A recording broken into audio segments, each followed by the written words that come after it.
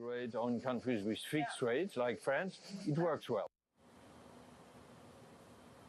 Bank of France Governor Francois Villeroy de Gallo speaking to our very own Caroline Conan at Aix-en-Provence. Let's turn to some breaking news here. The U.S.-Swiss trade deal likely to contain assurances when it comes to the pharmaceutical levy. This is a really big deal given that so much of the Swiss economy and the Swiss stock market, I should say, is based on a key crucial companies like Novartis and Roche as well. But keep an eye on the Swiss franc here. This is a really big deal. You are seeing strength when it comes to Swiss franc against the euro. There was a big concern that the pharmaceutical levy would actually show up and weaken the currency, which actually would have been a welcome surprise for the S&B, who was recently cut to zero in the last couple of weeks. So this is actually not necessarily helpful for the currency, but helpful for the Swiss economy. As I mentioned, you are already seeing a move when it comes to those pharmaceutical stocks like Novartis and Roche jumping in Zurich trading, despite the fact that it is a low volume, light liquidity kind of day. It really tells you how on their edges, or at the edge of their seat, I should say, they've been when it comes to these kind of levies. The concern here is exactly the conversation we were having with our very own Brendan Murray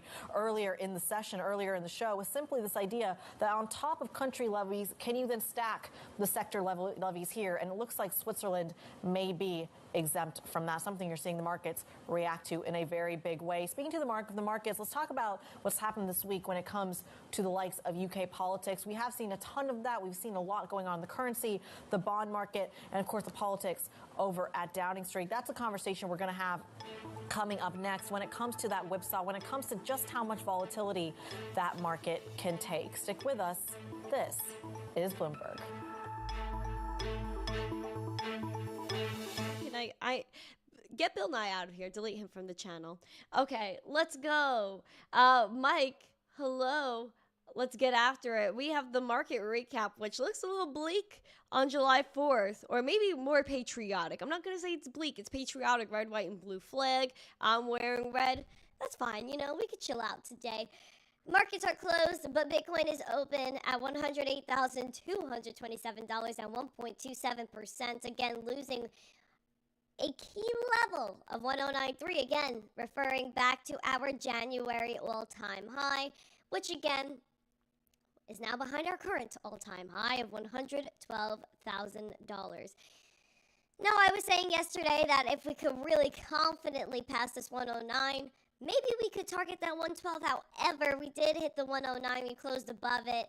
However, we did kind of top out around 110.5-ish. I could go, I think it was 110.7. Let me go look on my app so I can give you real precise numbers out here. It was $110,577.17 was the high yesterday.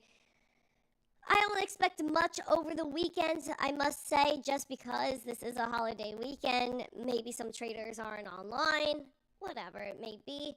Bitcoin could cool off at this point. Again, just the most important level to watch, in my opinion, at the moment is $106,100. So that is my absolute priority in terms of TA levels to hold. We got our green dot printing on Market Cipher, moving it up with that money flow. VWAP is pulling back a little bit today, along with that RSI, which is technically still bullish, so we'll take what we can get here. We're going to take a look at literally just a few headlines today so I can respect your time and you guys can go celebrate the Day of Independence in the United States. So let's do that. Hernanov says, how does Cake Wallet work? Cake Wallet is a Bitcoin and crypto wallet. So all you got to do is download it, write down your password, also known as a recovery phrase. Because again, if you lose that app or if you lose that device, then you're going to want to use your recovery phrases. So that way you could then get a new device, re-download the app, whatever the case may be, enter those phrases, and then you're able to recover your funds. So make sure you have that written down and keep it offline. But it's just a place to store and spend your Bitcoin because, again, you could always send Bitcoin peer-to-peer, wallet-to-wallet, or they have Cake Pay, where you could go ahead and spend Bitcoin or whatever crypto you have in your wallet to then go ahead and get a virtual gift card and shop at your favorite stores. So it's a wallet. You can also exchange things on there. There's a lot going on in Cake nowadays. I really encourage you guys to go and explore it. They also just introduced the decentralized stablecoin, D-Euro. We're short and chill. July will be in the red like my dress. Oh, Geo, where's your 30K Bitcoin? I want to ask that question to you. I actually replied to your comment yesterday on X. You didn't even answer. We do have an after show today. That is correct, guys. Let me go and ensure that the event is there. It is not. So let's go ahead. Guys, my internet was really wacky this morning. It wasn't really working, so I did a bunch of stuff, and a lot of it didn't go through. That's okay. Let's see. Thunderstorms have been really bad where I am, so if there's ever a morning where I have to try to stream from mobile or I can't go live, period, it's probably because I do not have Wi-Fi. And my power has gone out a few times in the past week for like a minute or two, and it like flashes on and off. And so then you got to wait like 10 minutes for the Wi-Fi to come back. It's crazy. So we're going to continue to get after it. We're going to talk about your breaking news headlines, my friends. Sip your coffees and let's get after it. Breaking news headlines start now.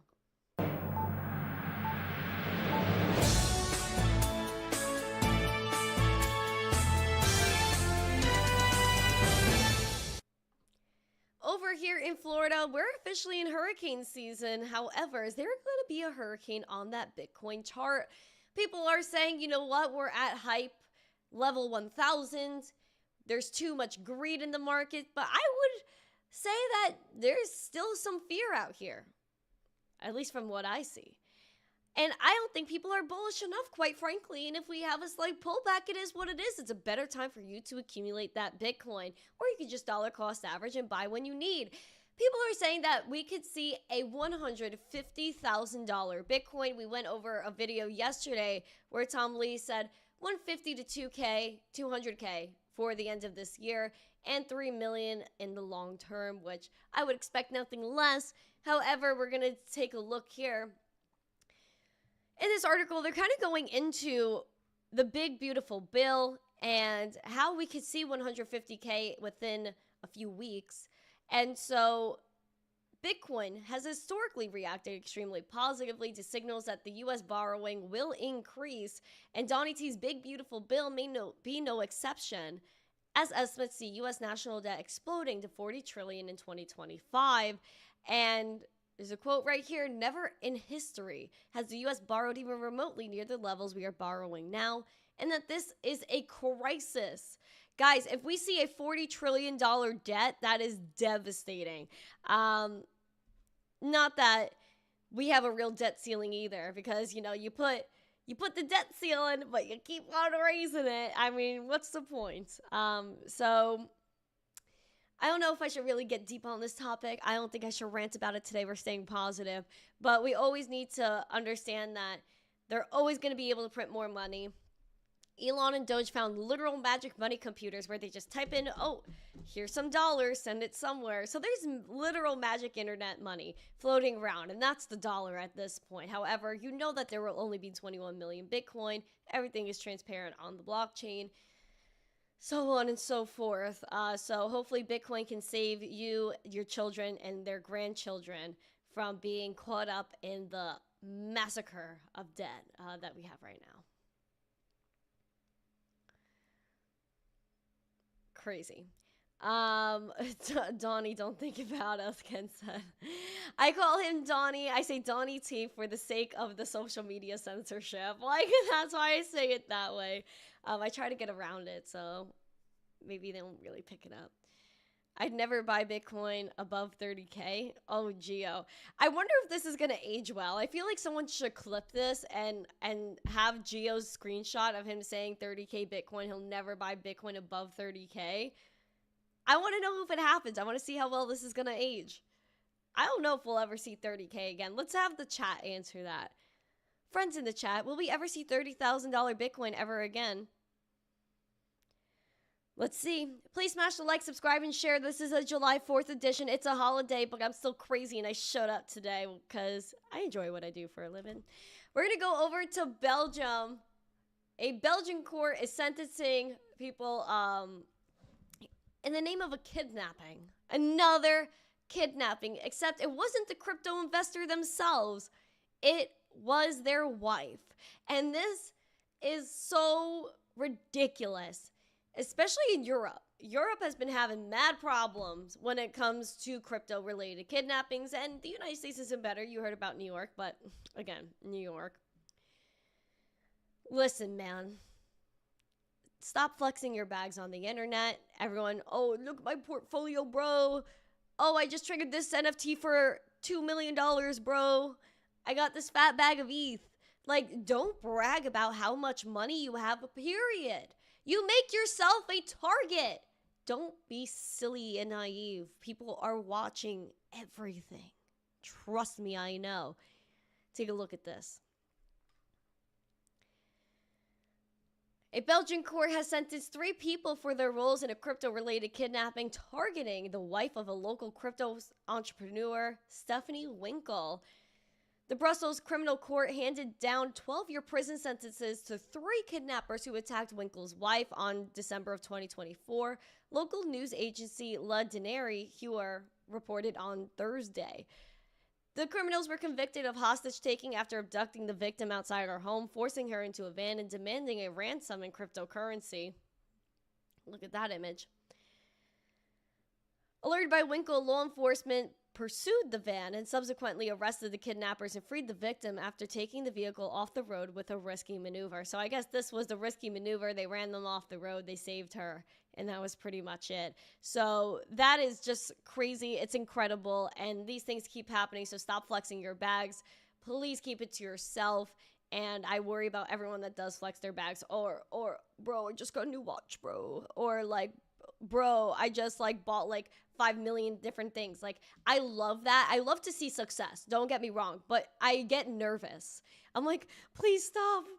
I get so nervous. But I absolutely adore everyone that is able to make it in this space, because it is very hard, especially if you are back and forth and living and grinding in crypto X and all that stuff. So I give you credit, but please be careful. I worry so much because people are too savvy with the internet and they will find you. Please be careful. I have so much love for you guys. That's why I show you these things, because people don't hear about it. Oh, sheesh, we're getting the O gang in here. Oh, sheesh, the Otter gang. Let's go into Dubai. Abu Dhabi ventures into a bond tokenization with HSBC. And we've talked about HSBC in the past, so take a look at that. The Abu Dhabi Securities Exchange ADX said on Thursday it is preparing to list the first blockchain-based bond in the Middle East and North Africa, or MENA region. A move that signals more growing momentum behind tokenization finance in the region. Now set to be issued by First Abu Dhabi Bank, FAB, using global bank HSBC's digital asset issuance platform Orion. The bond will be recorded and traded on distributed ledger tech, the press release said. So basically, people will be able to buy the bond directly on blockchain. But again, what kind of blockchain is it? Is it transparent? Is it something that anyone could see at any time? And can they censor you from it? Interestingly enough, the bond will be accessible to global institutional investors via major security settlement systems, including Euroclear, Clearstream, and Hong Kong's Central Money Markets Unit. Interesting that Hong Kong has some involvement here. The tokenized RWA market, they're saying, could grow to trillions of dollars over the coming years. Several reports by Ripple, BCG, McKinsey, and Standard Chartered project all of that. And so they said they want to lay the foundation for a broader class of tokenized assets, including bonds, Islamic bonds, and real estate-linked products. Interesting take. I would like to see the platform play around with it myself. However, I think it's... You're welcome. Oh. You're welcome. Thank you. A key stat to remember is that the price of Bitcoin has never gone back below the daily low it was on the day of the U.S. presidential election. This time that was $69,363.70 on November 5th. Good point. Good point, sir. Yeah, I think we flew up too fast, but we did come back down just a little bit. Like, hold on. Let's go back in time here. The election was right here. I have my little arrow drawn. We went all the way up to basically 109. We pulled back to basically that date. Like, we had a low of 74. 74K was around our low. So I don't know. It didn't go back to the exact price, but it wasn't that far away from it. It really wasn't that far. So you could say that was maybe the ground or the foundation to bring us back to this point. I mean, it does make sense.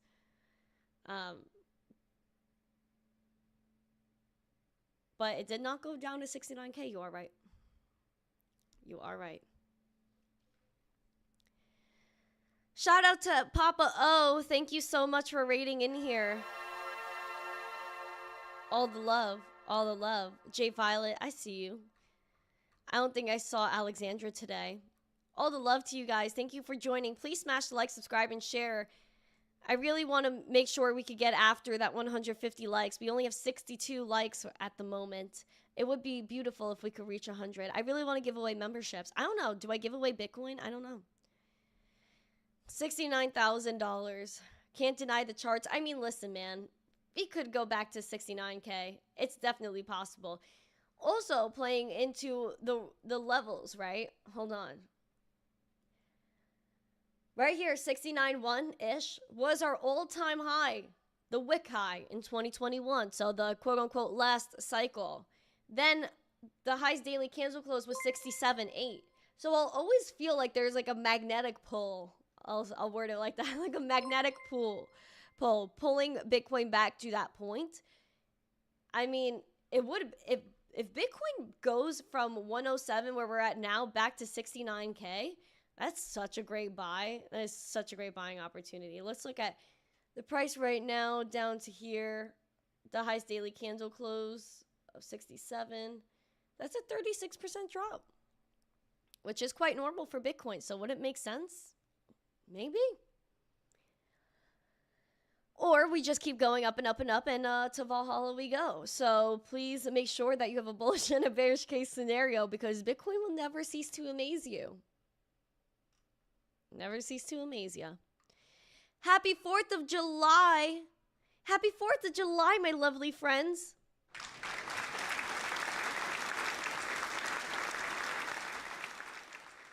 I love America.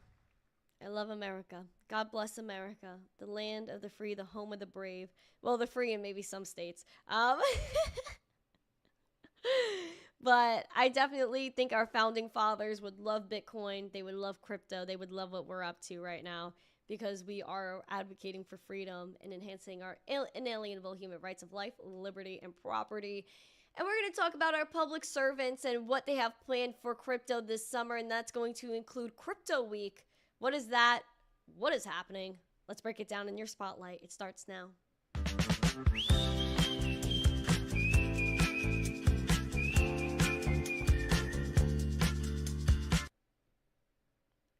Republicans are declaring Crypto Week for 3 key bills that they want to pass.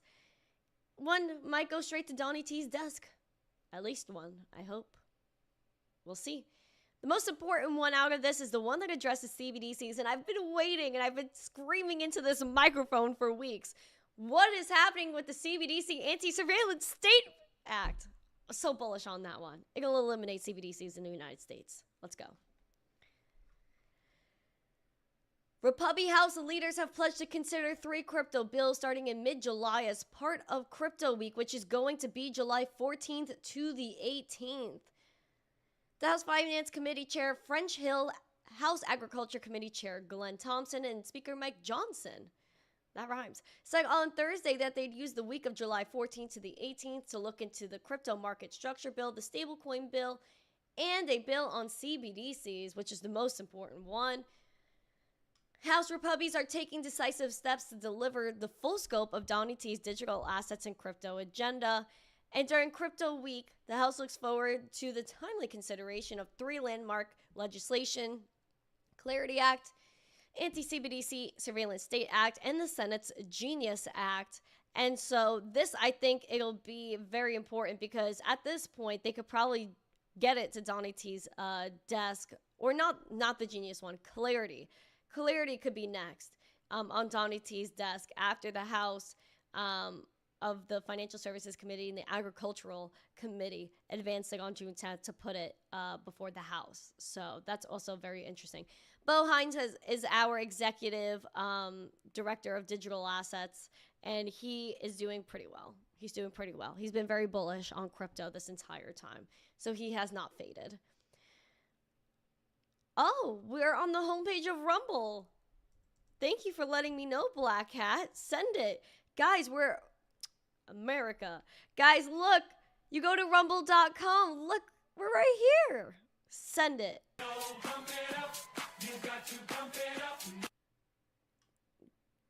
Thank you. Thank you so much to Rumble. Guys, we love Rumble. Please make sure you follow us over there on Rumble. Oh, okay. Wait, how can I share? Oh, I can share it to X too directly. That's dope. Here's the link, guys. Go ahead. Check out our stream on Rumble. All right. On to the next thing. Senator Cynthia Lummis is drafting a standalone crypto tax bill, which she actually tried to include in the big, beautiful bill. It didn't go through, but I think that was purposeful in a way, so that way she could revisit it and kind of have it stand alone, which isn't the worst thing. I think this also really opens up the doors to crypto taxation and the easing of crypto taxation, and I think it needs to be a lot better, but this, I believe, is a very strong starting point. So the bill proposes an exemption for digital asset transactions and capital gains of $300 or less, or with a $5,000 annual exemption cap. And so Lummis said this groundbreaking legislation is fully paid for, cuts through the bureaucratic red tape, and establishes common sense rules that reflect how digital technologies function in the real world. We cannot allow our archaic tax policies to stifle American innovation. I agree.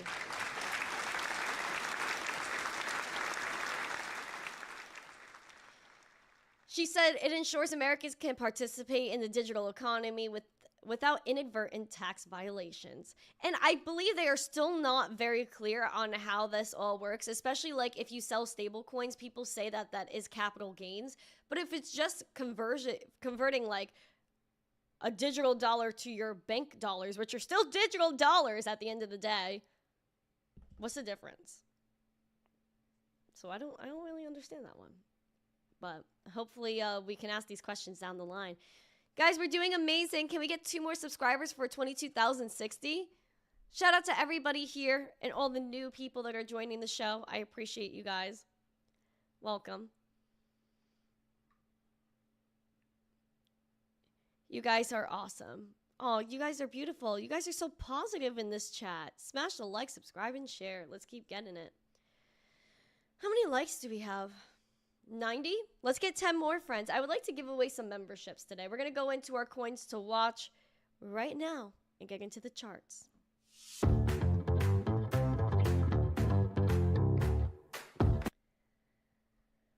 Here we go, my friends. Coin market cap popping up. Our gainers leading the way is Pengu, the Pudgy Penguins. I was going to say Pengu from Pudgy Penguins. Up 3.3%. We got Syrup up 1.6%, Zcash up 0.46%, Leo up 0.4%, XDC up 0.37%. We're going to look at the losers now. We got SPX leading the way, down 9%. Athena right behind it at about 9%, 8.8% in the red for Uni. Dog with Hat down 8.6%, and Pepe down 8.6% as well. Craziness. Let's look at Ethereum. Battling the 200-day SMA at the moment. We did try to manifest with a beautiful heart on our chart. However, seems like we may have a little bit of an implosion for 4th of July when it comes to the 200-day SMA on Ethereum. Or maybe not. Market Cypher is giving me mixed signals. VWAP is pulling back. However, the money flow continues to increase. The momentum is building. But the RSI pulling back towards that neutral. We're down 2.92%. We need to battle the 200-day SMA and win. Litecoin looking like it wants to head toward the 200-day SMA, still a little bit away. We are at $87.32 for Litecoin, down 2%. Again, you know our level swatch are 84 and the 91. We're right in between that right now. So As always, keep calm, huddle on, stay bullish. Listen, the middle class always has to fight for what they have. It's true. Nice to see you guys. Guys, this is a day to celebrate freedom and love and prosperity for the United States. And I really am bullish. I really am bullish. I want to send this to infinity, the idea of freedom, that we could actually have freedom and have money that represents our freedom. It's beautiful. Absolutely beautiful country that we live in. So blessed. Especially as a woman, I feel blessed to live in the United States. We could talk about XRP, sure. XRP right now is $2.21. It's been pretty much the same price since like right here. When was this? May 30th. Same thing. Getting close, but not quite getting to the 200-day SMA at $2.36. Bearish hold to watch is $1.83. Bullish is at $2.55.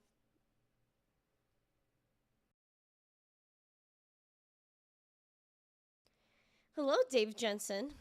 Happy 4th of July to you. My splendid, wonderful people in the chat.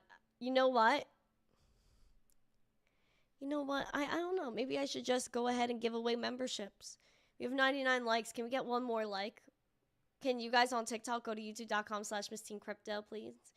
We are celebrating the 4th of July. I'm feeling patriotic right now. I'm feeling such a vibe at the moment. I wore red for this whole occasion. I was really thinking about it. I was like, I gotta be a patriot right now. Hold on.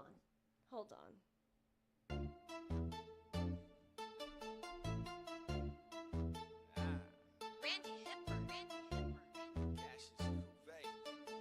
I'm a Bitcoin bestie. Just waking up from a nice dream. Bitcoin pumping on a live stream. Smile shine brighter than a high beam. Ever seen live trading on a widescreen? Bitcoin showing you the steps to own it. We got the alpha, I bet you want it. I'm having fun, send a lecture on it. Randy, put a little extra on it. It's mutable and decent. Maybe now I could bring some patriot vibes to the chat. Guys, yesterday I saw these beautiful red boots at the store. I almost passed out. They're so beautiful. Am I gonna do fireworks inside? No, that's not safe, my friend. I don't think that's safe. But just gave you the like you were looking for. Thank you. Smash the likes, friends. Yeehaw. It is time. Oh, we're over 108 likes. Okay, if you want to see some memberships in the chat, put a rocket emoji, please. If you guys want some memberships, I'll give away 5 right now. For the sake of yeehaw. Randy, red means market flush. No, this is the United States. We're repping the states. We got blue right here. We got red for the dress. We're really getting after it. This is patriotic vibes. Okay. All right. Let's drop those memberships. Hold on. Where is it? Membership gifting. We're sending 5 out, friends. Let's send it. Woohoo! Hopefully some active people get them. See? Proof of gift. Pamp.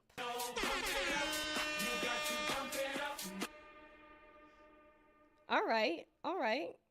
Interesting. I could maybe give away 5 more, but that's if we hit 150 likes. I don't know if we'll get there today though. I appreciate you guys very much. We do have an after show that we're gonna hop into. So if you are a member of the channel, please go ahead and hop into Discord. Get ready. We're gonna hang out. Love the hat. Thank you. Appreciate it. We're feeling very yeehaw tonight. We are going to, or today, and tonight too. I don't know. I'm thinking I might wear this for some fireworks celebration. I was thinking about it. That would be fun. Then you kind of get hat head. You know what I mean? You take this off and it just flattens the hair. I don't know. Such girl problems. Anyway, guys, we are going to get after it today. It's the 4th of July. We're independent for being Americans, and we love being independent, and we favor our freedom. And I have a deep love for every single person who has served this country and continues to serve this country. Thank you for what you do, because you give us the freedoms and maintain the independence that we claimed very so long ago. And I hope you guys are safe. Please be safe. I'm begging you. Please be safe. Fireworks are dangerous, so make sure you read the instructions if you're popping them yourself. Or just get a nice little sprinkler. Say, yay, sprinkler. Yeah. I didn't personally load up on fireworks because I'm scared to touch them. But someone else could get it done, or I'll go somewhere more professional. I'll see other people pop them off that know what they're doing.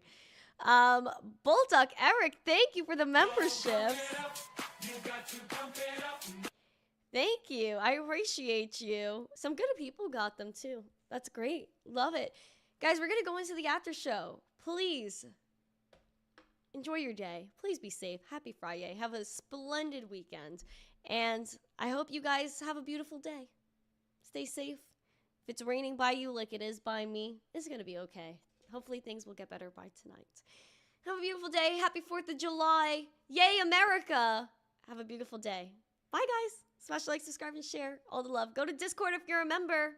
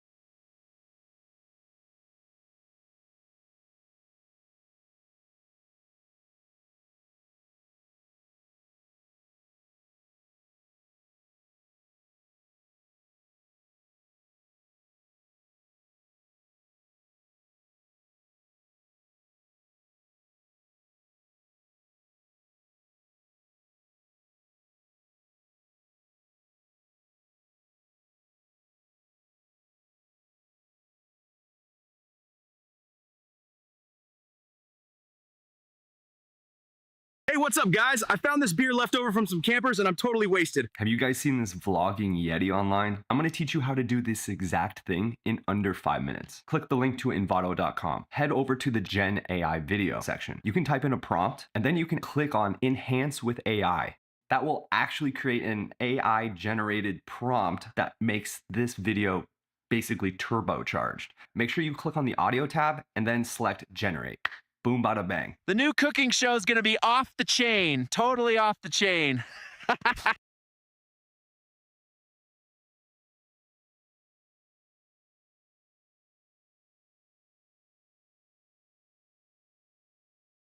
Never sue the other driver after a car accident. There's a better way to get paid a way bigger check without having to go to court or pay expensive upfront legal fees. It's called the 20 Athletic machines. The difference is about 10 points, as in I'll sacrifice 10 points to keep the stronger leave. I do think that playing off that's just a kind of a crude rule of thumb, but I do think playing for the extra 12 points makes sense to me here. Sideways blank alert, sideways blank alert. We've got another sideways blank on the stream, this time by a 2-time world champion runner-up. We need to fix this. We need to put a little symbol in the bottom of the blanks because, oh my God, how many players are putting their blanks sideways on their rack? I wonder if anybody actually notices these things or picks up on these things, but how many times have we seen it, Jesse? Yeah, I'm actually stunned that it happened again. I really didn't know this was a thing. I mean, this is what memes are born out of. But here it's not really going to hurt Harshan very much because that thing is going to be on his rack for approximately the next 60 seconds, I would suspect. Yeah, Harshan's got 82 pointers available as both 7s and 8s. The 7-letter Downies plays with Enmuse for 82. He's got plays down from the W, Winnowed or Windowed, also 82 points. Jesse, are you playing the 7 or the 8? Generally, you don't want to give up the triple word score or the triple possibility, no matter how faint it might be. If you have two plays of equivalent scoring value, you should take the one that doesn't open the triple. So that would point to Downies. I think I'd play Downies as well. Yeah, just avoid opening the triple. I think you give it one fewer floater after that as well. So it just seems to do slightly better things for the board. But I'm finding it interesting that Harshan is spending so much time on this. I think I would have just kind of picked one and gone for it, but he's going to be cold and calculating here. Well, kind of like we talked about last game, he might also be looking for a double through that E. So that would give him a 4x bonus of the tile value on his rack for 90 plus. And that is a significant improvement over 82 points. So he's probably just dotting his I's and crossing his T's and just making sure that he's not overlooking. For instance, he has Ironweed. Ironweed? I pronounced that word poorly. But that one is not a double. And I think he's going to identify, as he just has, that he doesn't really have anything better than just Downies. So it's a good pick in my book. Yeah, Downey is the choice from Harshan. Yeah, I think you're right. Looking for doubles, there's nothing there. Downey's is the top option, and he's come to that.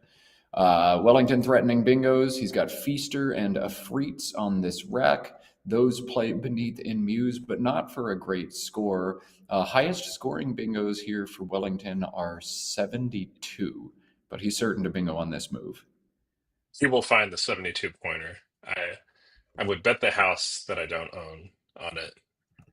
Afreets doesn't quite. It looks like there should be some kind of an overlap of Downies or Downiest now. There's the T hook on the back, and that's going to be something that the players look to use either for a scoring play or a high point flashy overlapping bingo. But he's just going with the 72 pointer. He's picked up on it pretty quickly. Refasten coming to a board near you. Wellington just setting down the R and then staring. We've seen him do this a lot. Just put one tile down and kind of a little bit of an intimidation factor almost. And then just sit there. Make sure there's nothing else better. Let your opponent know, I intend to bingo. I wouldn't put an R right here unless I'm bingoing. And then just wait. And here it comes. Fastener also plays for 72 through the end, but you're not going to expose the triple. This is the top option for him. My experience of playing Nigerian Scrabble players is they will play their bingo whenever they have it in the most painful way possible to you. As in, a lot of times they love to fake that they're making a shorter play and then put the long letters down at the end, or just whatever small competitive edge or tilt factor they can induce, but with that element of surprise, or the startlement, or it sounds, I think, pretty unorthodox to a North American audience or North American Scrabble players, but I kind of like it. I mean, why not maximize your competitive chances by just needling your opponent a little bit? If you can get in your opponent's head, you really ought to. You know, part of the reason Shooter McGavin was so good at golf is because you loved to hate him so much, and you wanted to beat him, and you got in your own head. You know, I do stuff like this too. I think I've actually picked it up from watching on stream, but little things just to get in your opponent's head, try to get under their skin a little bit. You know, you don't want to be a bad sport. You don't want to be a rule breaker, but little things to grasp a psychological advantage can be the difference maker. You never know what mistake you might just induce from your opponent. AGIIJPV, the rack for Harshan. I think he has to play jigs to the S in refasten. He's looking at this play right now, and several nasty consonants, J, G, P, V, and some double I's. Can't get rid of all of it now. And I think trying to play long with something like Vigia and AR is just a bit too much of an overreaction. I think you got to play jigs. What do you think, Jesse? I think that's going down quickly.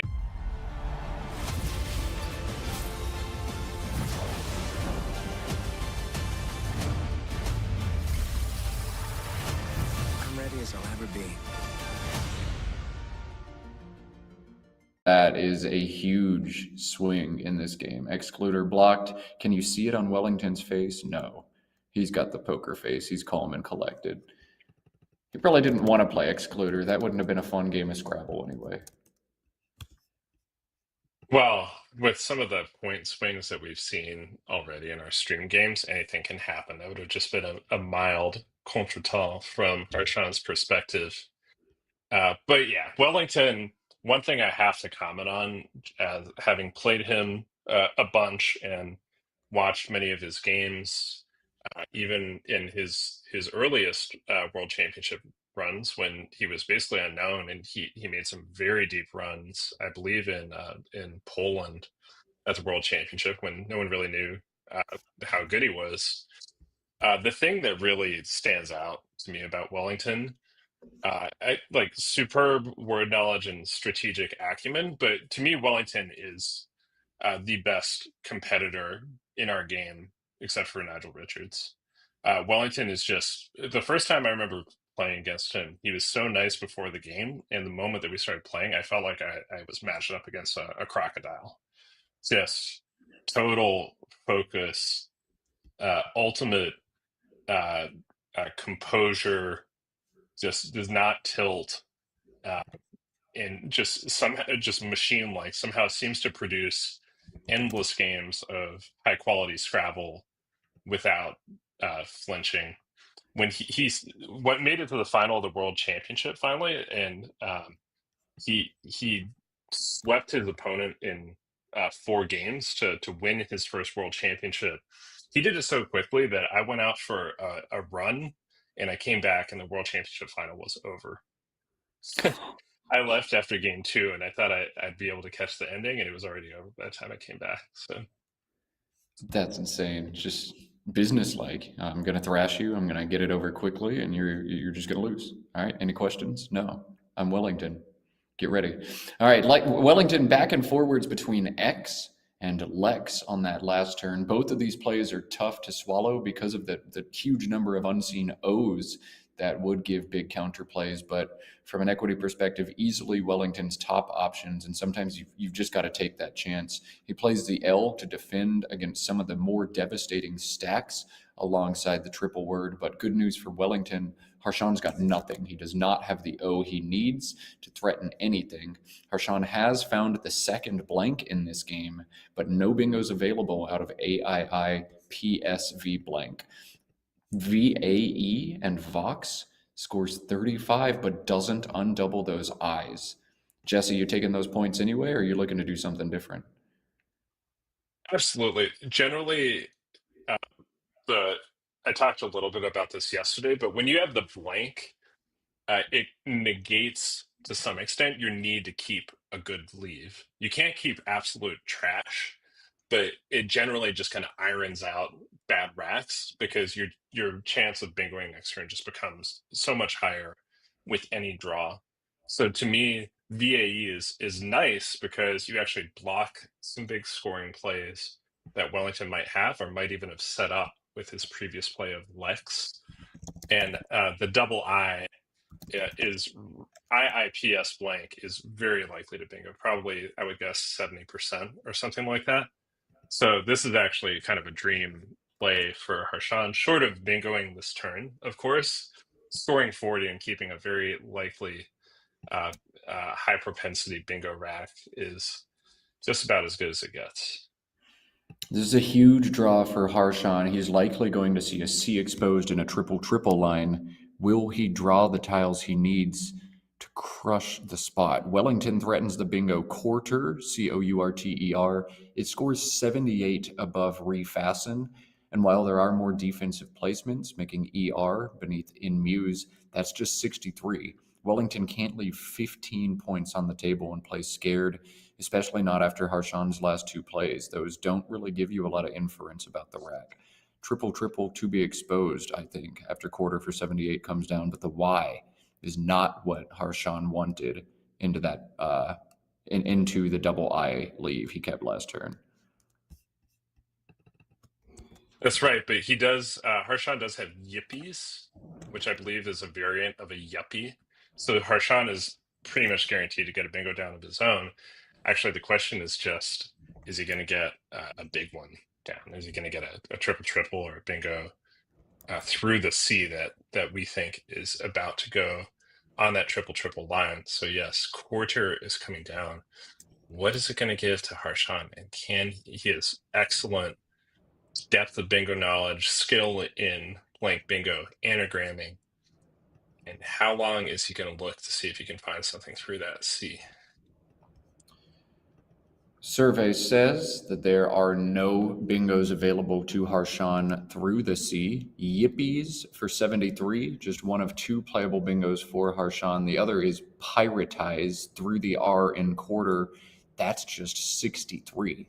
So Harshan may not even bingo here. Pyic, P-Y-I-C, is 33, but keeps the awesome... Oh, wait, is this a challenge on quarter? It looks unorthodox, but again, as I keep belaboring, if you have any doubt, just challenge it. If it comes up, hi, Wellington. See, look at that smile. He's just he's a charismatic presence. I mean, he's really the voice and focal point of Scrabble in Nigeria. There's a huge scene there, but he is sort of the leading light, I would say, even now, of Nigerian Scrabble. You can see why with his affability right there. But then immediately switches back to that competitive mindset, just right back at it. It's kind of amazing to watch him just get back in the zone. Yeah, he's such a nice guy, and then across the board, he's a stone cold killer, and then goes back to being a great guy. All right. Yippies, indeed a variant of a yuppie. It's a combination of a yuppie and a hippie, so you'll never forget it now. Is Harshan's bingo 73 points? I don't know that it's Harshan's play. Jesse, are you scoring 33 with Pyic, holding EIS blank and waiting for next turn? Or do you feel the urgency as you're starting to trail by more and more? I think now is a wonderful time to bingo. Usually my threshold In a vacuum, the threshold is about 30 points of holding a blank, 25 to 30 points. With a triple triple on the board, it can be nice to maybe spend a few turns trying to see if you can draw that triple triple and get a huge punch in.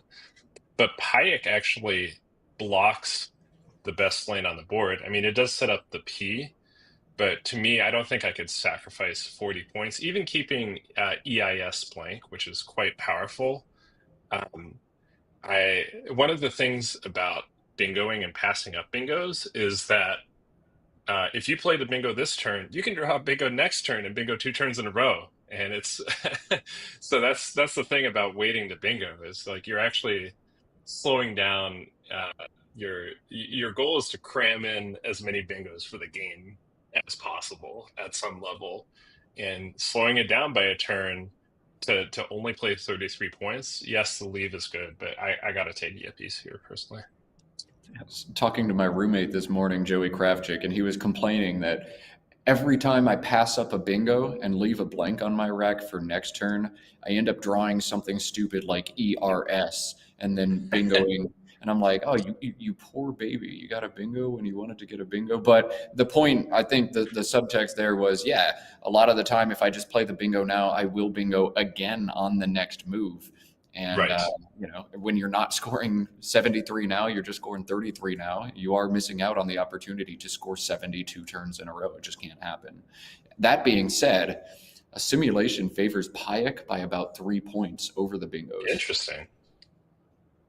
Yeah, I guess the P is pretty good to bingo from, and EIS blank is really quite strong. So, yeah, my instinct was wrong there. This is why I'm in the commentary booth. I gotta use this as a incentive to tune up my analytic instincts. But they're both defensible at least. It's like signing a contract with the Yankees when you're 38. You're watching a has-been when they ask you to move to the commentary booth instead of play. Kind of the same deal, right? Sorry, I got to take I'm a actually pause. 37. I'll have you know, but yes. Age 37. All right, we'll get you signed with the Yankees in the next 12 months. I don't know, 40 mil, 4 years, and they'll cut you by halfway through the second year. It's very appropriate, I think. By the way, the Yankees are not in first place anymore. Go Blue Jays. Okay, that's enough baseball. We're here for Scrabble, not for sports. We'll see. This is a really hard turn for Harshan.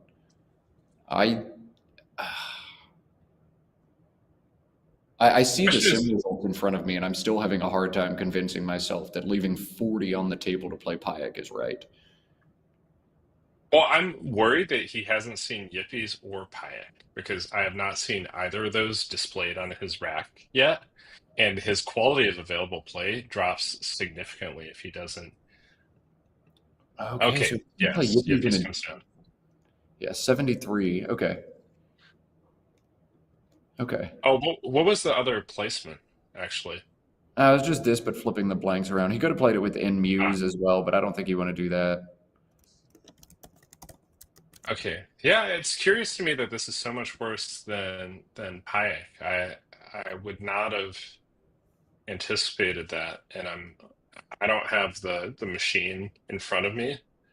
I'm flying blind, so I'm kind of curious if maybe it's just cheap plays from the Y or pretty interesting decision. Harshan was put on hold there for a brief second. He takes a sip of his water coolly after the long pause. Still seems to be on hold. I see no drawing going on from Harshan. We might see each of these gentlemen lob a nickel at each other. Hashtag score inflation. Yep, here it is. Another challenge in the matchup between Wellington and Harshan. Well, this one is... Looking for that perfect destination? Then it might be time to escape to your own home. There's no passport required. Traveling to your living room. With the 1-hour heating and air conditioning maintenance checklist, you'll be on an island of comfort. Probably also knows Yippie's IES, but he's just being very sure, covering his bases, because again, he gains so much if that word comes off and he knows Harshan's exact rack. He could potentially block all of the bingos on the board and prevent Harshan from bingoing next turn, which would be absolutely devastating. So yes, worth gambling on that. I think he knew that that word was staying on, but he's just making sure that it's not like yippee, yippee. I could easily see some confusion happening between those words. Just when one spelling doesn't take an S and a different similar spelling does. That's why definitions can help out sometimes. But yeah, even the top players challenge stuff, and I think everybody should learn a lesson from that. Just throw the nickel. Just throw the nickel. You pick up so much, you lose so little. I wish I could play 5-point challenge because it makes all of the challenge decisions so easy. Just do it, like every time. That's right. There's some very interesting game theory that happens at the very end of games where you can play some very audacious phonies that leave you down less than 5 points, and then your opponent cannot challenge because then they would actually lose the game on the spot if they're unsuccessful. But that's kind of that's an obscure edge case. Mostly challenge if you have a shadow of a doubt. Just challenge. This Fav's play has worked out for Wellington. It wasn't obvious to me. Can't say I saw a lot of particularly exciting alternatives, but Fave was, it's pretty surprising to me. I did leaving 4 consonants, and he's drawn 3 vowels to the 4 consonants. He's beaten the odds. It's a huge swing.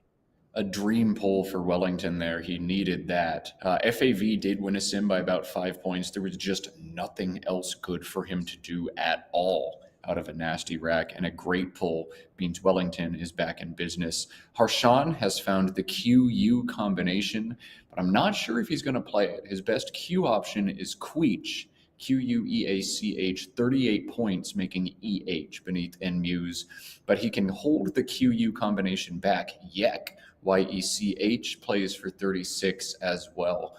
Jesse, keep the Q, play the Q. Yeah, he is so close to Queechy on the left side of the triple word score for a bajillion points. I'm sure he's thinking about that. And yeah, generally with these power tiles, their value is much less of an absolute, like with bingo tiles. It's very situational. You have to look at the board and just figure out, well, I'm keeping this QU. Where am I playing next turn? And I kind of don't see a lot of great places for the Q.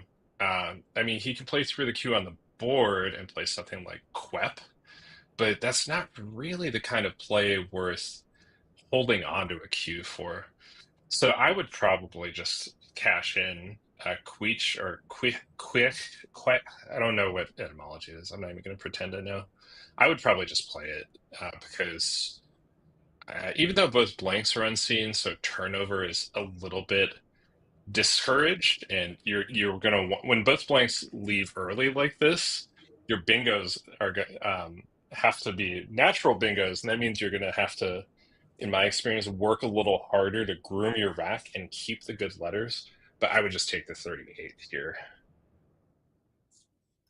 This is a tough one. I mean, this board is getting nasty, and either of Harshan's good plays, Queech or Yek, would make it even tougher to do anything meaningful. This board's going to get tight, and I don't think either player is in much of a rush to open things up here.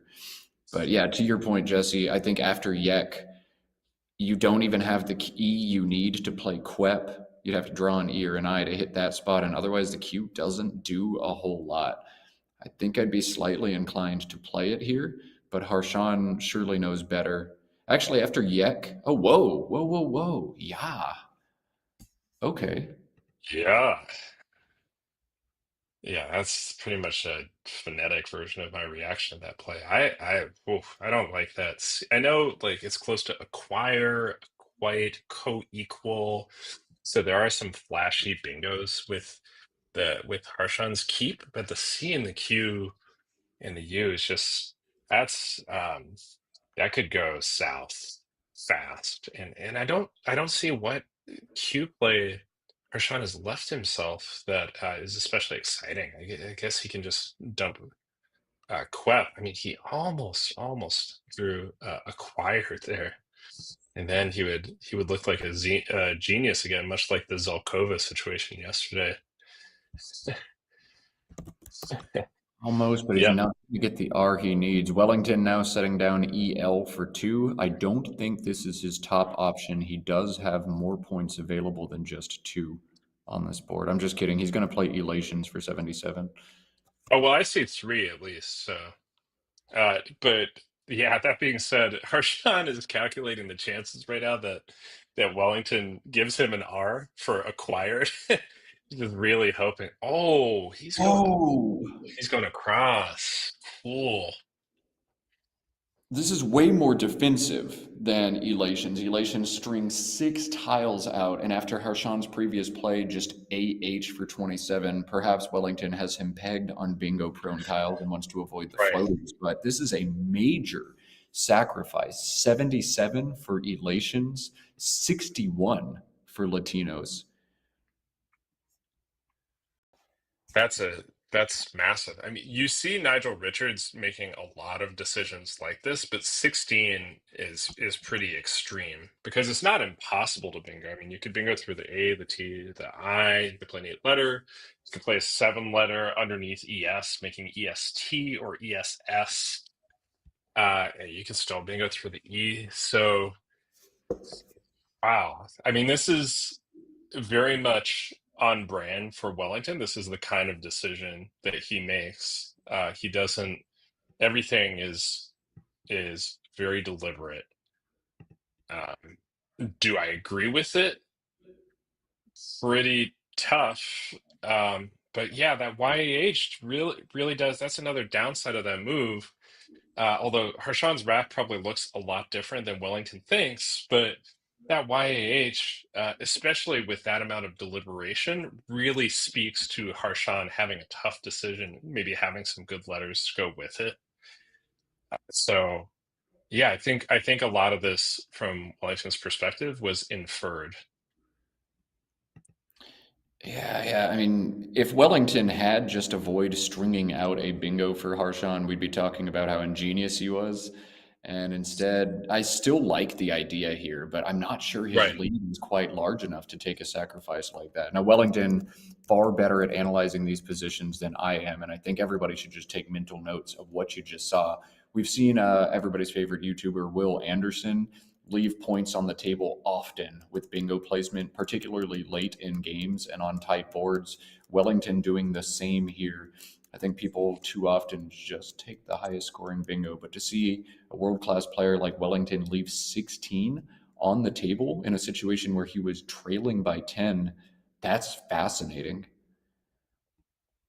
That's right. It might be too much. We're gonna find out. It's gonna come down to the wire. And Harshan got Maki down pretty fast there, which was important because he's only at 8 minutes left, and there's a lot of life left in this game. And we saw that be a pretty big factor for Harshan yesterday. And it's, yes, I like this. Yeah, defense. Continuing to play very defensively. Wow. Wellington is up by a little bit. He's making another small sacrifice. Whoopie, Woopie, was easily the equity move there, but 2 dangerous S hooks out in space after that play. Now there are no dangerous S hooks. Wellington trying to control his own fate here. He leads 321, 286, and Harshan can basically even things up now. He's found the dreaded CGU combination, but has a beautiful overlap above Epi Naoi for 34. That's Rouged, Rouged. And that would make this a 1-point game. Right. And I think all of this is heavily inference related, as in Wellington inferring what Harshan has. I think that YAH followed by Maki sequence to Wellington, I think that screams an S. That in fact Harshan does not have. He's going to find out that Harshan did not have the S this whole time because Harshan would have played groused on this move. But yeah, I think Wellington saw Maki as a potent S setup that he couldn't afford to leave open. So Interesting dynamics here. Wellington with a huge drop, perhaps going for the turnover because he realized the value of the case Y in this game. But FERE takes a Collins only front hook of a Y fear. And he's drawn Brothy in that spot for 63 points. A bingo score for a non-bingo. Massive from Wellington. He plays for the turnover, he blocks the other threats, and then he draws the Y he needs. This is probably GG. Yeah, that's an excellent point. That's probably a major part of why he played Epinaue, was to reach for that last Y. The Y is just about the best letter in the bag. Maybe aside for the S, it's probably stronger than the S. And yeah, we didn't identify that. That's a tough hook. I've missed that one before, and I strongly suspect Wellington was playing for that with Epinaue. So just a beautiful idea. And also, he played fast. This is going to put so much pressure on Harshan. Yeah, Harshan, tick, tick, tick. He's at 6 minutes and change now with some substantial Scrabble still to be played. He faces a 64-point deficit after Brothy comes down. This one's going to be tough for him to win, but don't count him out. We'll see what kind of plan he's able to concoct here. He's going to have to make some kind of opening on the board, but he's got some very dynamic tiles. ACIKLMN. He can score 43. It's Jamie's first time changing her own oil, and an AutoZoner helps her find the right parts and a great deal. Celebrate free at AutoZone with free parts, products, and services until July 28th. In the zone, AutoZone. DN. So Jesse, just grab 43, hang on and see what happens, or are you looking to make a big opening in this situation? I think Kellum is so many points. He can open on a future turn. He could play down from DA. He could play Ume or make a play down from the and threaten an S hook. Kellum turns over 4 tiles. So as it happens, Wellington has the S, but he can play Kellum, and then he could play a 4-letter word, something like DA blank blank, and then set up the final S. Since the blanks are gone, he can threaten the final S if he needs to with that kind of a play. So I think, yeah, we talk a lot about how much to take the points versus setting yourself up. This is actually one of those times where I like taking the points. Yeah, I'm not seeing any brilliant openings for Harshan here that, just fork the board or blow things wide open. So I think with that Z lurking and some clunky tiles in there as well, see if I can draw it, see if I can get a big score with it, score some points. This is a good option for him. Probably the best line. Oh, but now Wellington has a really fun and destructive option, which is he can set up the final S. He can play Dalt, D-A-L-T, or Dant, D-A-N-T, setting up a big Z play. And Harshan's options, Harshan's just going to be in a miserable spot if this happens, because he's going to be trailing, but he's also going to be tasked with blocking. He might not do it though, because maybe putting that T out in space is too dangerous, and it could give Harshan a bingo. So he might not do it, but I mean, even if Harshan bingos, it's very reasonable for Wellington to respond with a 60 plus or 80 point Z play or something like that. So I hope he at least considers it. I need to look a bit at what else he can do, because I don't actually see other obvious ways for Wellington to actually advance through this rack. It's a little bit clunky. I mean, Net, I guess Net is going to set up the S and score decently, so and not open a bingo lane. So that makes sense. But there's not really any great Z plays, so it's going to be interesting. Yeah, you're not in a rush to play the Z here. You don't need a bingo at all, so go ahead and keep it and just crush it whenever this board gets opened by Harshan. I think Net does everything you want it to do, N-E-T-T. Just you set up the S, you don't seed any bingo lines at all. And even if you just draw something like Lazes, L-A-Z-E-S, like that's a great score. You threaten something, and your opponent can't do it. So if you don't want to play lasers, you've set up a spot that just won't get hit by anybody. Wellington now looking at Stent instead. This is going to play with Maquis, 27 points, and sets up the Z on top of it for big scores next turn. Doesn't cede any bingos back. I wonder if Wellington's now going to go with the setup play instead of just NETT. You like it, Jesse? Yeah, this is Wellington showing his world-class acumen here, where he didn't just settle for net, but he considered that same factor that I was just bringing up about what am I going to do with the Z. The thing about Stent that worries me is there is the potential for Harshan to fork the board by playing through the T, and he could very conceivably have. Well, there's not a lot of time left, is there? So there's only going to be 2 tiles in the bag, but still after Stent, Harshan could make a 2-tile play that potentially opens the top right and the bottom row. Just something like Ada that takes a T hook, or I mean, it's not going to be easy. Harshan's obviously in some trouble. It's interesting also, there's no points in the towel bag from Wellington's perspective that score more than 3 points. So there's actually no scoring place to worry about. It's all bingos. So maybe I kind of like this Stent idea, because all he has to do is draw. He could draw any of the A, the E, the O, and he has a Z play for 46, and pretty much guarantees that he cannot be outscored. So I think I would do either of these options. Net keeping the T. Now that I don't like as much, because again, Harshan can kind of fork things. He could play like NETE and play a cross or something like that, or I'm trying to think of what specifically. I wonder what Wellington's thinking about with this one.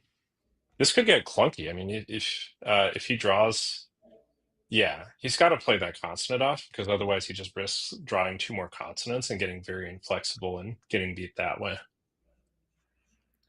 Yeah, I think you got to put the T down. Wellington just looked at it, thought about it, and then thought better of it. But you're right, the NETE board forking opportunities are rather scary. Though with the S in tow, there's not much Harshan can do that wouldn't be thwarted by him. I still think this is safer. I like the idea, and I especially respect that Wellington slowed down, looked at several different options. Yes. That feels very natural. And I think a lot of players play it quickly, but he's got the time, and you want to make sure you get this up as close to 100% to win as you can. Don't be satisfied with 95. Don't let the worst case scenario happen. Net was a very nice play from Wellington. Harshan running out of time, 3 tiles remaining in the bag, though he's got to be a little bit happy to see that those tiles are pretty abysmal. BDDGILOSUZ are the unseen ones, so nothing super scary in there for him, and we'll see what kind of last chance he takes. He would love to fork the board, as Jesse said, something like ETA through the T and net allows him to play bingos on the second to bottom row, and you could back hook ETA. The problem is he doesn't have any hooks to ETA. A play like that would be fully reliant on him drawing that final S out of the bag, and Wellington will never play NETT without the S on his rack. So I think Harshan's got to feel pretty close to sunk with the added inference from that last play. Yeah, that's right. A net NETT guarantees that Wellington has the S, which I suspect from Harshan's facial expression, he is that's seeping, that awareness is seeping through him. I mean, you could still try. You could do ATOC, ATOC, although that would empty the bag, which is certainly not ideal. I think a reasonable follow-up to this would be to try to set up a big Z play, because if you know the S isn't there, then, well, how else are you gonna muster 46 points, well, maybe you can draw a big Z play or something like that. So that's an idea I would at least explore here. I don't see any particularly lovely ways of doing that, but maybe something like if he plays a pawn for 6, UPON, maybe he can he draw bronze or something like that, or like a big Z play through the tripling the Z. I mean, it's slim pickings. It also threatens some bingos through the N or something like that. Yeah, so he's gone with, yeah, he's opened a bingo lane, which is, it's the end is probably going to be pretty. I mean, the thing that I don't like about this is EAS is good, and so Wellington's probably always going to be able to block. He can just play SOZ here, SOZ, which would be appropriate given that SOZ is a slang form of sorry in some kind of British English. So it would be a SOZ not SOZ kind of moment. Yeah, I don't think Wellington has anything to be soz about. He just wants to win the game, and of course he's going to block that line. But yeah, Harshawn doing what he can. Maybe another option for him if he wanted to try to outrun, he could have played A-back, ABAC in the top left of this board and hoped to draw the Z and hit Dazer down from the DA at the bottom. But I think even that's not going to outrun when Wellington has the S, and Wellington has the S all the time. Wellington not blocking the line with EAS because he's looking at this unseen pool, and there can't be any bingos there. He's confident in that. I don't have to block anything because you can't have anything. So I'm just going to score points here. That's kind of a baller move right there. I mean, he's completely correct, and it is spread optimal to not waste points blocking. Although SOZ was more points making EAS. So what is the end? Why did he do that? That actually, I don't get it. That's a puzzler right there. I mean, yeah, I guess he was just really, in an actual game, as a player, you often have to worry about your tracking being correct. And that's actually something that I've seen differentiate top players, is that they are mechanically good at tracking. A lot of lower tier experts, I find, make a lot of tracking mistakes and don't always know what's in the bag. And it's a big leak in people's game. It's a really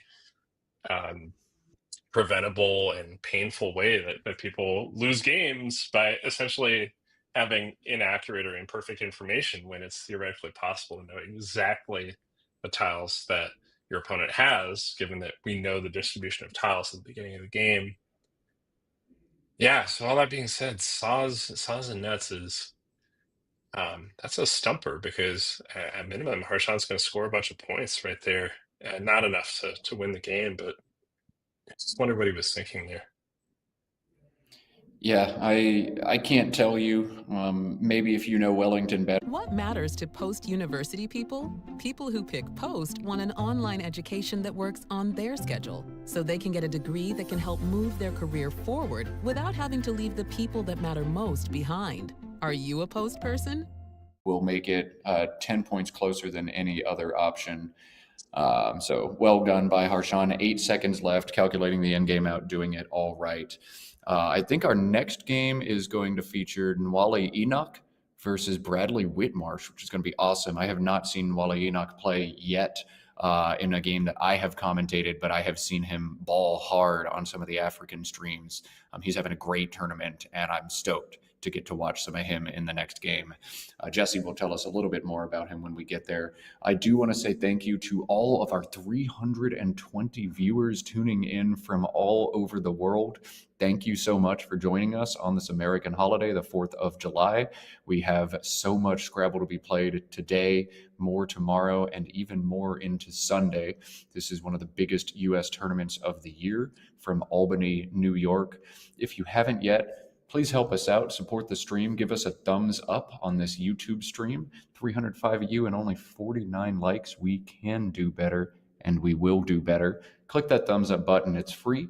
If you're just now stumbling into the channel, make sure you hit that subscribe button. Let's Play Scrabble just brings you high-level Scrabble play from all across North America.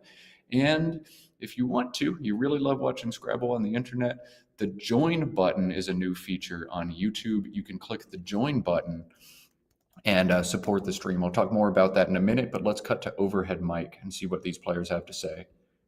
9.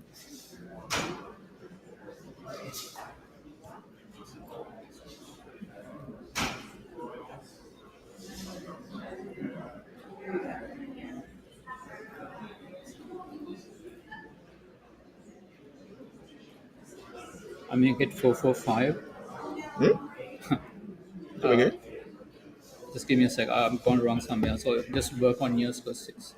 That's 13, right? 13, yeah. 13.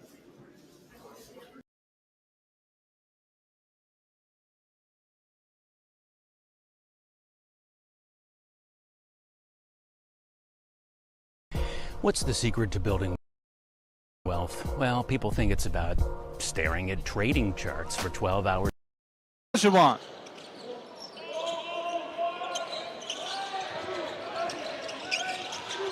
Nyota, drive, layup, high off the glass, no good, tipped away, rebounded by Mandequit. 2 points for JJ. Correction, actually, was given off to Devonta. That's going to be 2 points for them. 19-10.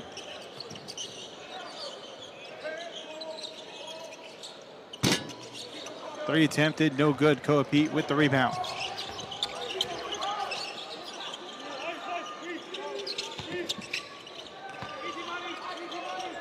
Mid-range shot for Koa Pete. That won't drop in. Score staying at 19-10.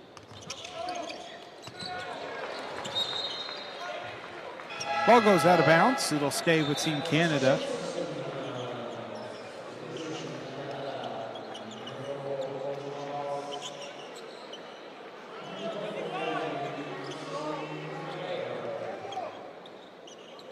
Credit to Jacobson with the block. Substitutions on both sides. Maxime Meyer and Jordan Charles coming in for Team Canada. On the opposite side, Tyron Stokes will have their first minutes of the game.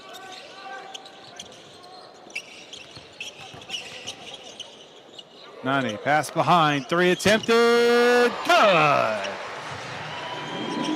Jordan Charles from beyond the arc.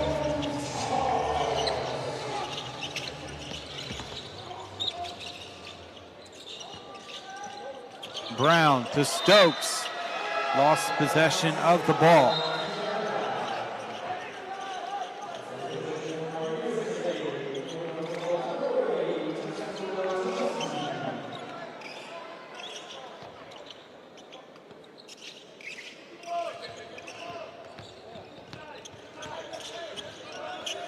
Charles bringing up the possession. Met by Mandequit. Screen. Mid-range shot just beyond the elbow. Drops in. Now making it a 4-point game. Canada with a little bit of a streak going on. We'll see if the United States can answer. Foul on the floor. Off the ball.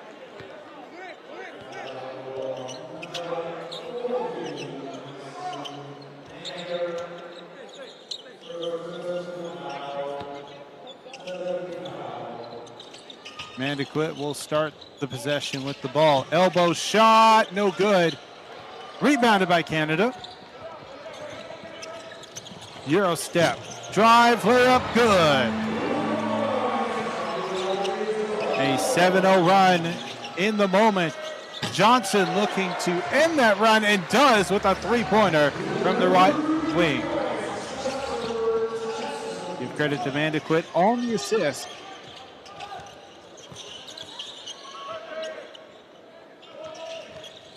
Olajuwon behind the backs, thought about a three, instead will give to Charles.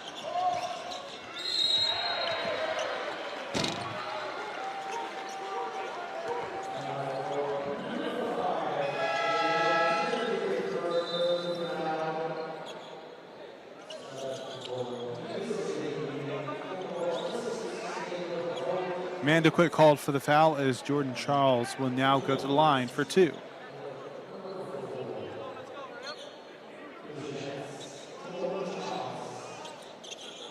Koa Pete and Caleb Holt into the lineup as subs for Daniel Jacobson and A.J. Debonsa. Debonsa leading the way in scoring with 9 points, 4 for 5 from the field as Charles knocks down the first of 2 free throws.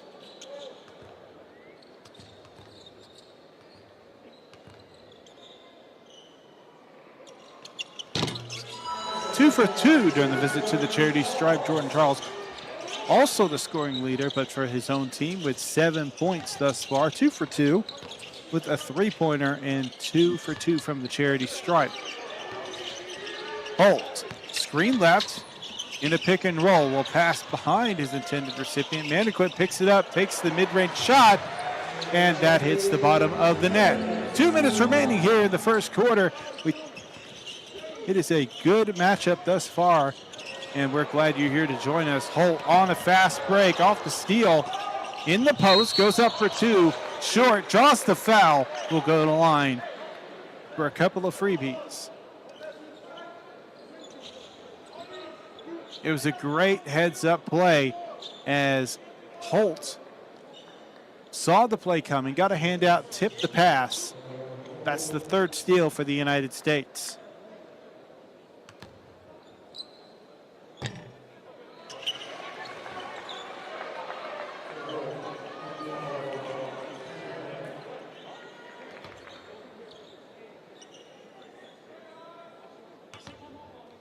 Holt, second shot will go up and in. 1 for 2 during the visit to the stripe, and that's the first bucket for Caleb Holt.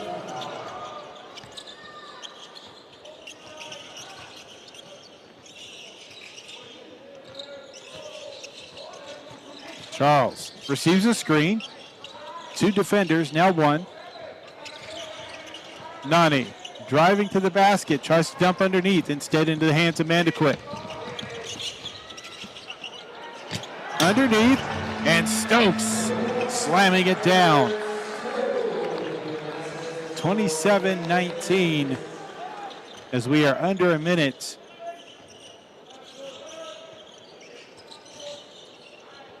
Actually, over a minute. Lajuan, corner 3, knocks it in, back to a 5-point game.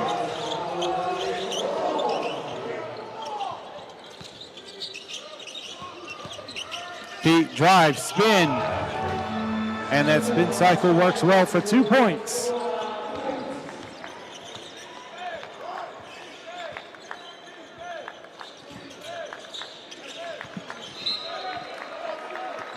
Strong pressure defensively leads to a turnover. United States will have possession.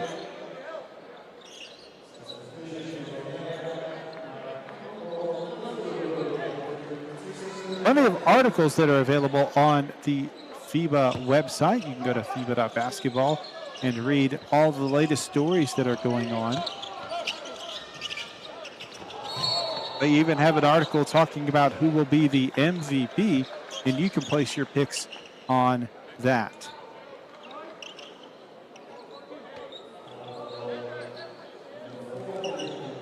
New article that had come out just during the break was about the new power rankings, and things have bounced around based on how teams have played. The United States still at that number 1 spot, Canada at number 6.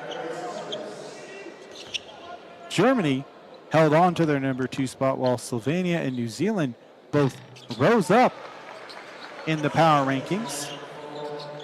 Previously, Slovenia was number 7, New Zealand was number 9.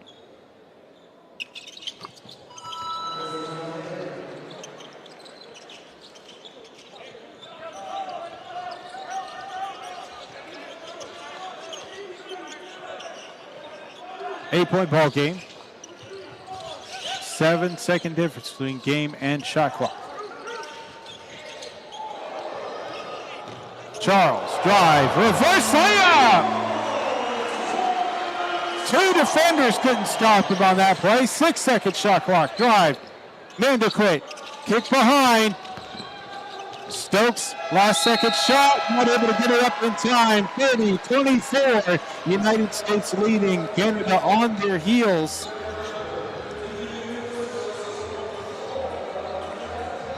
Leading score for the United States, AJ Debonsa, 9 points. Leading score for Canada, Jordan Charles with 9 of their own. We'll be back with more FIBA action after this quarter break.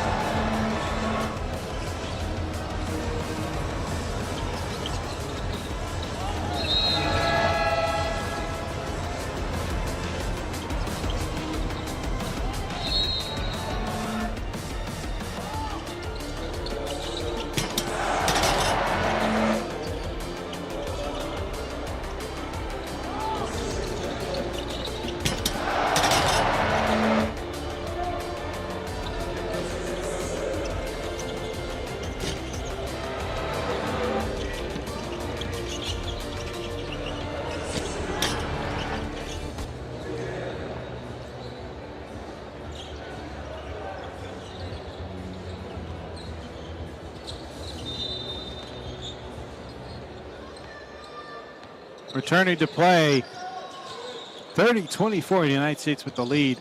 Canada still in this one. Screen right, Charles. Ryu slips on the screen, backdoor pass, able to find an open Nani.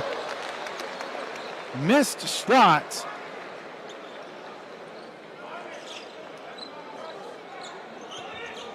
Just overshot it, but able to draw the foul. Will go to the line for 2.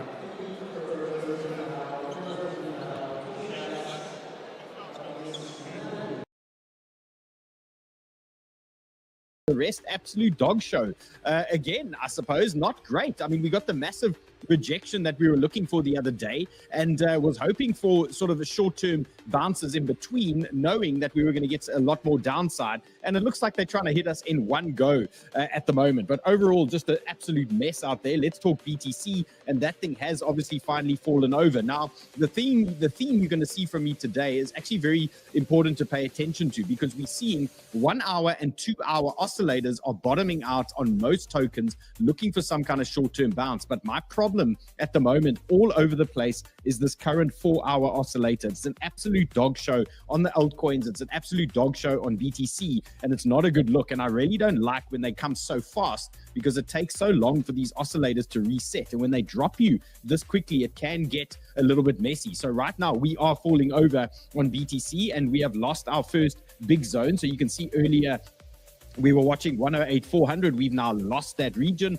And the next feasible zone for me, that's interesting to me, 107,125. That is making a lot of sense to me at the moment. So we'll call it 107K. And then we've got a ton of protection here to the downside, from the 50-day MA to the VWAP, to the order blocks here, and the 382, the bigger 382 pool. So that level for me, call it 106. Down to 105. That is going to be a big one there. That is where we're expecting some kind of big reversal. If this move keeps going down, that is where I'm expecting a hardcore 1 hour or 2 hour reversal for us on that oscillator. Okay, so watch those levels to the downside. What happens if BTC starts pushing up now in the next in the next hour or so? Well, you're going to just look for a typical revisit to the bottom of our previous support. So you're going to look for a push up, and then possibly a little breakthrough inside, and then more downside. Look out for that, because we have now lost a key level, and it would make sense at some point to push up and retest that, and then hopefully give the bears a little bit of a reload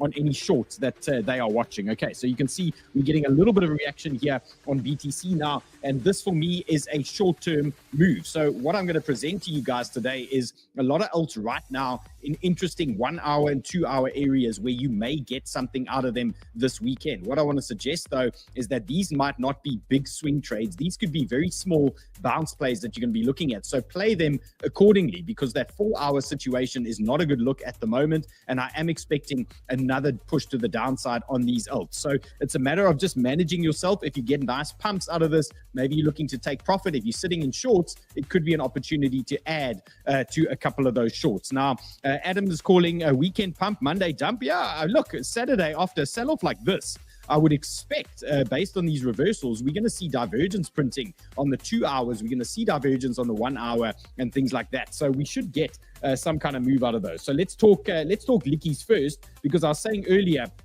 this is absolute lies. How can this be 176 million? Is it because the US is closed today on the 4th of July? Maybe, but this was 190 million before we had the second push to the downside. So I feel like we're getting robbed of lickies here. 170 million rookie numbers again, and I was expecting a little bit more after that sell-off that we have just witnessed. And who is used to this feeling? Like, if you haven't felt this, are you even a DGen trader? You gotta love that pain when you're watching these levels and this market just pumps you up. It's a mood changer. I mean, how are you feeling about that? Have you had any of those recently? Oh, who hasn't, right? Yeah, and today especially, it's been rough. Oh my God! I've actually just cut this whip position, and I bet you it's gonna start ripping now. So guys, we're gonna talk. We're talking Popcats on the zone. I've just tried along on Popcat. We're gonna try things today. Okay, things are going down today. Okay, let's go. Let's see what else we got here. Oh, this is the average crypto TikToker. Now, guys, luckily I'm on YouTube. I hope you guys don't think I'm like this.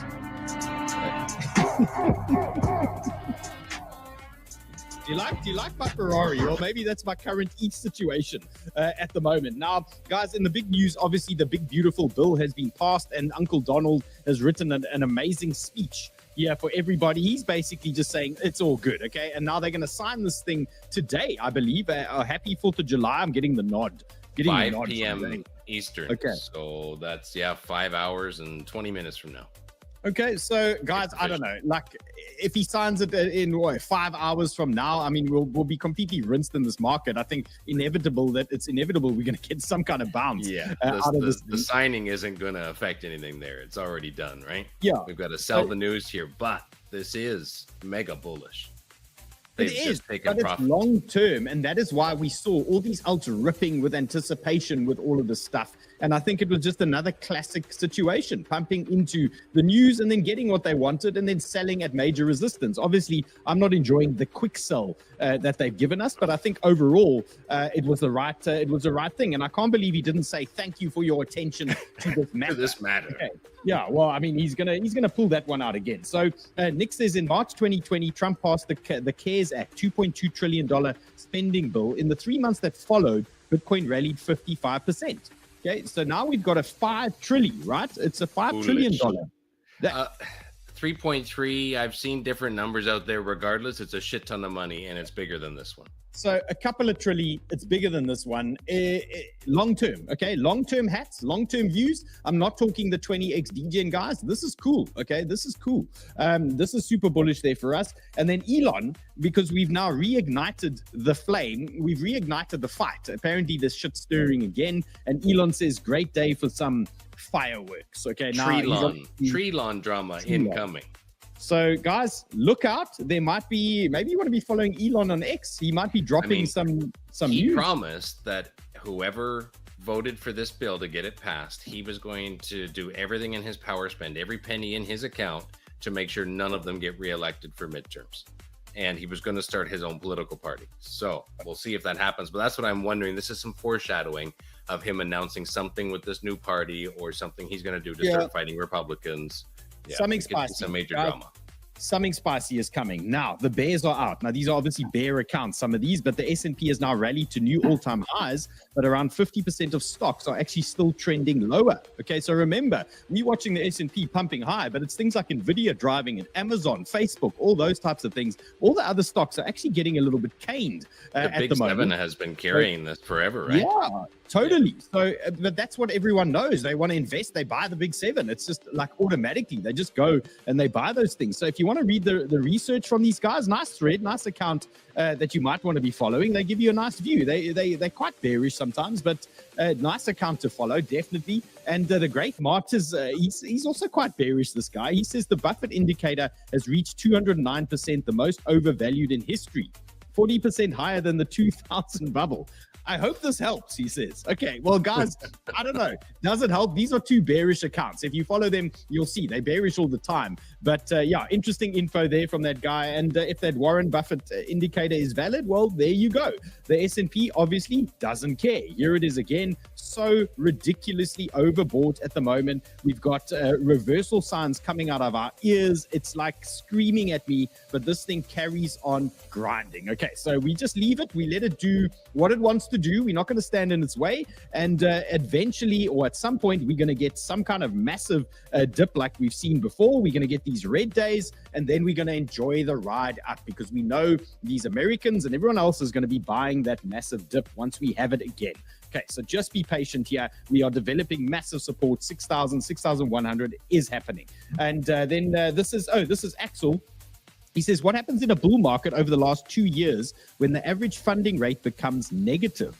Fuel appears for liquidating bears and subsequent price growth due to futures. Now, I think this is all tying into the spending bill as well. And this is obviously a long-term view, but we can see this, the funding rate has obviously gone negative. And might be having a repeat of October 24, where things started grinding a little bit higher. So there's a little bit of bull source here for you guys. And remember, long-term guys, chill. Okay, long-term guys, you can see the bigger picture here. All is good. DGen Trade as well. You with us in Hackers, long, short, doing all that type of stuff. But the higher time frame, guys, just chill. Okay, everything is going to be everything is falling into place at the moment. Now, in terms of BTC, I was saying yesterday and earlier today to the hackers on the private Zoom that we did, is this a possible fake out? Okay, and we've seen this so many times, these retail breakouts of these trends and then these quick reversals. Now, obviously, we like to have a crack on a breakout every now and again, but they're not as reliable as some of these solid levels. So we've got our rejection now on BTC, and all I can say for me on this daily time frame, levels to watch. I think the big one is going to be the 50-day moving average. We just want to see that region hold for us, and then there might be a second opportunity here to pump it back up. Okay, so we're watching 106K on the daily chart. Maybe a little wick lower down, but that's essentially, we don't want to go lower than that, because then we're going to start this journey. And like I said yesterday, you cannot imagine the type of destruction on the altcoins. If BTC is going to do 9%, I'm telling you now, these alts are going to do 20, 30% potentially to the downside. So prepare your undies. Okay, at least 3 pairs per day if you are day trading. Okay, BTC. Okay, we got the deal. Let's take a look at Lickies quickly here.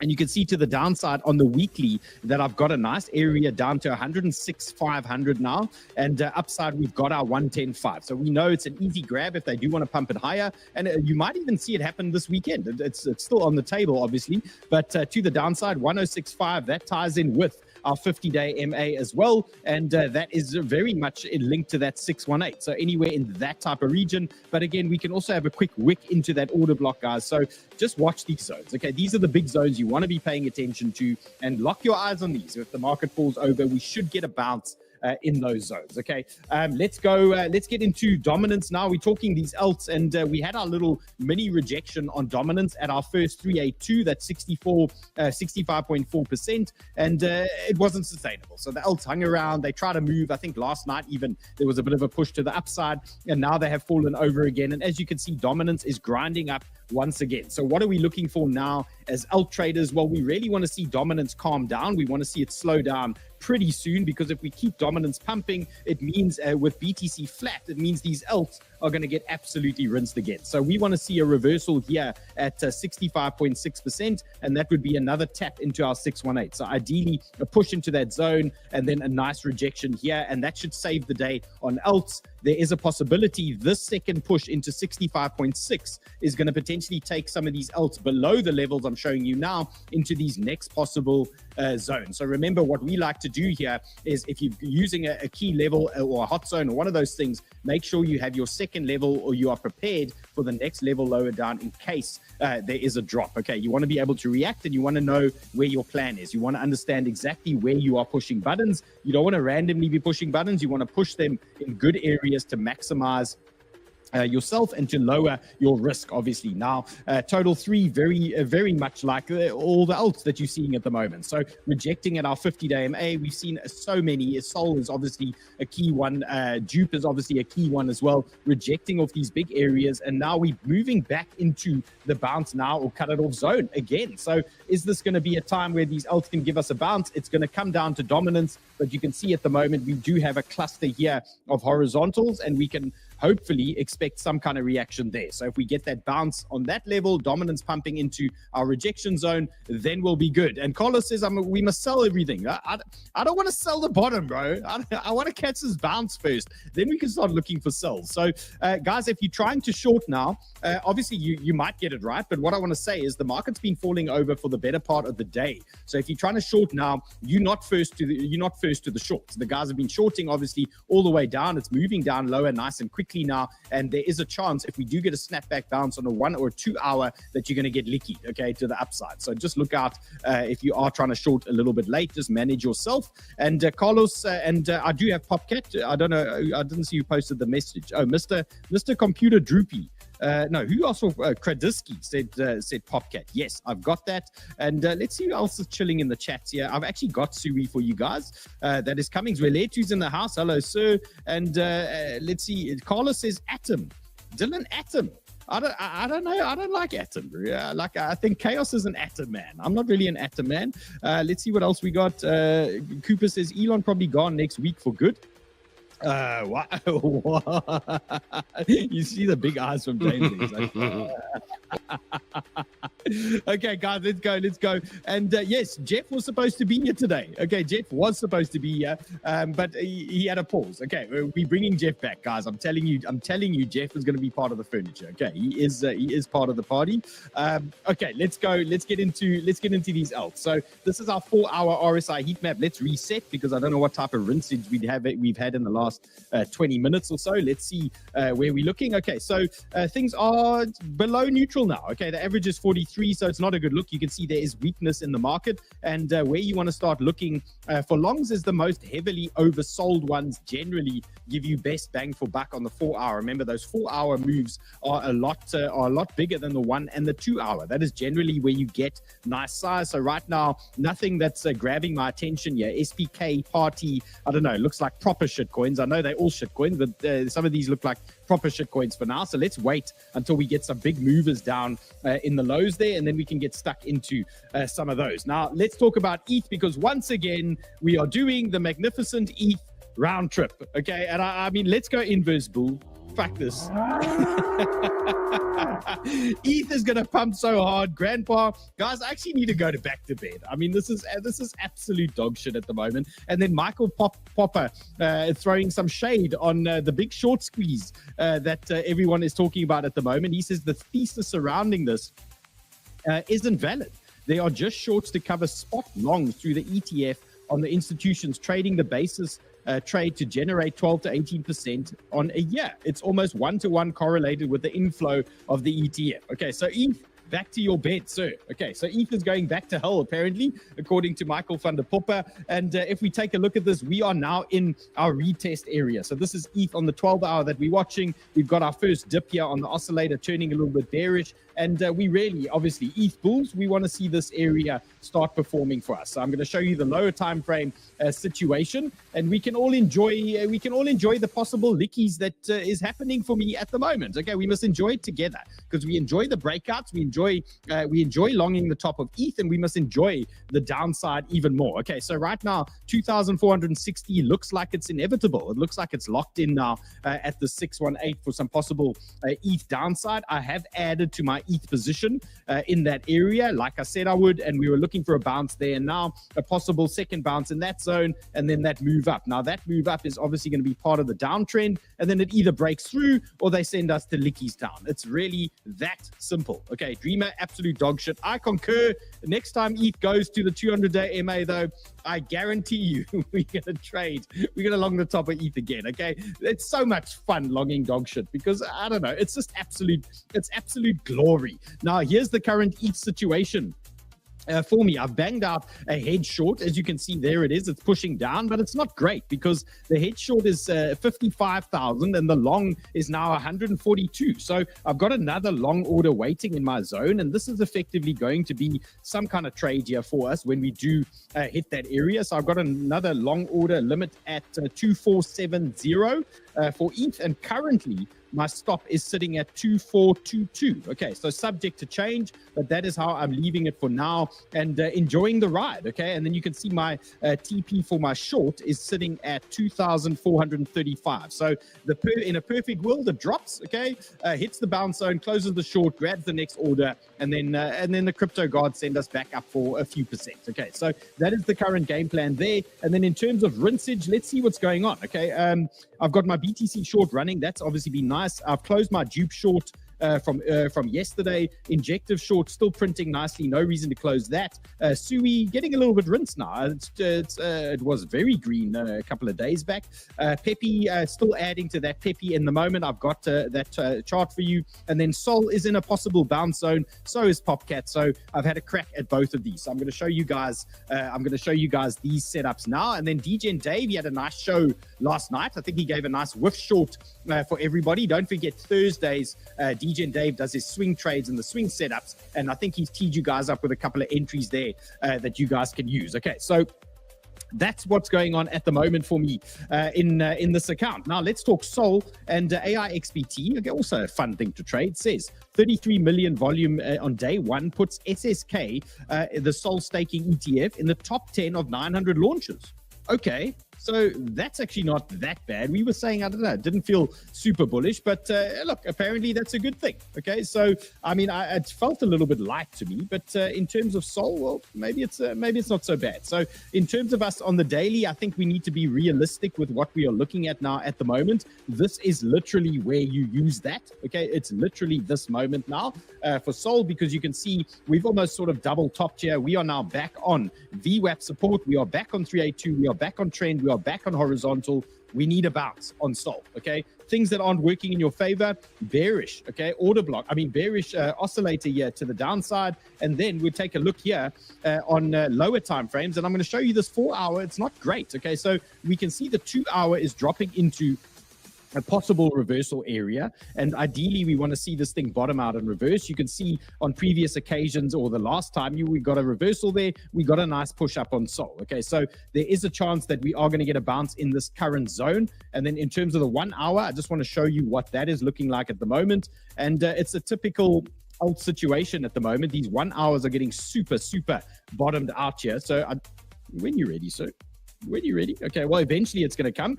When that does arrive, we're going to talk about that oscillator. But right now, there's two big zones for me. Okay, there it is. Okay, so we've printed our divergence. We're bottoming out so hard here, guys. It almost feels like a little capitulation event coming. Maybe another quick wick to the downside, and then we're going to get a snapback reversal. Look at this oscillator, how rinsed this thing is here to the downside. And I'm talking now short-term traders. Okay, so this thing is heavily oversold at the moment. It's disgusting what is going on here. And in terms of bounce zones, here we are. We're in it now. So I gave you this one yesterday, 147 to 145. This is an interim bounce zone for Sol.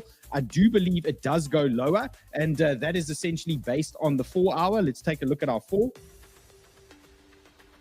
Okay, there's our messy 4 hour. We printed tons of reversals. That's super bearish. Blue reversal print as well. And that tells us to expect or anticipate a little bit more downside. So I do believe the swing play on Sol is coming. And that is coming at around 139 to about 137 potentially. Okay, so just manage yourself accordingly. The swing plays are lower down. We're waiting for the big resets. Short-term plays, yes, potentially we're going to experience some kind of short-term pump here in the market. But again, manage your position size. Don't ape too hard. Be very smart with how you are playing this. It could be a very short-lived move. Now, another absolute banger here, and I'm really enjoying, I was saying to the hackers earlier today, I'm really enjoying like the dupe trade in terms of relative to Sol, because it tracks Sol really nicely, but the moves are more exaggerated. So if Sol pumps like 4 or 5%, it might make sense to just jump into dupe, which will pump maybe 6 to 8%. And if Sol is dumping or rejecting off the 50-day MA,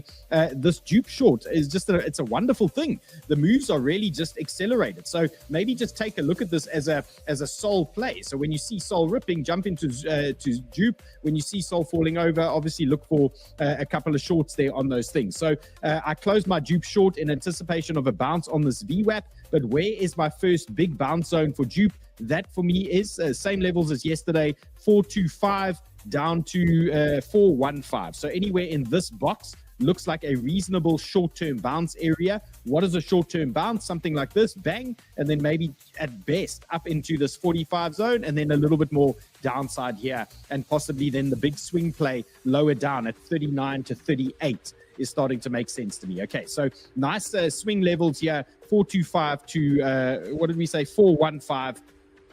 Making sense to me. And then lower down, you've got your 39 and your 385. Okay, you can see a nice order block there, 618, horizontal action. By then, we should have quite a nice divergence print or something going on here on the 2 hour, and things will be looking very nice for some kind of swing or short-term swing. Remember, the big swings are the 4 and the 8 hour, and the 2 hour, we have fun, okay? But we don't commit to them, okay? It's more... Go! Okay, so let's go. Let's go Aave. Now, this is obviously another play. This is now an ETH back play at the moment. And we are dropping down. 260 is what you're going to be looking at, down to 253. Looks like quite a nice area here for me on Aave. This is a banger because it's 50-day MA. It's 382.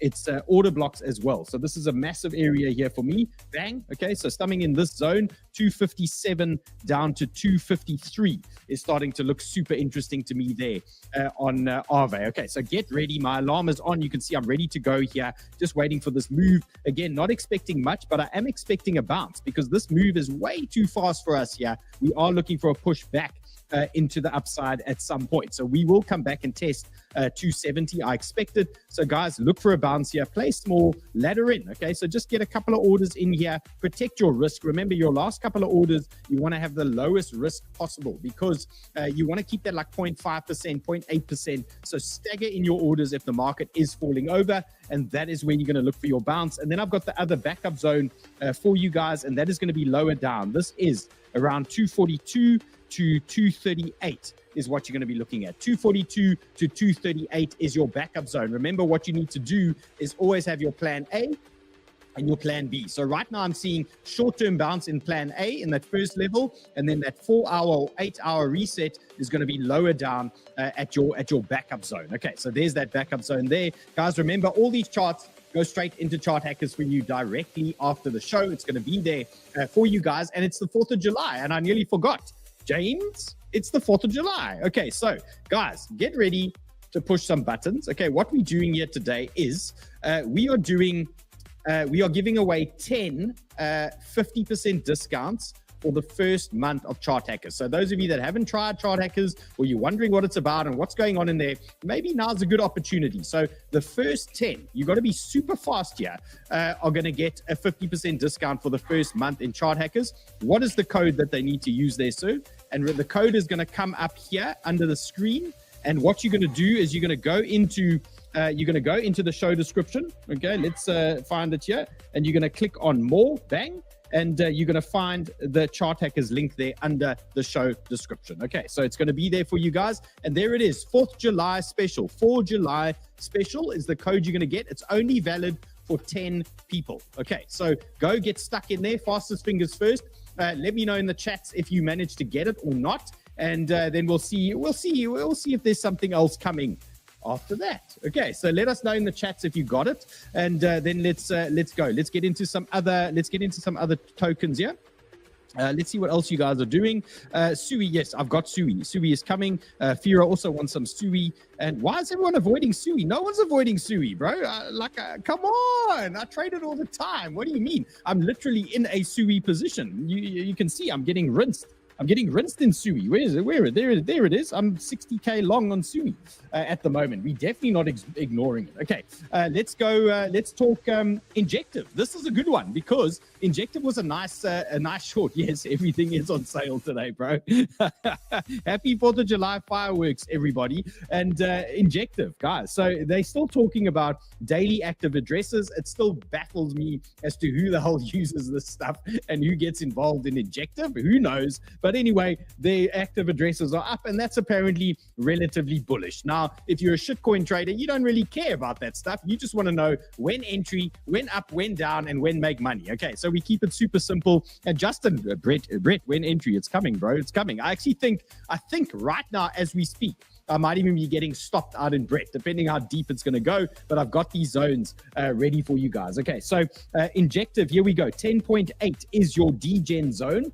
Okay, so first things first, let's back up. Okay, 4-hour oscillator looks like absolute dog shit. Okay, look at the reversal. The last few times we saw this VWAP reversal, look at that, bang, sent us to hell. Look at this one, bang, sent us to hell. Look at this one, bang, sending us to hell. Okay, so you can see the pattern here. This 4-hour reversal is quite a brutal situation, and Injective is heading down. Okay, there's no doubt about it. It's coming lower. It's the question of how is it going to get there and what path is it going to take. Now, there is a possibility for the degens that there is a short-term move, and I'm going to show you the 1 hour now as an example. And this is now applicable to a lot of altcoins. So if you want to take on this risk, remember you are taking on risk. The 4-hour is pointing down, okay? But there is a possibility if you are shorting here, this 1 hour bounce is going to rinse you, okay? If you are too late in your shorts. So what you want to see here is possible short-term bounce. You can see I've got bullish divergence on the 1 hour. It's a proper degen play, okay? And in terms of a bounce zone, it's here from 10.87 down to 10.74 is what you're going to be watching. So possible bounce zone right now on Injective. You can try that one. And I'm not expecting to shoot the lights out here. It's a non-euphoria pump. It's going to be a few percent if we get it. And something like, let's see, maybe 3%, maybe 4%, and I wouldn't get excited beyond that, okay? King Sock says legendary dump incoming. Big lickies, bro.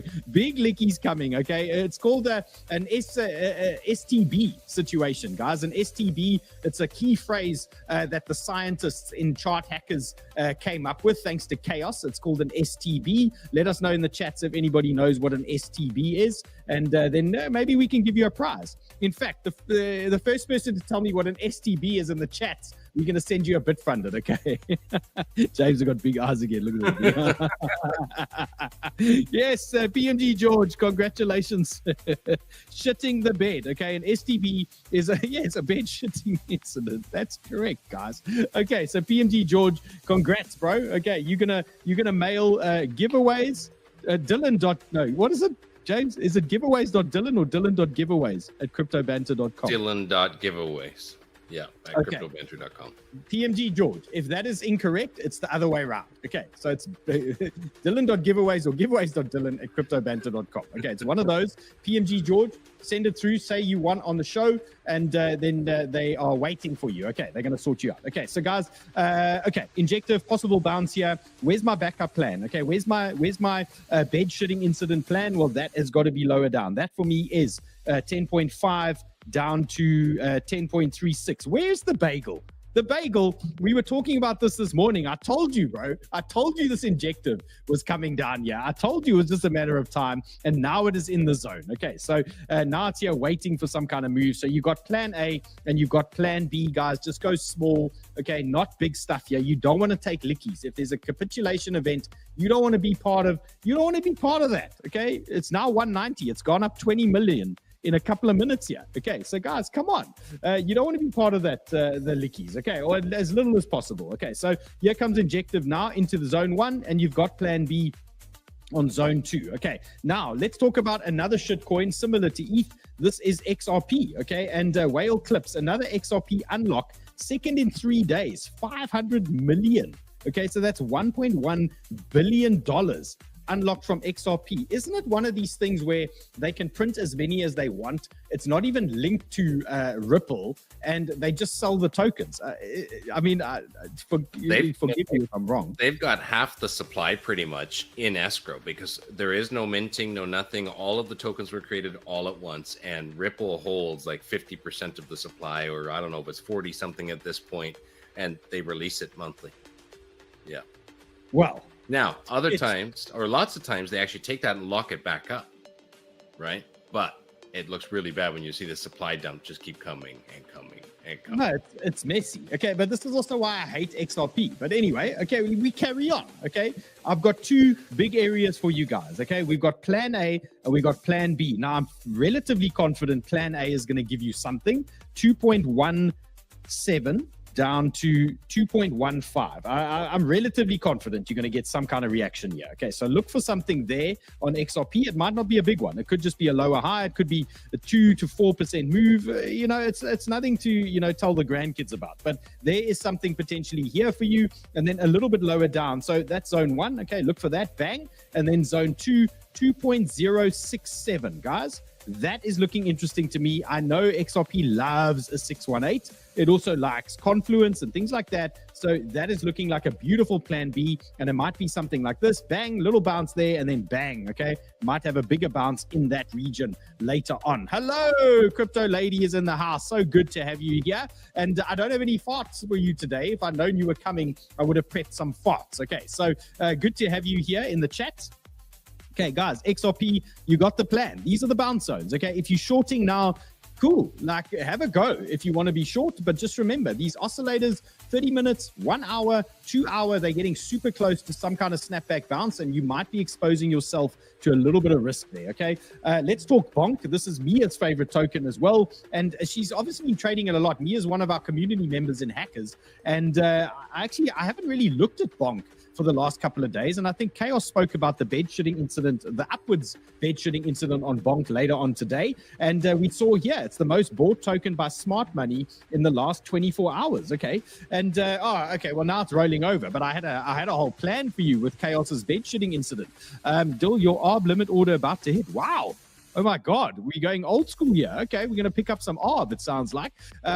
Just the market makers manipulating the prices. Yep, every single day, bro. Once you understand that, then we play the game and we work with it. We just embrace that that's how it works, and we don't get upset about it. We just say, cool, we just play the game with them. So, guys, in terms of Bonk, very interesting. Up until now, it's been holding better than everything else. Now, obviously, there's renewed interest in Bonk. It's the most bought token by Smart Money. I don't know what is going on here at the moment, but still, we are seeing the same result. We are seeing a rejection at 382, 50-day MA, undercarriage here as well. So just a typical major resistance zone, and we're getting our reversal signs now. You can see these reversal signs are in play. So bang, bang, and possibly bang. Okay, so that is what we're looking at there. There was an opportunity or possibility, and it still is on the table, that you get a bed shitting incident to the upside on Bonk, and that means you're basically printing bearish divergence. Now, bearish divergence, what is that? Well, it's basically when your oscillator pumps back up and prints a lower high like that, bang,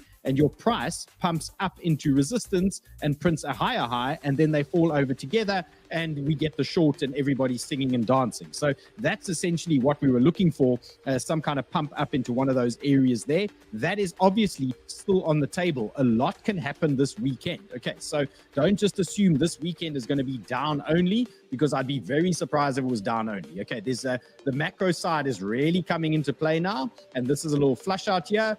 So, yeah, I do expect some kind of weekend action at some point. And 4th of July, Bri, yeah, I mean, that's going down today. And Mia is now sitting long Bonk. Okay, so, well, let's look at some levels. So you can see what's happened on the 2 hour. And this stuff is really, it's so good, these oscillators. Wow. And what we're looking at here is, let's just highlight this for you.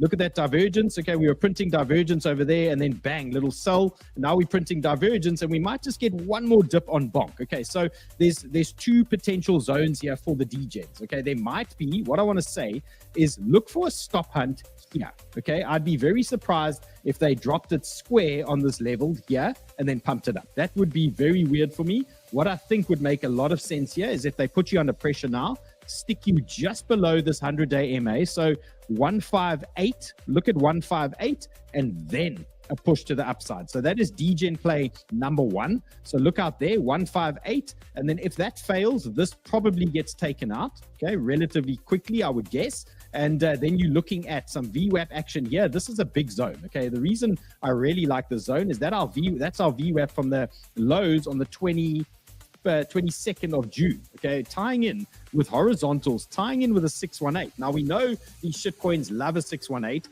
They love a VWAP. They love some horizontals. So there's a high probability reaction zone here for you, 150. Look at that, 150, tied in with trend, maybe a wick onto the trend, something along those lines. But that looks like a nice area there for later on if we do get a little bit more downside. So look out for that one. There's your backup plan. And remember the story, we're in a rising trend. So yeah, cool. Everyone having fun while we're holding the trend. What happens when we lose the trend? We typically turn super bearish. And what happens is you get a bounce at your next horizontal, and that gives you an opportunity for a short on the retest, bang, and then you send it lower down in theory. Okay, so that is what we're going to be looking for there. So right now, play the trend, assume that Bonk is going to hold the trend, and we're looking for that type of move there.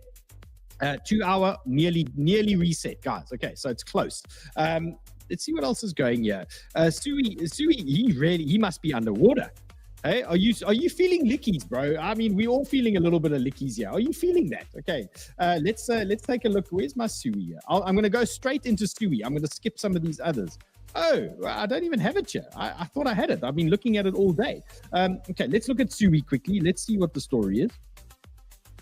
Let's see the level of rinsage here. Okay, and Rob says get ready for more downside. Okay, yeah, Rob. Correct, sir. Okay, this is an older chart. Let's just see. Wait, I'm sure I've got a cleaner one than this. Hold on. Let's see what I've got here. There we go. Okay, here we go. Okay, so here's Sui. So same game plan as everything else. Okay, if we're gonna hold the rising trend, it's coming. Okay, so 2.78.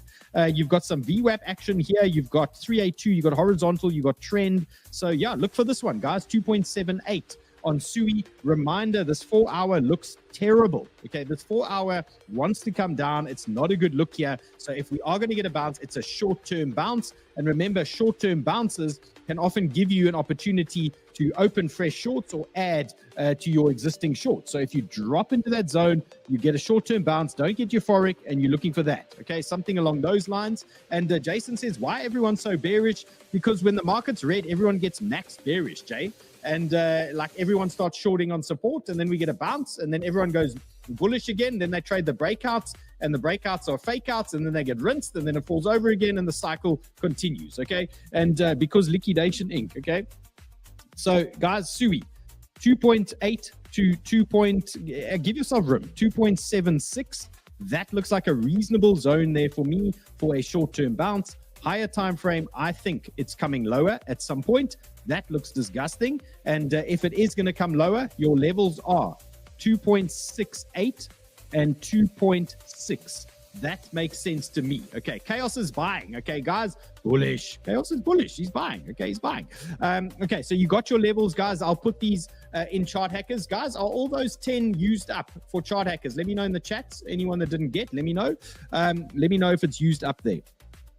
Okay, let's see. Kradsky says, Poppy, I've got Poppy. Guys, I'm your supplier of filth. Okay, I've got the full buffet of shitcoins here for you guys. I mean, this is what it's all about.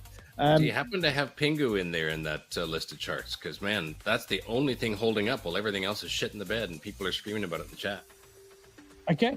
This ETF business or whatever, I guess, is just, yeah, it's crazy bullish. Let's look at Pingu. I never got into Pingu. I never got like into it. You know what I mean? I've traded it a couple times, but same. It's not been, wow. Yeah, look at that compared to everything else dying. That's, yeah. Look, sell pressure here. They're holding it up. Obviously, they're holding it up. I can't tell you what the next play is, guys. I've seen situations. I've seen setups like this. Okay, I've seen this before where it's doing that and then absolute rocket ship, bang. Okay, I've seen that. Okay, we've seen that in crypto. Like that can easily happen there. They're just grinding it higher there. I'm sure there's tons of shorters. That's obviously why. And then you get the rocket ship to the upside. So You could also do the opposite and go straight through the bottom too. well, this is the thing. We've seen both. Okay, so like I would guess there's tons of shorts here. My gut feel is there's lots of shorts. So this thing could obviously blow. It could explode to the upside. I just be careful. Like this doesn't excite me. Like I like to see it dropping into zones. I don't like the way this looks. For me, it just looks like I don't know what's going on there. Okay, It looks like lickies. That's what it looks like. It smells like lickies, guys. Pick a direction and then just go with it. Okay, it's like, I'm not loving it. That's bearish here. This 4 hour, obviously bearish, printing reversals. It is holding. Okay, so just be careful. All I want to say, let Pengu do its thing, and if it starts behaving like a normal shitcoin, then we'll start bringing it on. And yes, McLovin, it looks like OM. Okay, it feels like OM. If it walks like a duck and cracks like a duck, well, you know the story, okay? And Pengu's still riding from the upward listing. Yeah, Shiba says it's dog shit. It probably is, okay? But they got an ETF for it, okay? Guys, let's talk poppies. Okay, so dropping onto a VWAP right now, but it is losing a key 618. Not a good look. So what happens when you lose the 618? Everyone gets max bearish, and it drops into a 786 and trend, and quite often there's a reaction, okay, because everyone's now really piling in to some of the shorts. So Popcat, guys, here we go. There could be something coming. I've left the order blocks in here to show you there's a lot of support in this region. So from this 286 down to 272, there's a lot going on here in terms of action and possible buying going on if it drops into that zone. Reminder, looks like all the others wants to come lower on that 4 hour. So if we are getting a bounce out of this thing, treat it carefully. Okay, just be respectful to the bounce and don't treat it with disdain. Now that is the big level there. Let's look on a lower time frame, 2 hour, and let's see what they're giving us here. And you can see that 2 hour is getting close to some action. We're getting heavily spent here. Okay, we are dropping hard now at the moment. So 285 down to 272, I would say that could be a really nice zone for a snapback bounce there. Look for this kind of a slingshot bang out of that. And then I wouldn't play this too high. Look for a few percent if this drops lower. You can see I've started a poppy position. I am trying to play this slingshot move. Yeah, I'm waiting for this. Okay, so I'm just letting it simmer. I'm trying to see if we can get a slingshot. When we get the momentum, we just quickly press. We aim, we add a bit more, and we play that momentum, try and ride it back up. Okay, so there's Popcat for you guys. That is done. Let's see what else we got here. Have we done whiff? Woo. Whiff. Rinse. Okay, rinse. Okay, so this is our first big test of the trend, and this is probably going to tell us what the next move is for the rest of the market. I know it sounds weird, but you get a lot of these alts, they front run sometimes, and they actually tell you the story as to what is going to be happening in the market. And if whiff doesn't bounce here, guys, it's we're probably going to be teeing up for major trend losses and some other ugly things. So right now, you can see whiff is moving into quite a big zone. And let's take a look here. Let's just drop in. Let's see where our fibbage is at the moment. Bang on the 786 and trend. Okay, so tick the box. This is a big reaction zone here. Let's see if we've got order block support a little bit lower down. Let's see where our VWAP is sitting at the moment on the VWAP. So yeah, I mean, let's look at lower time frame. God, what a proper rinse out. Look at this. Okay, so this thing, I mean, you don't see this that often. This is like a divergence and then a double dip. Cash flow is falling off the roof here. There's major selling going on. But when you get to these types of levels, it's either a capitulation or a step back. I mean, I don't know, James. We're getting to touchy zones here. But yeah, guys, look here. This is the bounce zone for me. Okay, this is a short-term bounce zone. Let's look at the two.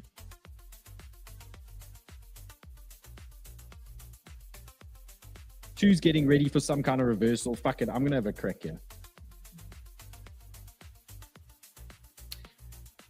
TP from last night when we all took this trade was 0.817.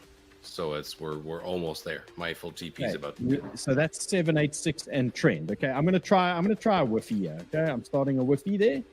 Dave was looking for lower. 0.77 was where his final TP was on the short. Well, I tell you what. I tell you what, it can. It just might not be in a straight line. So, look at these levels here. There's big support here. These are big bounce zones. And what I don't like is the fact that that 4 hour has got so far to go. So if you got a great entry on that short, you're probably going to feel pressure if it bounces up. But I would say that is more than reasonable here. 100-day MA, nice horizontal here. You probably got fibs in the way as well. Let's see what we got here. Yeah, you got a 618 there. Yeah, I mean, easy, guys, easy. Okay, so I'm going to try a little bouncy here on whiff. Let's see if we get a bounce off the zone now. I took a stop on whiff earlier. I don't know if you guys saw that video that I dropped. Took a stop on that one. Having a little bounce play here. So 816 down to, you've got that order block. That's the thing. 78. So you just play in this area, okay? Play in that zone there. Just don't go massive. That's all I can say, okay? And take break. Did you not get the thing? Okay. James, did we use up all the sign? I think so. I saw somebody said that it came up as invalid code. That means they'll all be gone probably. All right, that means they've been It was used. only 10. It wouldn't last long. Okay, take break. What's the next code, James? Frantic button pushing. There it is. Bang. Okay, go. It's limited to 20. Okay, literally limited to 20, but no more. There's not going to be another 4th of July. Okay, you know what I mean? So come into Chart Hackers, come and see what it's about. Okay, I just want you guys, those of you that are watching, that are sitting on the fence, like, just come and see what is going on in there. I just want you to experience the type of alpha that you get from my elite trading team in there. And it's such an experience there for people coming in. Like, you're watching the show and you're picking up stuff, but when you come in and you experience the team and all the options available for you, like, I want you to get a taste of it. Okay, there, Silver Sister says it's worth it. And yeah, I mean, it's good. I mean, we coming, Chart Hackers team, which is my team, but it's the Chart Hackers essentially, okay? And people on my show, we coming 4th.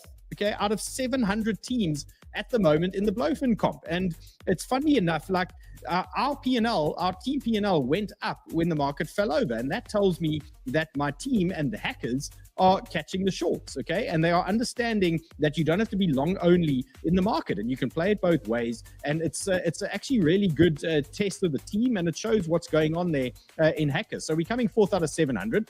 Might get rinsed still, okay? But it's a good start, 4th out of 700, and comp's been running for 10 days. So it's been a vibe, guys. So well done to the team, and well done to everybody in hackers, obviously, who's taking the trades in the Blowfin comp. Oh, there's whiff. Okay, so yeah, you can see there's my lower time frame situation. Bounce now, cut it off, guys. There it is, okay? Did I finish whiff, James? I did, hey. Yes, I did. Okay, there's a macro 236 pool there as well. Okay, so 081. Okay, it looks okay. We're running out of time here. Okay, let's go SPX. So this thing's been interesting. Okay, this thing, I've been simmering in this thing all day. Okay, it's now in the zone. 18 to 16. Okay, this is zone number 1. There's 2 zones. Okay, SPX. Bullish divergence on the 1. Okay, there, bang. And might do something here. Okay, if this fails, you're probably looking at this lower region, 1.12. There's so much going on here. And I just want to point out, there's the inverse undercarriage. You know how I like a pump into an undercarriage? Well, here's your inverse undercarriage. Okay, so if we drop this level, 1.1, 1.12, down to 1.09. Okay, there. That looks really good for SPX. Like, I always like SPX if it's holding the levels when the rest of the market is falling over. It's always an interesting sign. And we're getting close on that too as well. So yeah, now's not the time to be piling into massive shorts here. Unless you get lucky and there's a market capitulation, now's not the time for big shorts. Now's the time for, like, maybe take profits on some shorts and start playing with some ideas as where you can start sniffing around and getting a little bit long. Okay. And yeah, my OnlyFans, bro, I'll share that address if you want to see me in a mankini anytime, guys. But you're going to have to pay for it if you want me in a mankini. 1.17, this region now, okay, down to 1.16. Backup zone, guys, 1.12 down to 1.09. Okay, there are your levels. And Justin loves his bread. He loves his bread. Let's see the level of fuck-aroundery. Here it is. Okay, rinsed. Okay, I've literally been stopped. I know I've been stopped on Brett, and it's lost the VWAP. It's lost the 618. Now we're moving into trend and 786. So you guys decide, is this trend going to hold? Are we in an uptrend? Because when we were in the trend at the top here, every time we hit it, we reject it. Okay, now we've had one touch, two touch. Are we going to get a second touch here and a bounce? That's the question you need to ask yourself. If you feel that you can, which I think we could get a short-term bounce in these levels, then you're going to push buttons. So 0.0405 down to 395, anywhere in that region. Okay, that is your zone number one. And then your backup area here, bang. Okay, order block, big 618. That's a high probability bounce zone. Note here, okay, getting close. Like, guys, this thing is burning, okay? It's getting there at the moment. Something's going to be happening in the next few hours. I think something is going to happen here in the market. It's either going to be a quick capitulation and then a mega pump back, okay, which will let you short, okay? Just remember, if it capitulates and it pumps back really hard, possible short opportunity, or you're going to get some kind of consolidation and then a market rip here with some of these levels. Okay, so watch those areas there. There's two big zones on Brett. I'm expecting something now. Okay, it's got to be short-term bounce time. And let's see what else is going on. Ahmed says gonna try signing in with USD. Yes, you can pay USD. I think you got to do 3 months though. If you guys are gonna do it. I meant there's not gonna be another one, like, you know what I mean. This year there's not gonna be another 4th of July this year. Maybe next year there'll be another 4th of July. Who knows if the calendar keeps working like that. Okay, guys, I'm done. Okay, I'm done. We're going to do live trading with the Chart Hackers team tomorrow. So make sure you are subscribed to the channel. Make sure your notifications are on, because you will. We don't know what time we're doing it. Okay, so we'll figure out with the team. We'll see what the market is doing. But if the market's ripping or dropping, we're going to be looking for entries. Okay, so we'll catch you guys tomorrow. Good luck out there. It hasn't been a great day. If you were long, if you were short, fucking hell, guys, well done. And well done for holding on to some of those shorts. But remember, at some point, all good things come to an end, and it might be a short-term reversal coming. Okay, James, thank you, sir. Good luck, everyone. Be careful out there. Be careful out there on the 4th of July, guys. Okay, later.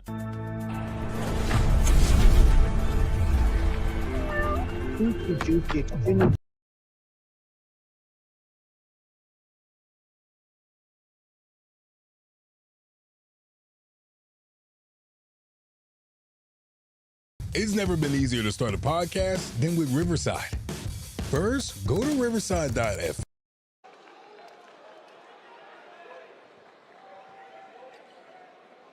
Johnson will go to the line.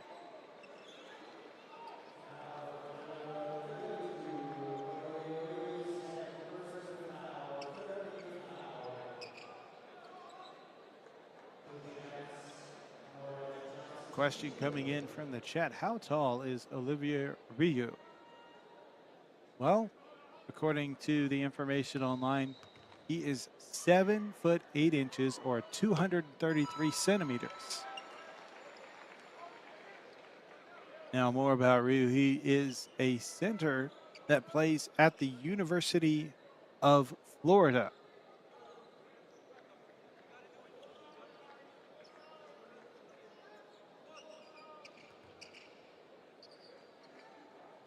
Currently, as it stands, he has 2 personal fouls in the game. Missed free throw. Nyota able to collect it. Screen right. Switch defense. Olioku. The pit.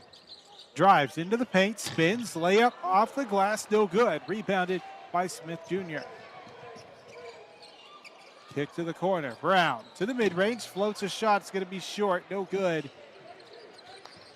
Hit. Nyota. Corner 3. No good. Heat with the rebound. 3 defenders to beat. Will go to the rim. Gets his own rebound and the putback. 2-point game.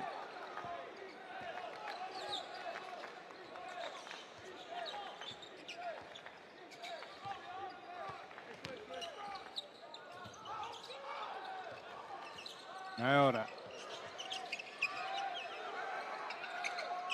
Over to the right side. Has to get a shot up soon. Aaron's in the post. Layup. No good. Tried to clean it up himself. Johnson with the rebound.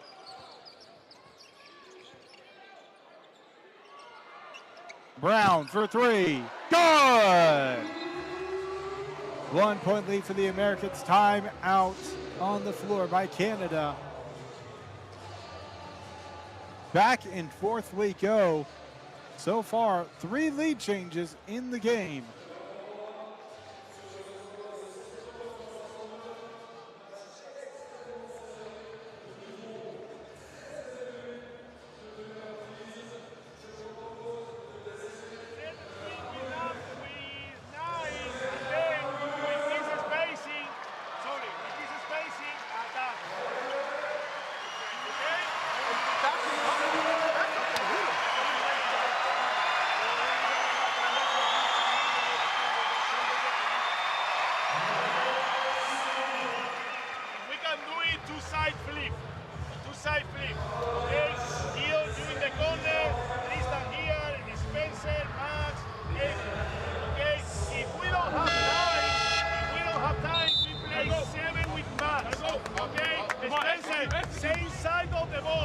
Transition defense and defensive fucking rebound. No, defense on 3, 1, 2, 3.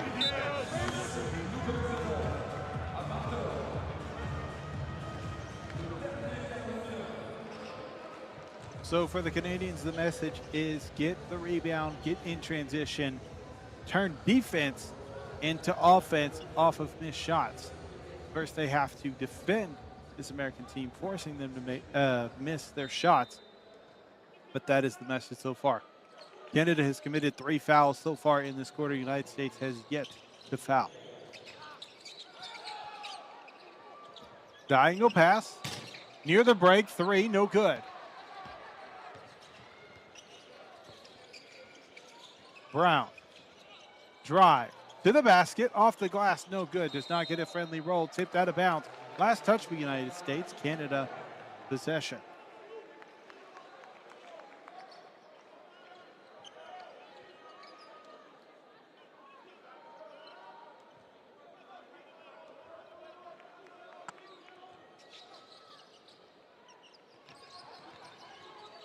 United States still donning that 2-1-2 zone defense in the full court. Smith, drive, layup, no good. Yaroda. To the center, Meyer slams it. Maxime Meyer with the 2 points. Give credit to Adriel Naroa for the assist. That is the 5th assist for the Canadian. Smith. Draws the foul and one opportunity for Jordan Smith Jr.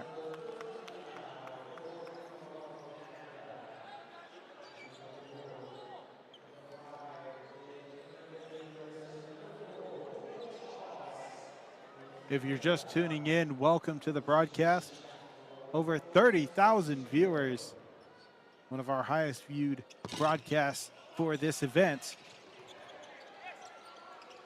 Over 1,000 likes for it, but the largest lead earlier on was 13 points for the United States. That was halfway through the second quarter.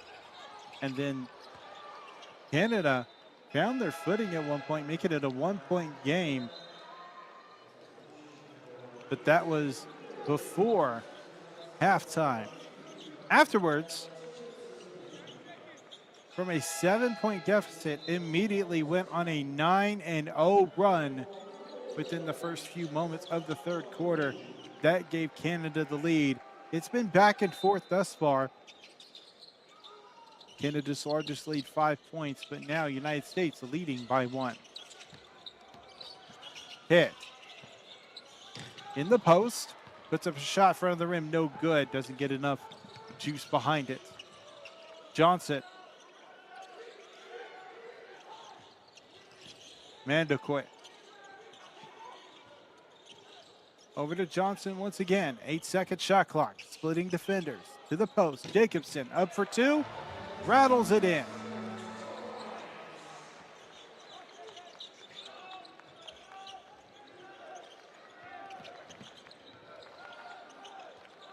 Oliogu gets a screen left.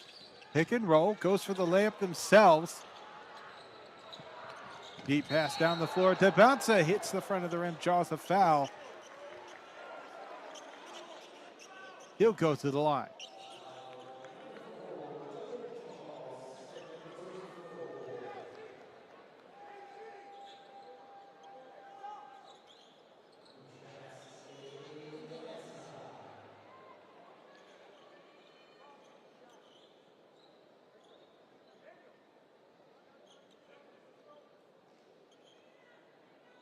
Devonta at the line has yet to score in this third quarter. This will be his first good opportunity to get a point for the game. I should say for this second half. The first one goes in. Second one about to be on the way in a moment. On that made free throw, Jasper Johnson earns the assist. And 2 for 2.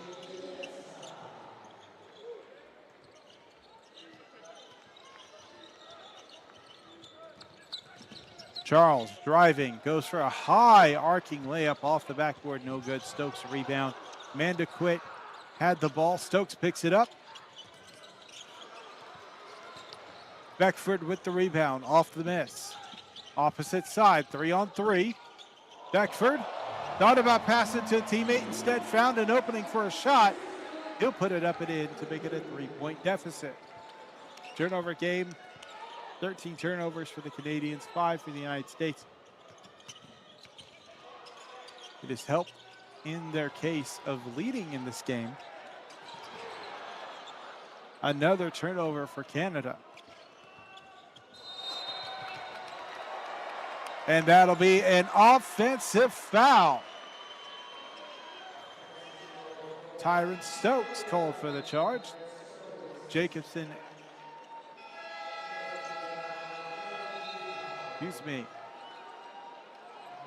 Pitt drawing the foul.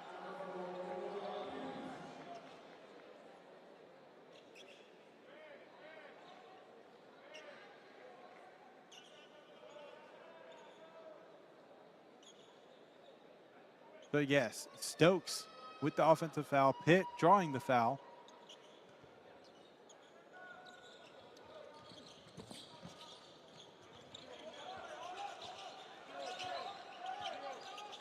Two minutes remaining in the third. 3-point ball game. Drive, floats a shot off the backboard, no good. Tries to grab the rebound. Last touch. We're going to see who it was last touched by. And I believe it's going to be Canada's possession.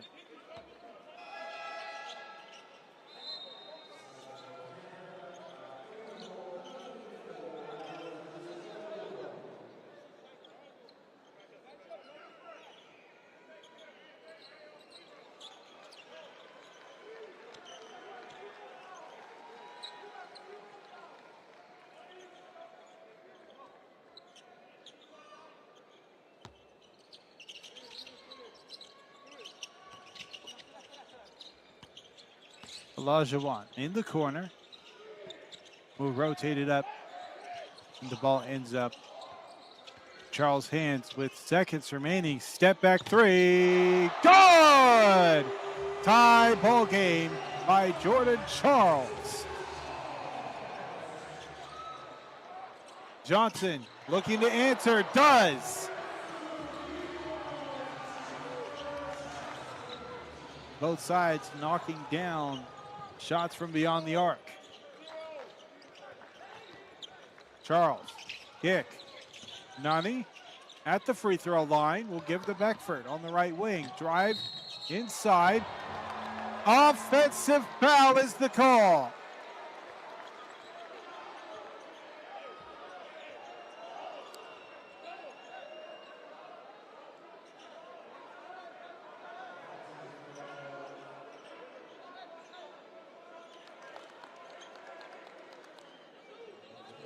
There you see the reaction by Beckford on the call. But great situation where Koa Pete found himself settled in the lane, drew the charge, and now it's going the other way. The bucket does not count.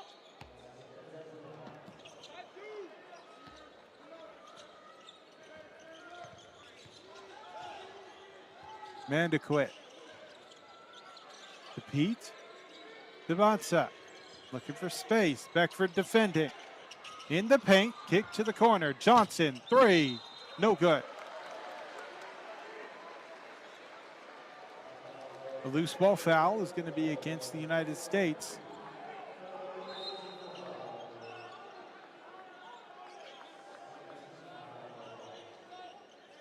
That'll be the third personal foul for Koa Pete. Other players in potential foul trouble. AJ Devonsa with 3 fouls. Michael Brown Jr. currently sits on the bench with 4.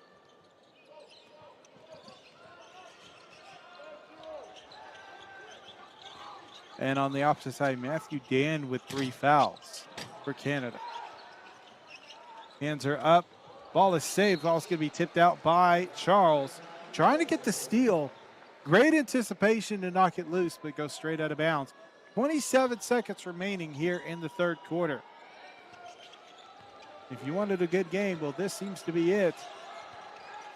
Canada really putting on a defensive showing here in the third quarter. Devonsa gets stolen. Olajuwon, one man to beat. It's Koa Pete not able to get the layup to go, but a cleanup job by Onyx Nani for 2. 1-point game, mid-range shot at the buzzer, no good. And 79-78 as we go into the fourth quarter with 10 minutes remaining.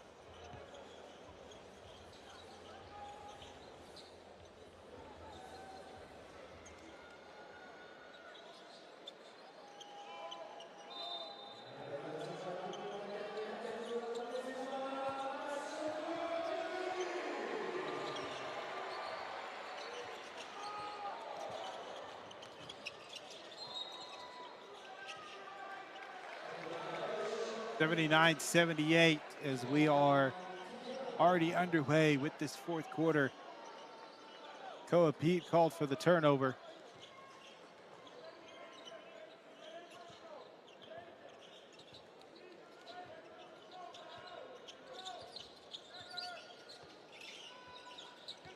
Charles, screen right, switch defense. Now Holt defending. Drive to the basket. It's a high arc shot off the glass and in.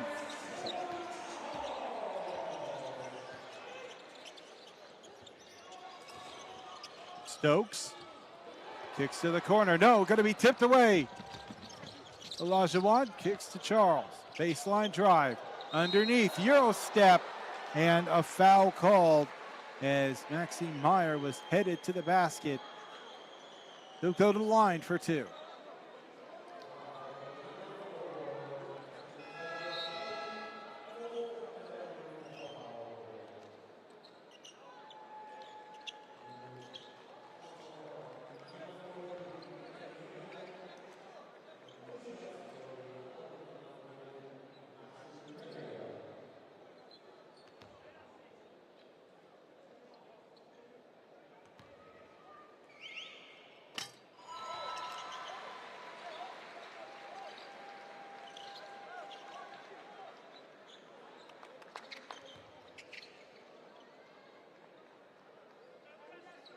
Meyer, second free throw is up and good. 3-point lead for the Canadians.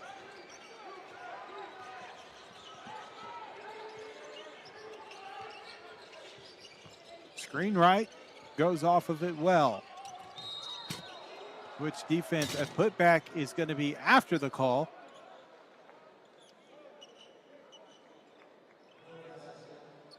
Charity stripe opportunity for Michael Brown Jr.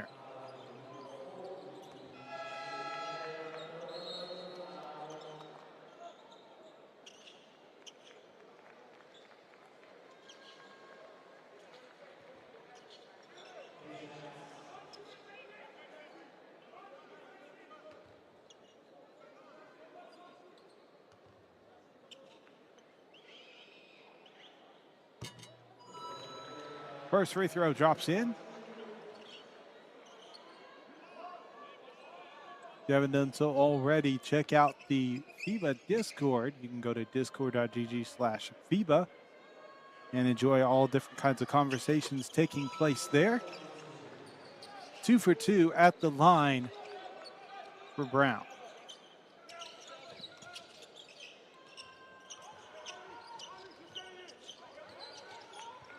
Beckford.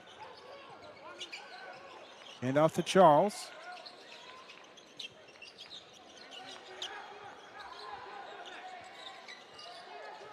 A 4-1 set for Canada. 4 seconds. Has to get a shot off. Fading two. Good! Abdul Hashibran with the fading two as clock was beginning to expire. Inside to Johnson. He'll go with the layup and good for 2 points.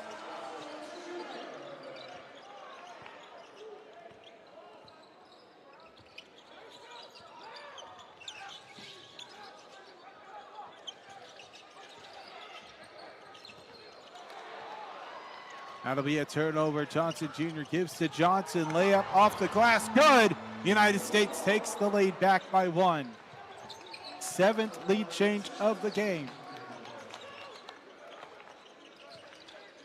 It is the 6th lead change of the second half.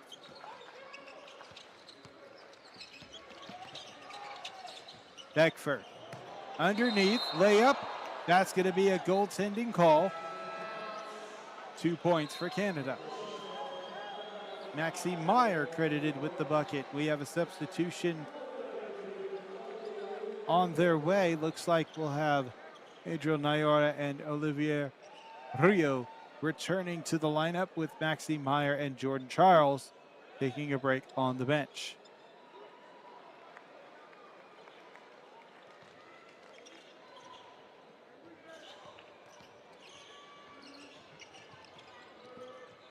Brown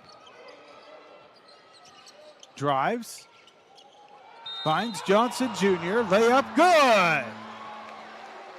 Ryu called for the personal foul. That'll send Johnson Jr. to the line for an and one opportunity.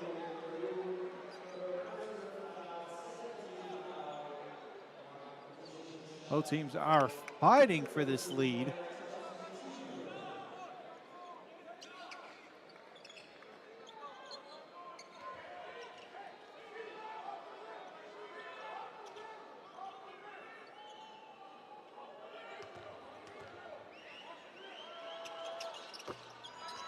Converts the and one.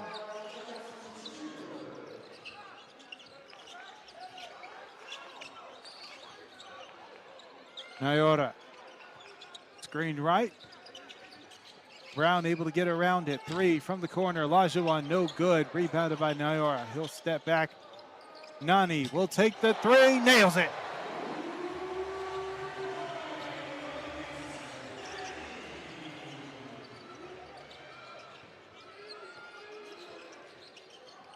Michael Brown Jr. pass. Backdoor cut. Layup. Good. Jordan Smith Jr. with their 14th point of the game, with a chance to add on one more with a free throw. Matthew Dan and Efosa Oliogu will enter into the lineup.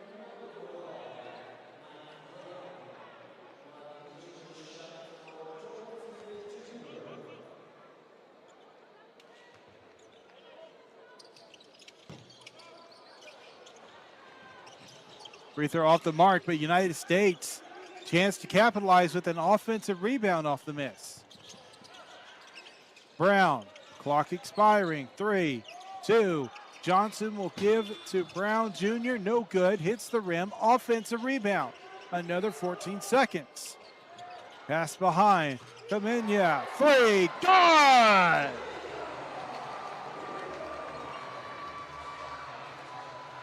Nicholas Kamenya, corner 3, knocks it in.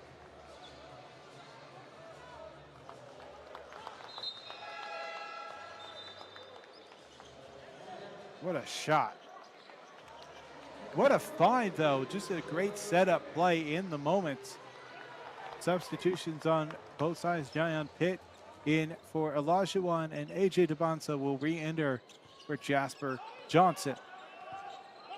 4-point deficit for Canada.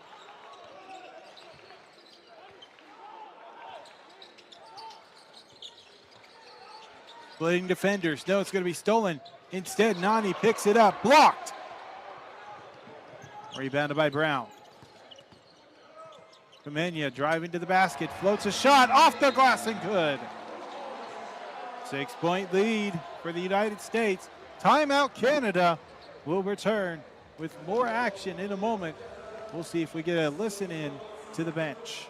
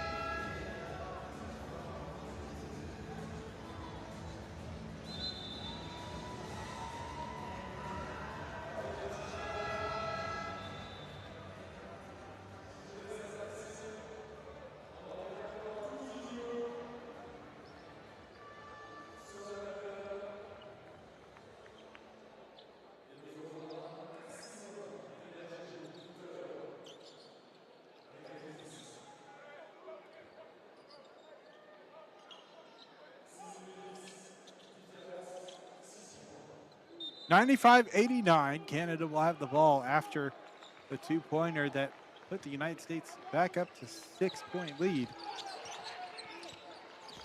Now crosses over, goes to the rim. Ball gets knocked away. Oliogu to Charles, layup, and that one will be a goaltend.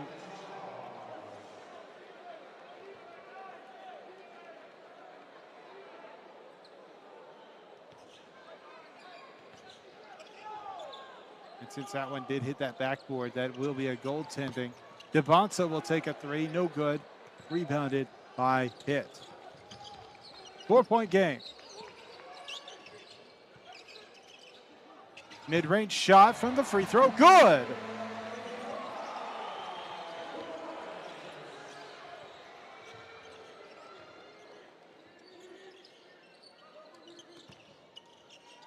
Kamenya from the elbow.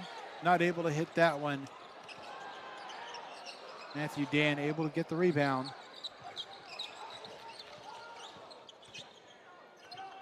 IR will reset the play. 10-second shot clock. Screen right. Possible pick and roll opportunity. 5 seconds. Dumps it off. Out of bounds.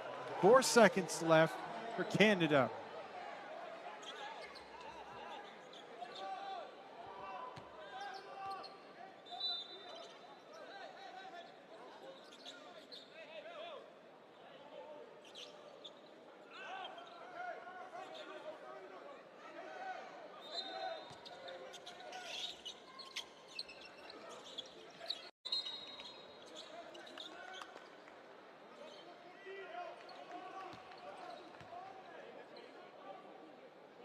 So violation called.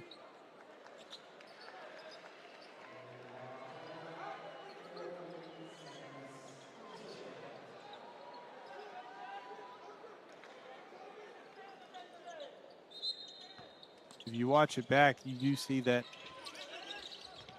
Johnson Jr. did kick his leg out and went across the inbound line. 5 seconds. Splitting defenders, puts up a shot, blocked! Morez Johnson Jr. just lets it sail out of play.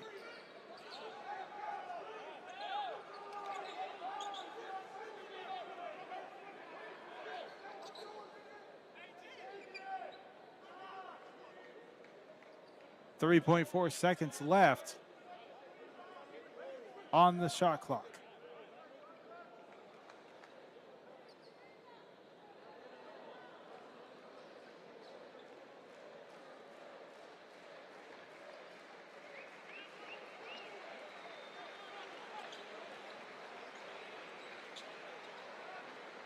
So it looks like they are getting a new ball for play, as I don't know if they know where that other one went.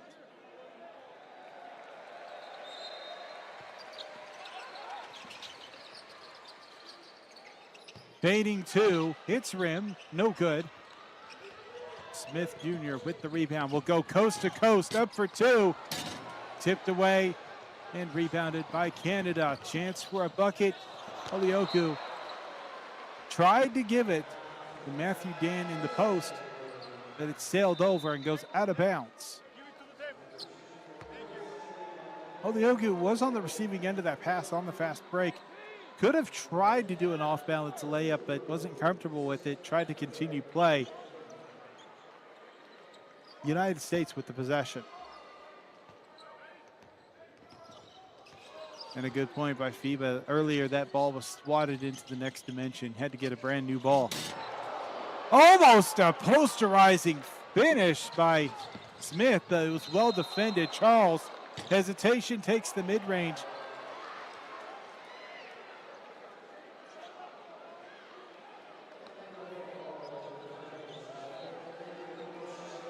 A technical foul has been called against the United States.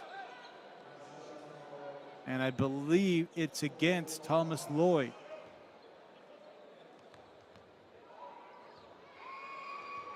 Jordan Charles at the line. Free throw's good.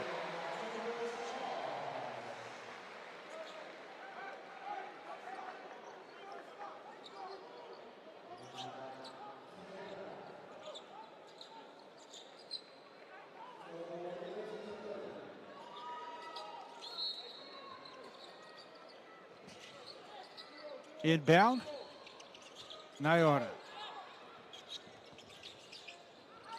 Pass behind, Charles, three, no good. Camino with the rebound. To the basket, lays it up. Doesn't hit rim, but draws the foul. 2 free throws coming at the line.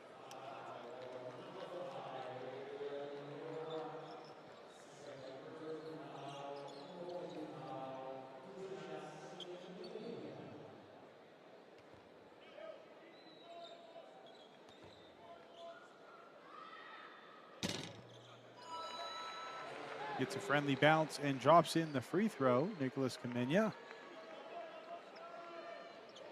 They have 9 points in the game. Settling in, second free throw is up and good, make it 10.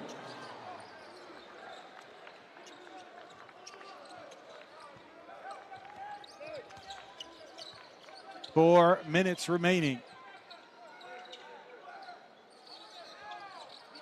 We are at 40,000 viewers. Thank you for joining us for this broadcast. If you're just joining us, this has been a hard fight game, both sides. United States started off with a nice, strong lead. They were up by 13 at one point, but then Canada found their footing with multiple different runs throughout the game. Currently, they trail. They've only led for just shy of 7 minutes total throughout the course of this game. Nyora takes a three, off the glass, no good. Offensive rebound, pass behind. Beckford will take a three, nothing doing. Rebounded by United States. 11 lead changes in the game, 10 of them coming from right here in the second half. That's going to be a foul as two players kind of got into it unintentionally. Debonsa looked like he fell. Substitution as Spencer Aarons enters the game for Adriel Nyora, looking at a big man lineup.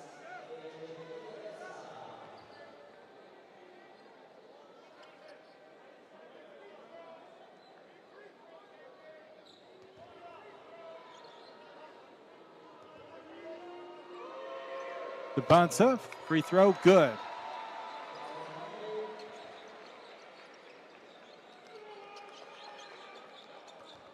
Oliogu has 3 personal fouls. Able to go 2 for 2 from the stripe.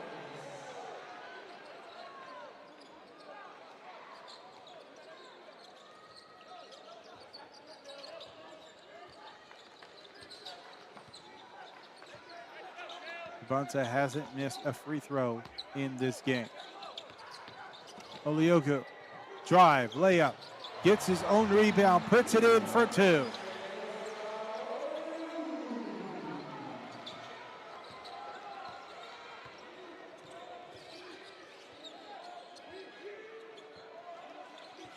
Brown. Screen right, goes to left instead from the elbow. Front of the rim, no good.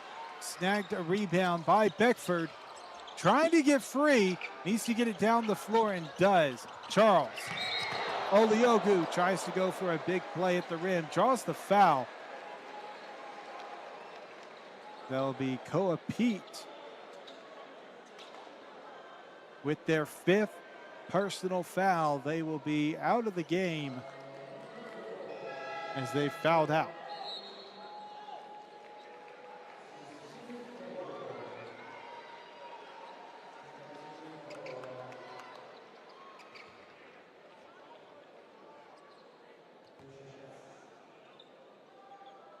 Morris Johnson Jr. will enter into the lineup as Pete exits and won't be returning for the game. First free throw, no good. Oliogu has a chance to clean it up a little bit and make the second shot.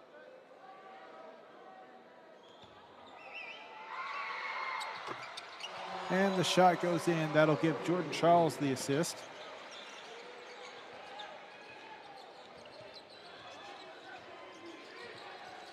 Screen right, uses it.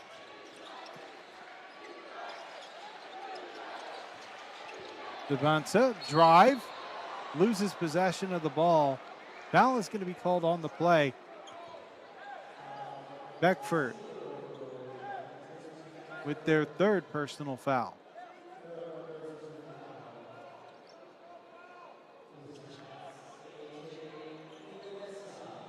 Canada is over the limit on fouls. Debonsa to the line. First free throw up and no good. That's the first miss of the game for Debonsa. Second one.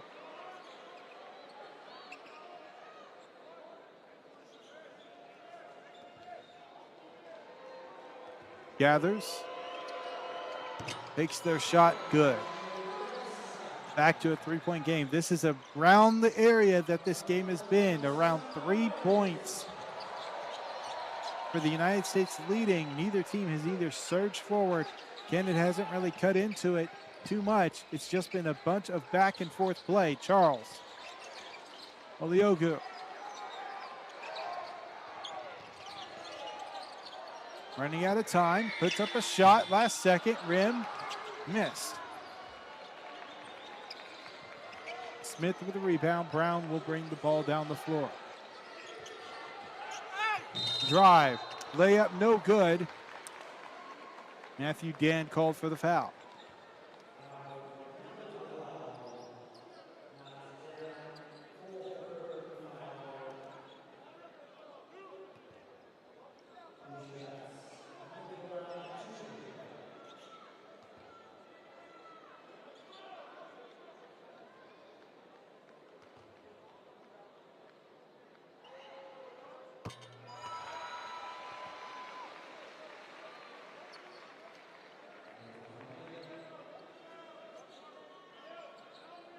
So Michael Brown Jr.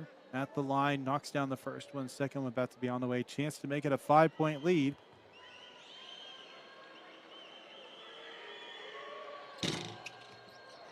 Friendly bounce and goes in.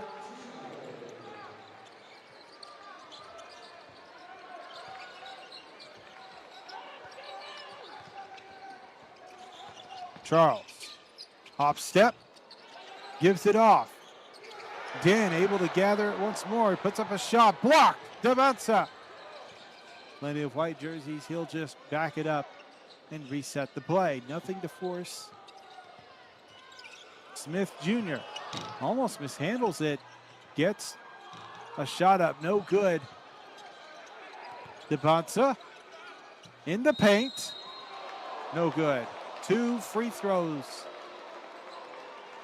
called for on the foul.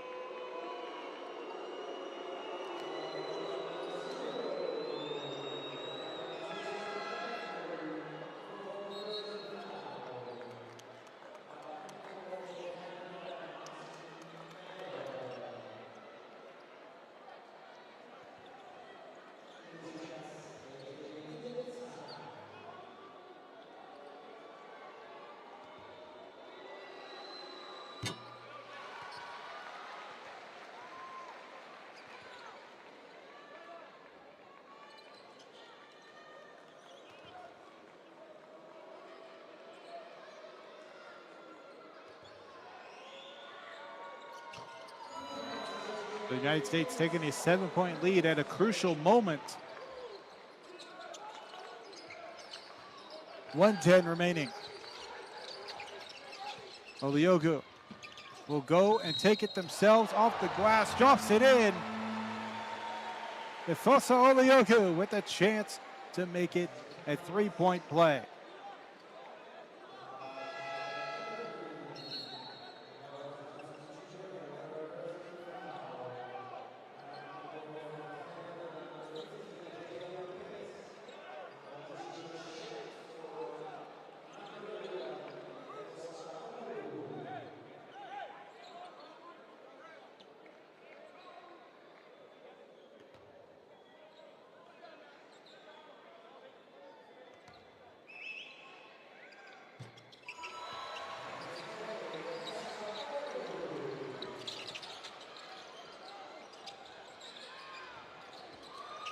Four-point game. Davansa.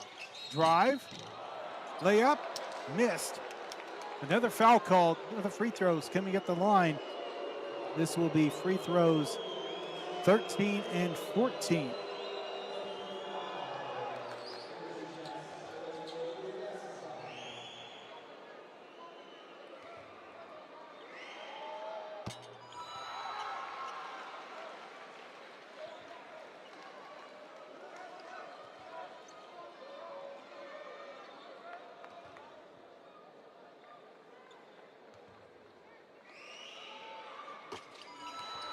Two for two during the visit.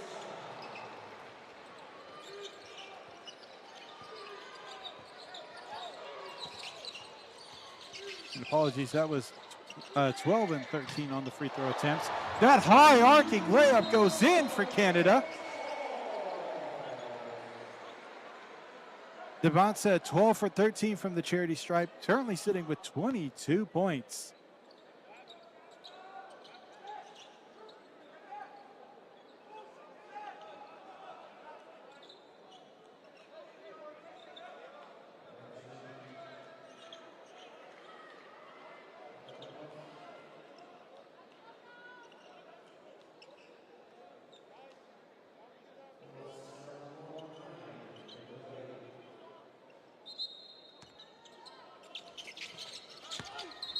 Strong pressure being applied by Canada.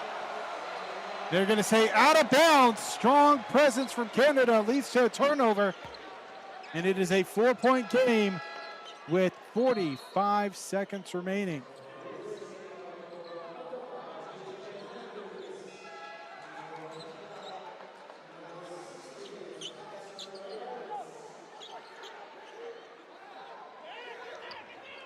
.46 on the clock.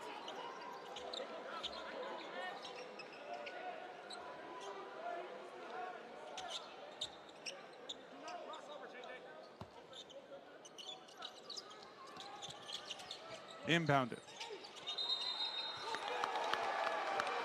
An offensive foul on the call.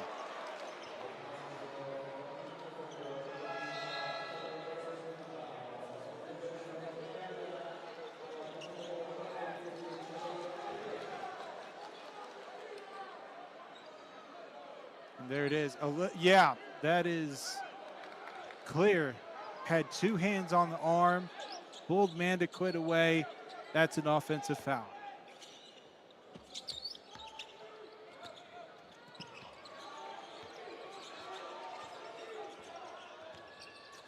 .35 seconds. Brown. Johnson Jr. Smith Jr. with it. Markell drives, dumps it underneath, blocked away. Ball possession for Canada. Foul called on the floor. Oliogu on his feet. Whereas Johnson was a little slow to get up as well. But you watch that replay, great call. It looked like he just got completely blocked, shut out on that one. We have a timeout by Canada. They're going to gather their thoughts and see how they want to approach these last moments.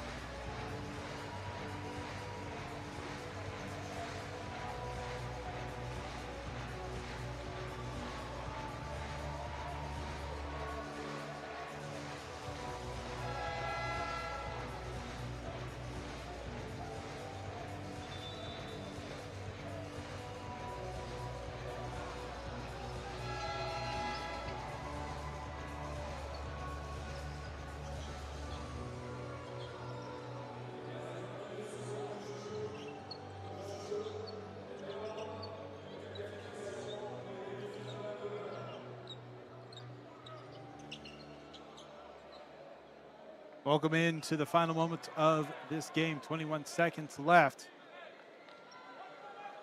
Canada trailing by 4 with possession.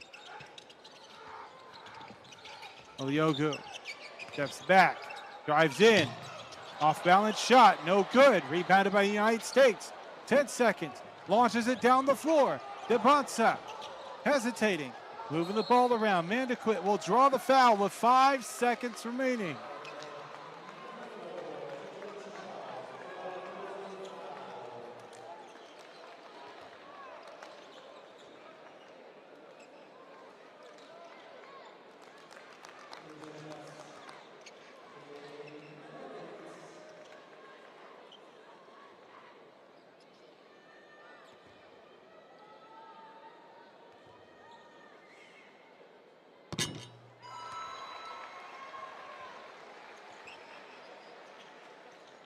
Free throw is good. 5-point game.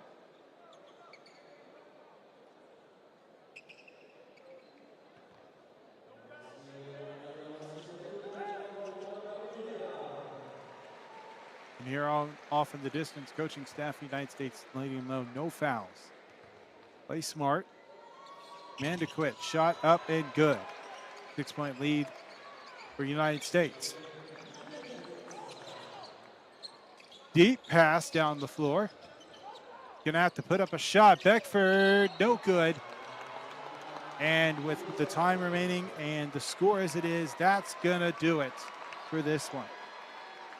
102-108, United States will advance to the next stage in brackets, to the semifinals. And that will make it official.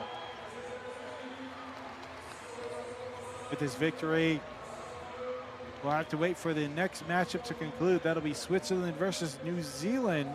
That'll determine who the United States will play next. On the opposite side, semifinals tomorrow have already been determined on that half. Slovenia will face off against Germany. Let's go ahead and take a look at the box scores for this matchup, starting with Canada. Their top performers: Jordan Charles with 19 points, was 7 for 14 from the field with 2 3-pointers, was a perfect 3 for 3 from the charity stripe, had 5 assists and a rebound. Tristan Beckford, 16 points, 6 for 9 from the field, had 2 3-pointers and 2 free throws knocked down, 6 rebounds, 3 assists, 1 block.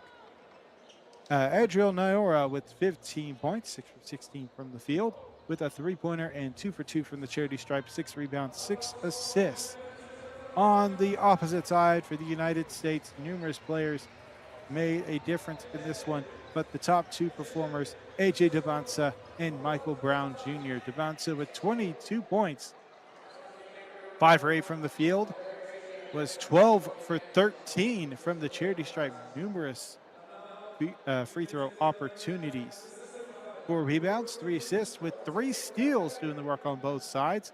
Michael Brown Jr. with 20 points, was 5 for 14 from the field with 7 free throws on 7 attempts. 3 3-pointers made with 8 assists, moving the ball well, 2 rebounds. Jordan Smith Jr. also doing some work, had 14 points, 5 for 10 from the field, 2 3-pointers made on 3 attempts, a 50% shooting at the line, 2 for 4, 5 rebounds, 2 assists, 1 steal, and 1 block. That's going to do it for this matchup. It was a hard-fought contest. Canada trailed early, but found their footing, was able to make a comeback twice, but not able to stay on top. They only led for 6 minutes, 53 seconds. United States in the fourth quarter, they kept that lead and finished off, expanding on it, keeping it just out of reach. Well, that's going to do it for me. I'm Justin Taylor. We thank you for joining us. Make sure to tune in for the next one, New Zealand versus Switzerland. And we'll be handing it off over to Aaron Sanders, who will be on call for that matchup. Until then, we'll see you next time.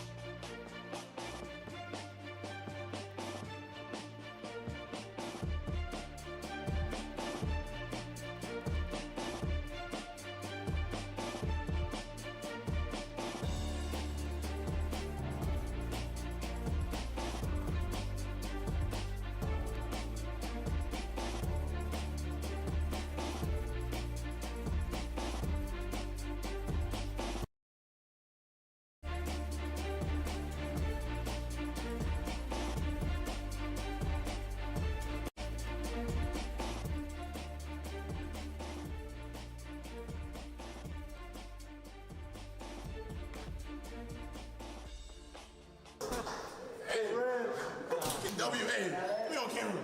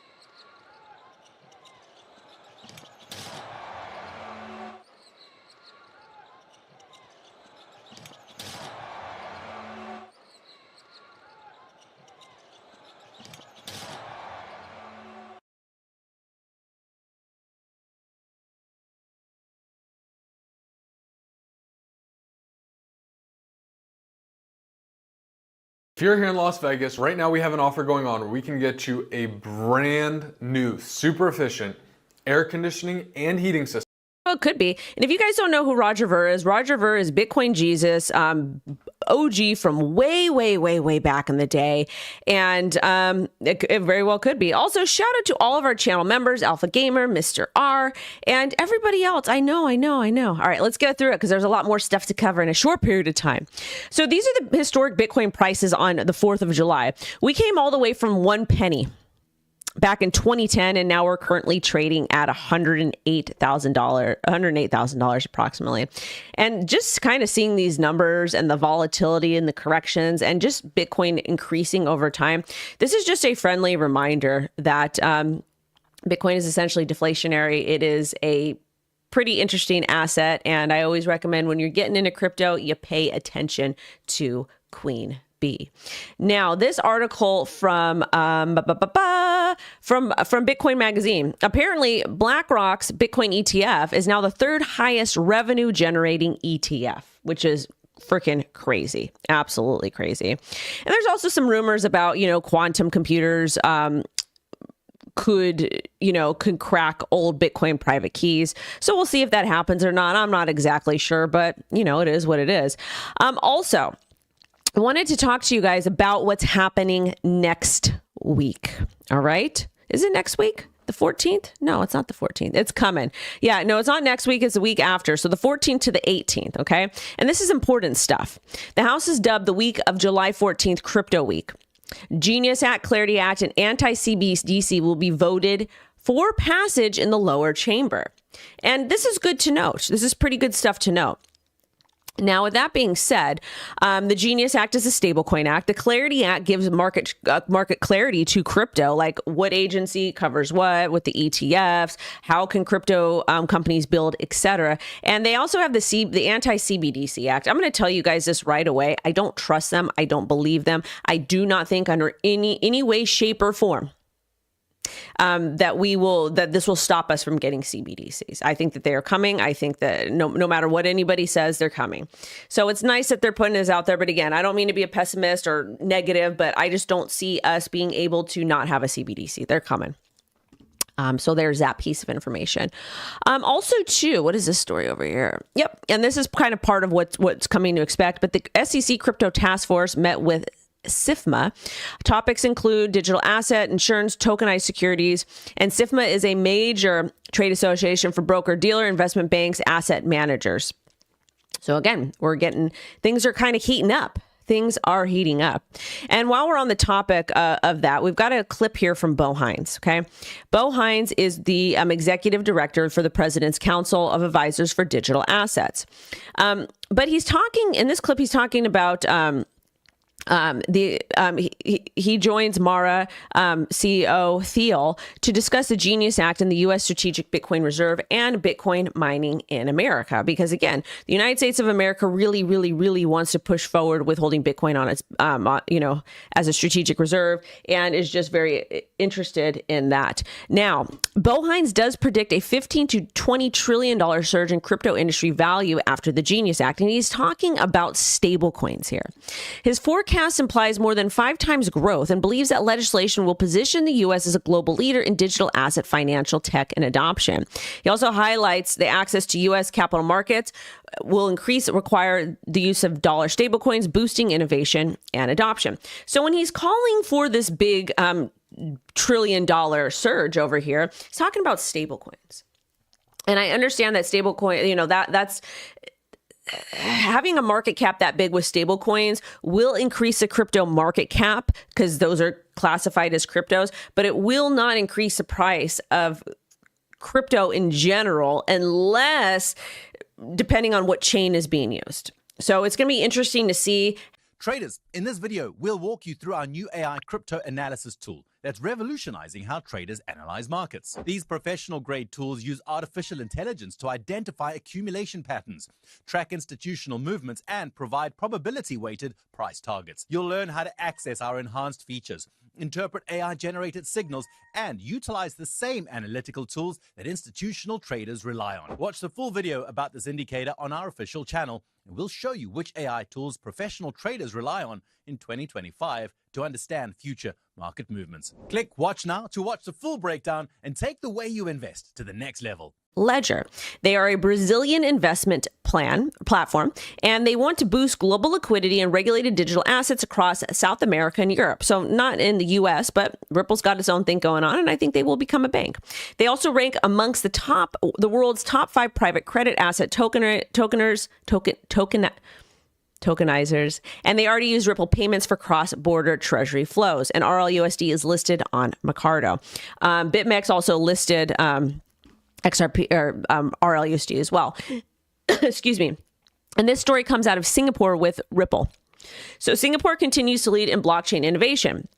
Ripple and Tenity Global are set to launch XRPL Accelerator program to support builders and startups across APAC. It's a 12-week program with focus on RWA tokenization, institutional DeFi, AI, blockchain. Well, that comes with it, and up to 200,000 in funding. Remember when we talked about projects to focus on AI, DeFi, and RWAs? Hedera's working on that as well. Ripple's working on that as well. And to me, those are really, really great fundamental aspects, just in my personal opinion. But y'all do what you want to do, okay? And then I also want to segue into the big, beautiful bill that's going to cause a lot of volatility in the market. So we don't know what's going to happen Monday. But it did get approved.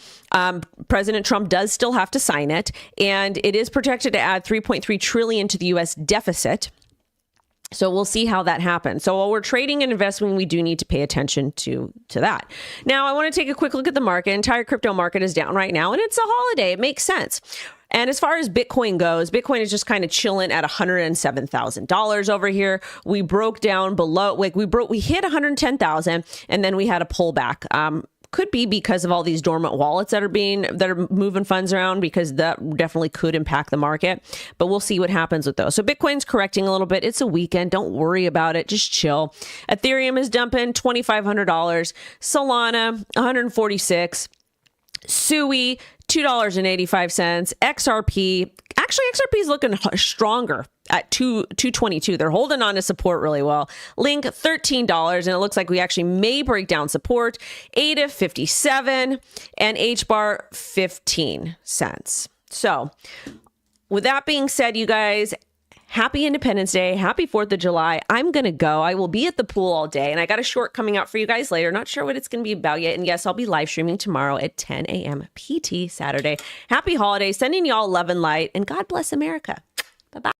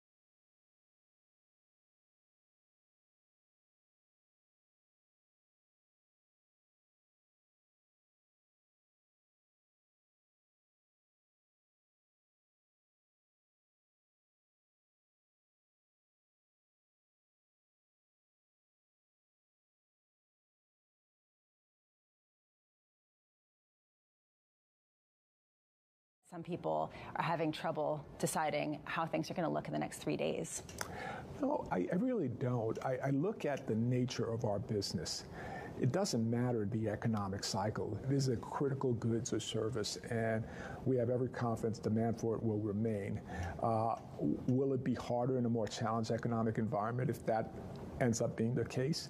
Of course, but remember, we are investing at record levels. Slight moderations of that would allow us to deliver a lot more incremental cash to the bottom line. So I have every confidence we're going to be able to deliver our guidance. That guidance includes returning $40 billion to shareholders through dividends and buybacks.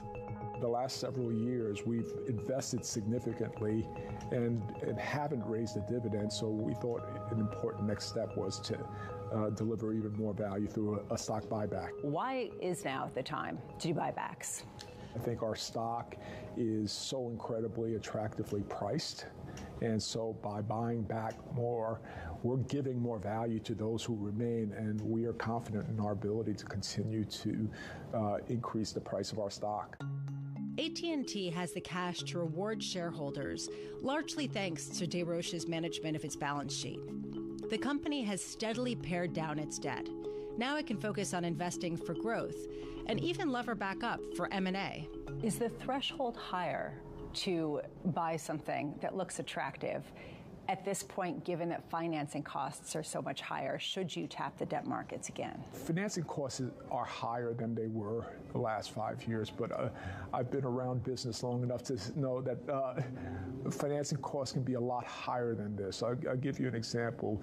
At the end of March, we went out to the market, issued 10-year notes. The effective cost of that was about 5.2% pre-tax. For a business our size and scale, when you add the tax benefits, it's still a very low cost of capital. As the competition for connectivity intensifies, so has the appetite for deals among the industry's major players. There are 3 national wireless carriers in the U.S., and that's really been created through consolidation that's taken place over many years. As a wireless company, by definition, you compete in the whole country. In the fiber business, it's a regional, semi-national business, and so the more you can scale up your fiber business, the better you can compete with fixed wireless, obviously the incumbents in cable, and so that's been, I think, the motivating factor around a lot of this M&A activity. In May 2025, AT&T joined the fray when it agreed to buy Lumen Technologies' consumer fiber business. We're picking up about 4.5 million active homes that have been passed and connected in a footprint that can probably grow to close to 10 million homes that are attractive to invest in. We'll go from 50 million U.S. households passed with fiber by 2030 to 60 million U.S. households passed with fiber by 2030, and probably tops out around 70 million after 2030. Pascal Desroches says that when future opportunities arise, he'll be ready and able to pursue them. Some of those opportunities may be invest more in our business because we know that we're very familiar with the returns, but it's really having that flexibility that's so critically important, because now we can take advantage of opportunities without having to worry about our balance sheet.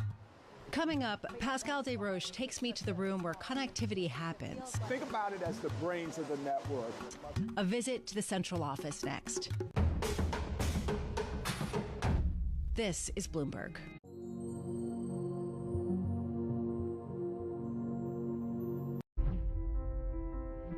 AT&T CFO Pascal Desroches doesn't shy away from a challenge. He's been meeting them all his life, starting as a young child when his family emigrated to the U.S. from Haiti. I remember going to school and not knowing the language and having to work really hard to get the language and the lessons, and seeing my parents work really hard. Honestly, it drives me to this day, their sacrifices that they made to position us to come to this country.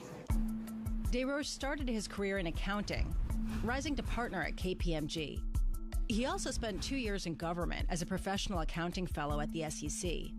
Shifting to the corporate world, he spent 15 years in finance roles at Time Warner, before landing his first CFO position at Turner Broadcasting. After a stint as CFO of Warner Media Group, he moved into his current job at AT&T. I want to be as knowledgeable as possible. I'm constantly pushing myself to be uncomfortable. What would you say you've taken from each of the experiences, from government, from accounting, from big corporations? What you learn is this: it's always hard when you start.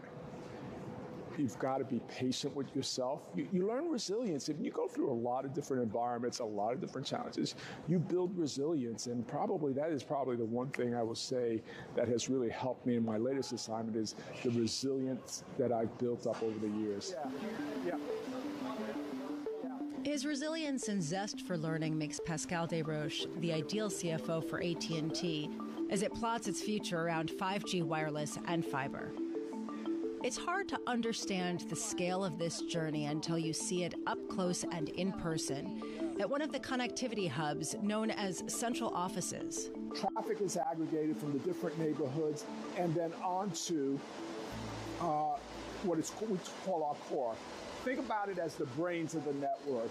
It gives routing instructions in terms of where the traffic needs to go to based upon the command from your phone, your tablet, your computer. We're talking next to another room that looks sort of like this, but a little dated, with all the copper infrastructure in it. That's all getting phased out, isn't it? It is getting phased out, but there's still, I'd say, about 5% of our customers are still on copper-wired phones. Think landlines, think legacy DSL, and there are all sorts of regulatory requirements that limit our ability to get out of that technology quickly. So we're required to serve both the historical legacy copper technology as well as the fiber technology. So when this ends up getting phased out, you have a lot of space left.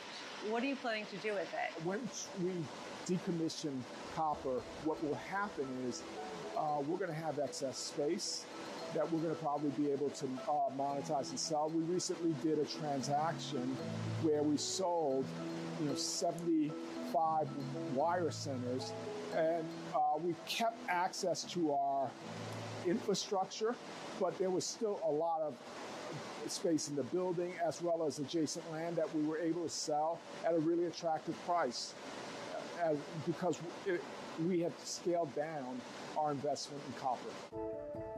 Fiber doesn't just take up less space, it increases efficiency at every level. For each one of these fiber cables, they snake back to a neighborhood. Each strand of fiber has several customers on it. It has a lot more capacity. Fiber consumes 70% less energy than copper. Similarly, the maintenance profile of fiber is so much better. We spend 35% less on maintaining fiber. So it's a win-win. It's a better product and less maintenance, less energy draw. Right now, there are more than 4,500 central offices across the U.S. AT&T intends to cut that number down by the end of the decade, but the ones that remain will still play a critical role in the business. It's really important that you have points of aggregation to ensure that you are touching as many endpoints across the country as possible. So yes, it's expensive to have them, but they also give you enormous reach across the country. Coming up, how tariffs could hit the telecom sector. It's just one more thing Pascal Desroches is keeping his eye on.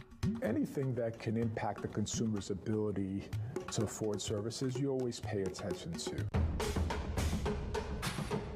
This is Bloomberg. I'm Jason Kelly, and this season on Power Players, we're taking you behind the scenes to see how the business of sports has gone global. I want sports to grow. I want sports to be bigger because we have talent. What we have achieved in the NWSL from an investor perspective over 2 years is the equivalent of what it took other leagues 25 to 30 years to achieve. You've got to have a business that's sustainable. The only way it's sustainable is got to make money.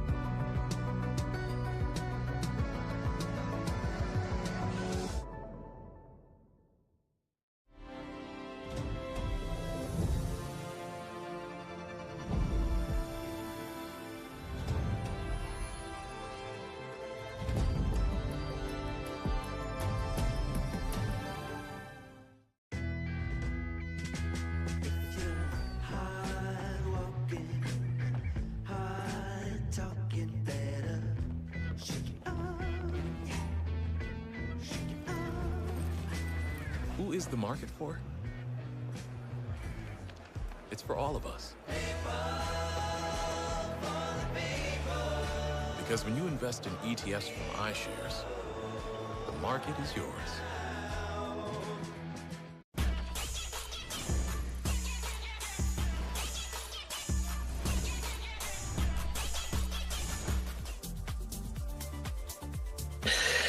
It's that time, guys. Send It Thursdays. Here we are. How many of you guys caught that Popcat long, man? I'm super excited. I hope a lot of you guys got that. But look, it's another Thursday. What am I looking at for the day, the week? We obviously the July 4th holidays going on here, and the markets closed a little bit early for New York. I think it was like 1 p.m. So markets are officially closed until Monday. So what's that mean, right? What does Asia got up their sleeves, right? So I've got a lot of setups here. I've got updates with Popcat. I've got a little update with TAI.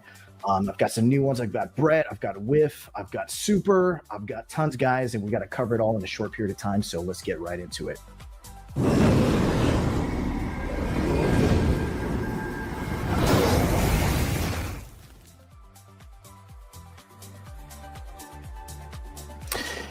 And you guys know the deal.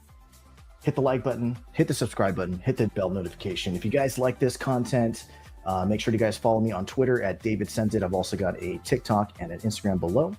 And got free alpha all the time for you. So anyways, guys, last episode here, we were talking about the War of the Whales. So hopefully you guys got registered in the competition. Again, there's $4.2 million up for grabs. And we got 11 days left, right? So it's not too late. You guys can register right now. We are so we're by P&L, right? How is our team doing by P&L? So we are coming in number 7 right now. And guys, I'm leading the charge, 270%. And you guys saw me take my first trade last episode, right? I took that Popcat long with you guys. I've basically fully closed that. I've still got Popcat running on Bybit and WeX. You can see I still got a little bit of poppies here. Got enough to close for a handbag, but we need more of you guys signed up, right? We still have a lot of time. We got some teams that are completely crushing it right now. The number one team, one of the guys is at 808 or 888%. So, but it's not hard to compound it, right? And we had a Sunday session with the chart hackers where I was kind of teaching everybody how to kind of get out the gates running here with some nice P&L, right? So anyways, let's get into what is going on for the market, right? So we love to start off with Banter Bubbles, and you can see here that Bonk is flying, Pengu still flying here. We're getting a little bit of action with Tia, so I'm kind of curious on what's going on with that. I actually have Tia for you guys. Fart coin, right? So a lot of the meme coins are still popping up here. If we take a look at the week, quite a bit of green, right? Quite a bit of green. Pengu at the number 1 charts here. I have no idea why it's flying so hard. But yeah, it's nice to see some green here, right? And why is there so much green? You're probably wondering, why are the altcoins running? And guys, there was a bill. It was just passed. And what's funny is that I was talking to James, and they just passed the bill officially after the markets closed, right? So you guys probably saw a little bit of bleeding, and then all of a sudden this little pop, but I'm not really buying that pump. What do you guys think, right? Let me know in the chats. What do you all think? So for the hour, what are we getting? Again, a little bit of green, a little bit of red. And so let's get into the RSI heat maps. Let's do a quick refresh here. And you guys can see that, Tron, Alchemy, Gun, Loca, ATA, Swarms, Sky A, B, Hippo. Some of these guys are at the higher parts here. And then oversold, we got Siren, Lever, Party, right? And this is kind of one of the tools that I use whenever it's coming to looking at swing longs or swing shorts here. So nice to see that. But what is going on with Bitcoin?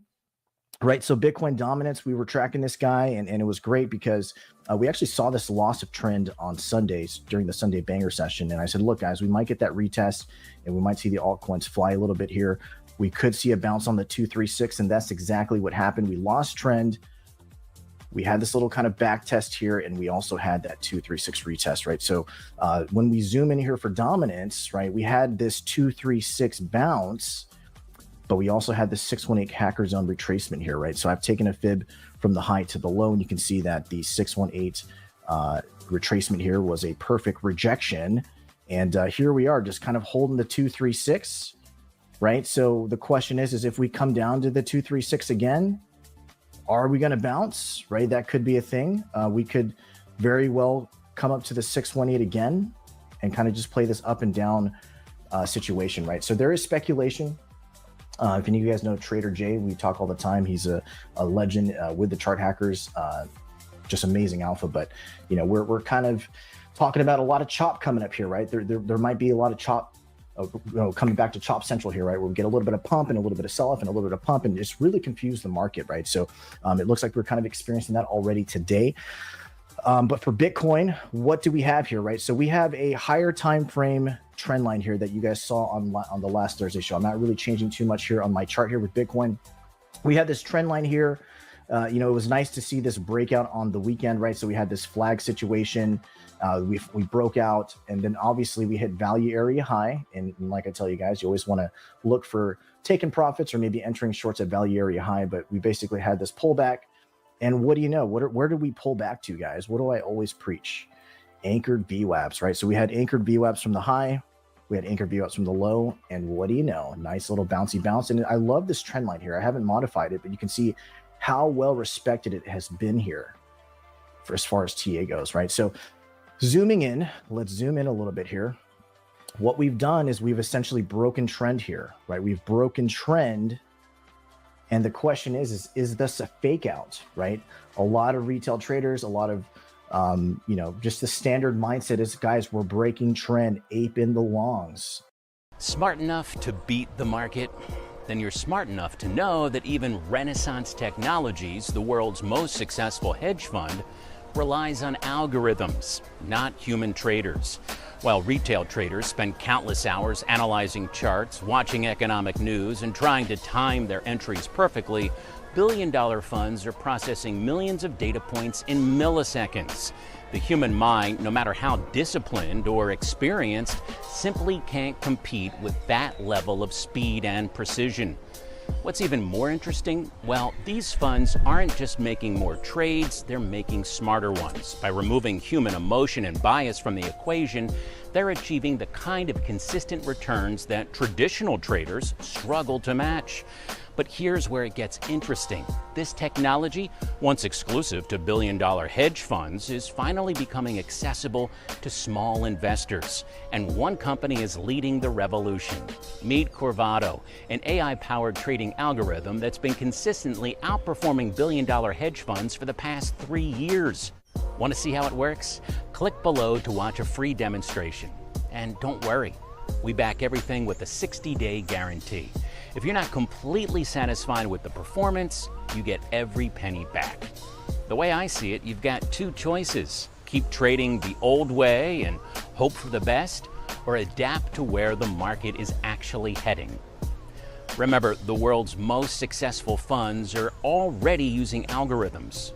Why aren't you? Click the button below to get a free demo.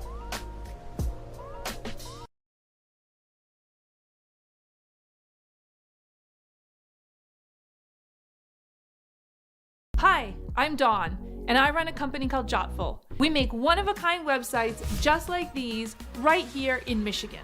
We figured out a way to streamline the whole process so we can charge less than you may be expecting.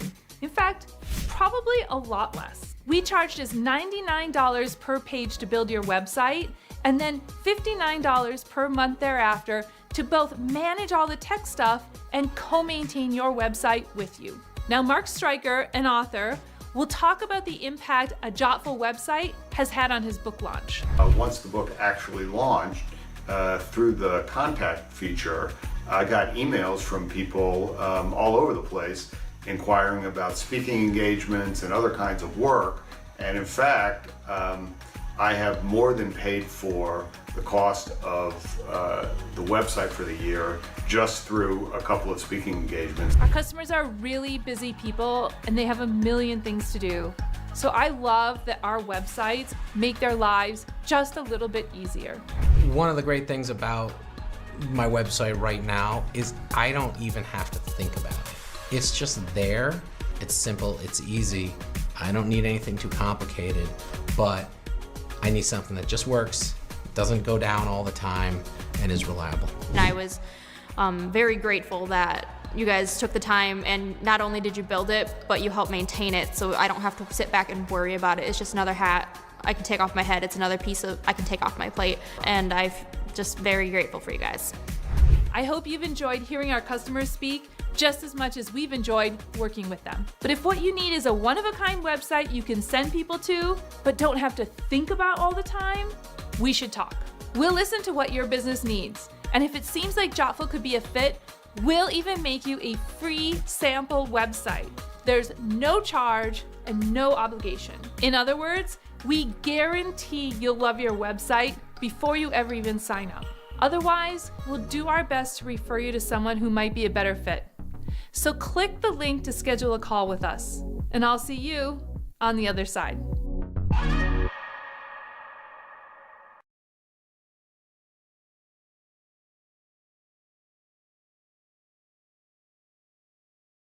And Max Payne's situation is we take all those guys out, right? So I'm kind of feeling that, right? So let's take a look at the actual break a trend situation. Let's look and let's dial in here. So I've got the 15-minute time frame going on here. I've got the Keltner channels, and you can see every time we pierce the Keltner channels, we get some kind of pullback. We've got a piercing here, got a pullback. We got a piercing here, we got a pullback. We had a piercing on the downside and then a nice little rally here. So obviously there's some kind of chop going on here. But what I've also done is, let me kind of erase this here and kind of show you guys, right? So this was the high from London here, right? And so U.S. market opened. U.S. market essentially took everyone out. And in my opinion, I feel like U.S. market has some nice little short entries here. If the market makers indeed did that move on purpose, they've entered some short positions. The other speculation is, hey, it's the holiday. Nobody wants to stare at the charts. A lot of people are closing their positions, right? So maybe that's a little bit of what had happened here. But what I like to do as well is I also like to take a fib from the absolute high of the recent move to the low on the shorter time frames. And you can see that we are clearly rejecting off the 618 retracement here. So I'm watching this closely. Let's take a look at where the 786 is, right? So we'll pop in the 786 right quick. Right, and the 786 actually might be a nice little play here. We get a little pop up here. We pierce the Keltner channels. We hit the 786 retracement, and then we come down. And I would love to see us at least test the broken trend or the break of trend, which is 108.974. But also coming down and testing the value area high, right? So that would still give us kind of this bullish posture if we are truly breaking trend. But as soon as we start to lose this 108,500, then I think this is essentially a fake out, and we're probably coming down on these altcoins. Dominance is probably going to go up, and to be honest, I'm holding some shorts right now. Okay, I'm still in some longs, but I'm kind of feeling more shorty than anything here. You can look at the 15-minute time frame. We're getting hidden bearish divergences here on the shorter time frames. Bearish divergence here, and again, we're at all-time high territories, guys. We cannot be delusional. We're at the all-time high territories. The markets are closed. There's going to be a little bit of some gains to be had here. Okay, so that's kind of my mindset with Bitcoin. I do think that we could potentially range here. Very important levels here. So let's go ahead and set it together as a team. Let's go ahead and right click 108,538 and let's call it value area high retest. This is a very important level for us to hold. And there's a lot of support here. You can also see that there's a bullish order block here. And how much of a drop would that be? 1%, right? So it's not a lot. The markets are closed. We don't want to see too much, 2 or 3 or 4% moves yet, right? And then, yeah, like obviously if we start to dump 2 or 3% while the markets are closed for U.S. markets, that essentially that would mean that, yeah, U.S. did get their short positions here, and we are probably coming down to lower level territories, right? So where could we go if we do lose these levels here? So let me kind of share with you guys my thought process, right? So this was the magnifying glass. Now we're zoomed out here, right? So essentially, if we come down and we lose this trend line, we lose the value area high, then the first level of interest for me is this 107,390. Okay, but what I've also done, and this would be kind of brutal, is I've taken a fib now and I've re-extended it, right? So I've got the absolute low to the absolute high. What's up, Carl Nation? It's your #1 broker with the best full-service wealth management skills in the biz. Actually, I'm seeing something from Schwab. Uh-oh. Yeah, Schwab lets you invest and trade on your own. And if you want, they can even manage it for you. Not to mention, Schwab has a team of specialists for taxes, insurance, and estate planning, all with low fees. We're experiencing technical difficulties. Carl. Schwab, a modern approach to wealth management. Organic and dairy-free. Woo! Woo!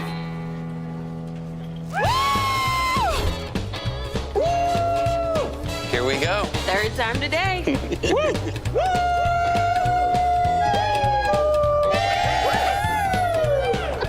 At Sprouts, our shelves are filled with new, exciting, and delicious discoveries. This is that Sprouts feeling.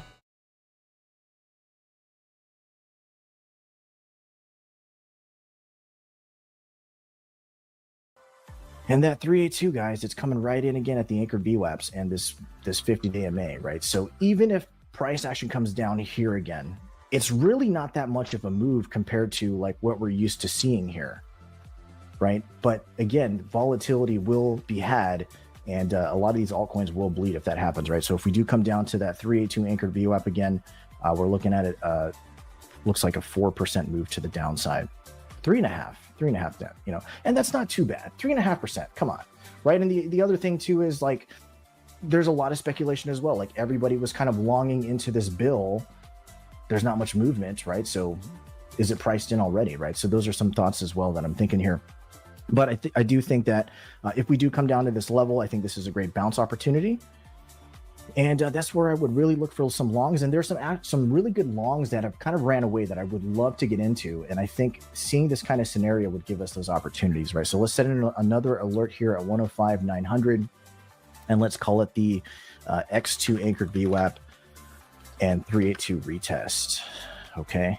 So that's enough about Bitcoin. Let's go into some highlights of the highlights of last week, right? So we had this nice little PopCat long. I gave you guys the banger entry. I took, trades on 4 different exchanges. And yeah, I have fully closed quite a bit here. And I do still have a little bit running. I do recommend leaving a little bit here because yeah, we still have some room up to the 200-day MA, 50-day MA here. In the grand scheme of things on this break a trend, there's still a lot of room to go, right? But, with one thing to keep in mind is that we are at this bearish order block right now, right? And since Bitcoin's looking kind of toppy, I wouldn't be surprised if PopCat comes in and taps the anchored VWAP again, right? We also have the 618 as well, bullish order block, and that seems to be the common pattern here for some of these altcoins is we get a rally, we get a pullback, we get a rally, we get a pullback, we get a rally, we get a pullback, right? So I'm not telling you guys to short PopCat, but I am telling you guys you probably should take some profits, right? So nice little spot play here. Gave you guys a little spot setup last week as well, and we are up 70%. Let's freaking go, right? Still looking for more to the upside here on game, right? Like I said, this is a nice little play here. I'm still holding this guy. I haven't sold any tokens. I'm still looking for 15 cents, and essentially I'm looking for another 100% move to the upside, right? So this is spot only. This is not leverage. But let's shift gears and go right into some leverage stuff here, right? So a little update on TAI. This was a short that I was looking for in case we did get that rise. And unfortunately, we didn't, right? We essentially were right here whenever I was talking to you guys last week. This was actually Thursday last week. And I was looking for a sharp move here, but we didn't get it. In fact, we kind of just halfway got there and we just kind of been just consolidating in this range here, right? But what's interesting for me here is that we are literally very close to this bearish order block here, right? So, this is still in play. I think Bitcoin, if we do have some kind of rise first, I think it's going to be some kind of trap, right? And I think that TAI would be a nice little short still. Okay, so nothing's changed there. And this is not one of the few setups that I have here. Just wanted to give you guys an update on that. That one long that I'm kind of foaming at the mouth for is Arrow, right? We've been tracking this guy. In fact, one of the sessions that we had on Tuesday, I took the long here and we had this crazy rally and I actually took profits because look, we were at this trend, right? And when we get to a trend and, 200 AMA here, value area high, it makes sense to take profits. I fully closed my position and I'm glad I did. And then here we are, we had this round trip and essentially we are kind of in this triangle situation But what I love about this setup is we have a 6-hour bullish divergence. We have bullish order blocks below. We have this point of control on chart prime. And, I would say at 75 cents, we're almost there, is the entry, right? So this is a situation where you could probably enter now, low leverage, 5x leverage. And if we get some kind of dips here, right? Again, if Bitcoin has that flush during the weekend or next coming days, I think we are going to come into this region here. And I do think this is an opportunity, right? We've had some candle action here, but there's a lot of support. There's a lot of buys. And I think kind of the idea here is to kind of build a couple positions and then grab the break a trend, add to your position here, maybe crank up the leverage from 5x to 10x, even more if you're feeling like a degen, and then looking for this guy to hit that 382 retracement at 106, right? So if you guys want this entry, we're looking at 0.697 through 0.755. And how much of a gap is that? That's a 9% window of price levels there, right? So how are you going to deal with that? If you're 10x leverage and you enter at 75 cents and we dip all the way into that order block, you're going to be liquidated, right? If you don't have a plan. And that's where the buffering strategy comes into play. And like I said, guys, the idea here is low leverage, 3 or 5x, ladder in, have a couple positions. If 1 or 2 hit, great, right? But if all 3 hit, even better, right? Even if you have one entry and it takes off, that's fine, right? The idea here is that you break trend, you get the retest, and then you add your position here as a confirmation, and then we go, right? So I love Arrow. There's a lot of bullish things behind Arrow. And let me know in the chats, are you guys bullish on Arrow? Let me know what you guys think. Going through the chats here. I haven't really had a chance to go through the chats last time because I'm just going. Appreciate you guys being here. Cool. So what is a long that's kind of in the zone right now? Okay, this one's very interesting, right? This one's Brett. Okay, now this was a chart request through one of the Chart Hacker members yesterday, and I was like, dude, wow, this is kind of cool. So what I have here is I have a very, a big fixed range pull here, and the key for these kind of deals is like the point of control, right? I've got a fixed range pull. You got value area high, you got value area low, you have point of control, and you can see that point of control has been a rejection zone. And as soon as we get above it, it's been kind of a support zone. And so we kind of struggled here a bit. So let's zoom in. What am I seeing? So number one, we have the anchored VWAP from the low, right? We have the anchored VWAP from the low. This was from the Sunday war dump. And you can see that the anchored VWAP has been holding as support respectfully here. But what's key here for me is that we've broken above point of control and we have now retested point of control. And that's kind of what I like to see. So in the event that we don't have this flush up, we don't have this dump, for me, Brett looks really nice here. But the thing is that there's an anchored VWAP. If we do get some kind of flush here, I'm looking for this trend line to be confirmed. So this is not a confirmed trend line. We have one touch, two touches, but I'm trying to track it. And, the idea here is that if we go now, or we come into the anchored VWAP and wick into it and then go, or we hit the trend line and go, that's kind of the idea here for this guy, right? And we also have this 786 fib that is a nice retreat. Like I always tell you guys, 618s are great, but 786s are a lot better. Okay, so this one looks really nice. This is kind of one of those deals where, hey, it's very volatile. Like 3x leverage is all you need, right? If we go 3x leverage and we have this nice rally, well, you're looking at 100% P&L to the trend. Okay, don't get greedy with this, guys. Those that go 10, 15, 20x leverage that are already liquidated right here, right? Don't miss the move. Don't lose your money. Like, make sure you guys capitalize on this move here. And my goal for this one is coming up to the 200 AMA. 200 AMA is at 0.06. Why would I consider that a nice target? Well, here's an example. WIF already did it.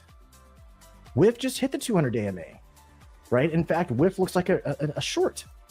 We have value area high. We have anchored VWAPs from the high. We have the 200-day MA, right? So this one looks like a little pullback is coming here, but that's kind of the idea behind Brett is like which tokens haven't hit the 200-day MA yet, right? And look, this could take a little bit of time, right? This could be, how many days could this be? Let's take the measurement tool from where we are now to this trend line. This is like 7 days. What if it took 7 days of dancing around and sitting here and then we get the pop? Is it worth it? In my opinion, yes, right? So this is kind of the swing long, if you will, for Brett. I would say that the invalidation for this guy is if we lose the trend, if we get candle closes below the anchored VWAP, right? And so, yes, there's quite a bit of a gap here. So make sure you guys are using proper risk management and you have a strategy. And like I tell everybody, have a plan for if it doesn't work out. Too many of you guys are like, look, this is it. I'm putting all my money in. Let's freaking send it. And it doesn't go the way you want it to. And then you're out, right? That's not the right mindset, guys. That's like gambling mindset, lottery mindset. Always have a plan for if it fails, be comfortable with that, and then take the trade. Okay. A little bit of real talk there for you guys. So hype. So we are in the zone. I am in the hype short. In fact, I'm in the trade right now for the competition, right? A little drawdown. I don't really care, but I'm still sticking to my guns that we are going to drop on a hype, right? So we had this cute little 3% move this morning and then a quick retrace, right? Quick retrace down to 0%. And honestly, guys, I like this as a head short. Like, we got to be realistic with ourselves. We're at all-time high territories. Now that I use Monday Service, AI makes solving tickets my form of meditation.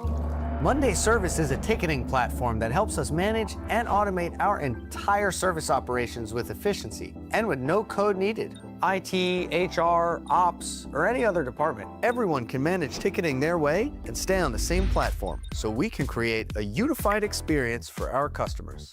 Every incoming ticket is automatically categorized, and the repetitive issues get resolved. Whatever tickets are left get routed to the right available rep with recommended resolutions and next steps. And you can see it all here on our dashboards. We customize them to focus on the strategic stuff, identifying company needs and opportunities so we can finally be proactive and also showcase our business impact. Turns out my job doesn't have to be that chaotic. Right, Taylor?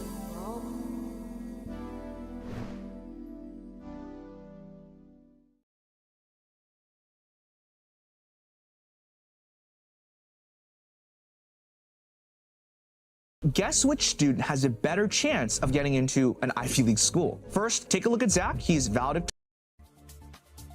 Okay, we're at all-time high territories. I'm not saying like this is the absolute best short in the world, but this looks like a decent head short, right? So there's a couple things in play right now. So we use an oscillator called Chart Prime, and Chart Prime has this blue reversal dot, bearish divergence print just recently here. We have bearish order block here. We have a bearish order block up here as well. And then if you look at the 12-hour time frame, we also have a hidden bearish divergence here as well. And like I told you guys on the last episode, you know, this was something that I was looking as a potential short, and sure enough, it took 7 days to finally get into our zone. But keep in mind, it just got into the beginning of the zone. The zone that we're looking at here is from now to about $43. You know, I would say a candle close above $44 is kind of the invalidation, right? But, you know, even at low leverage, 3x leverage, 4x leverage with another order up here, I personally think we're going to come down, right? Even if we get this crazy wick here, kind of stop everybody out, I still think we're coming down, right? And that's kind of what we experienced with SEI. You know, and the chart hackers got all of the SEI that I was talking about. In fact, on Sunday, I gave SEI, and that's kind of the winner for me right now. I've compounded. I basically took profits on the Popcat long, and then I basically started to full send an SEI short here. You can see I'm already $2,000 profit on the SEI short. And I've just been writing shorts on SEI. I mean, that's, you know, I feel, you know, pretty confident when it comes to identifying some shorts, and I don't always get the shorts right, but I think this one looks pretty dang good, right? So I'm in this hype short, guys, and just remember, it could take some time here, right? When is it going to dump? Well, think about this. If we're looking at a macro head and shoulders play here, right? This would be the right shoulder. How long could this take?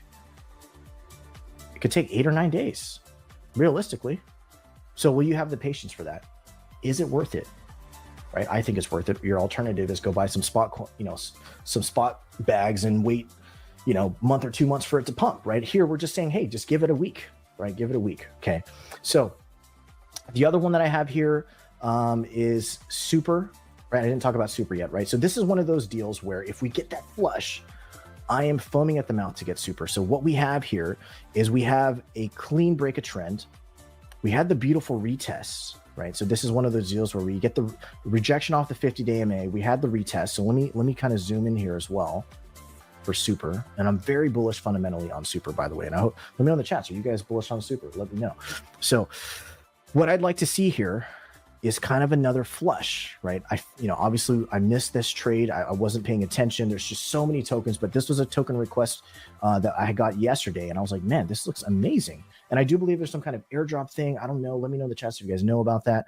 But ideally here, if we get this pullback, this flush from Bitcoin, we would get that 61 cent level here. And there's a lot of support. There's a point of control. There's an anchored VWAP from the lows. Again, I tell you guys, watch the anchored VWAP from the lows. We could see something like this and then a rocket ship up to the 200 AMA. So the target here for me, just like what we saw on WIF, is the 200 AMA, value area high.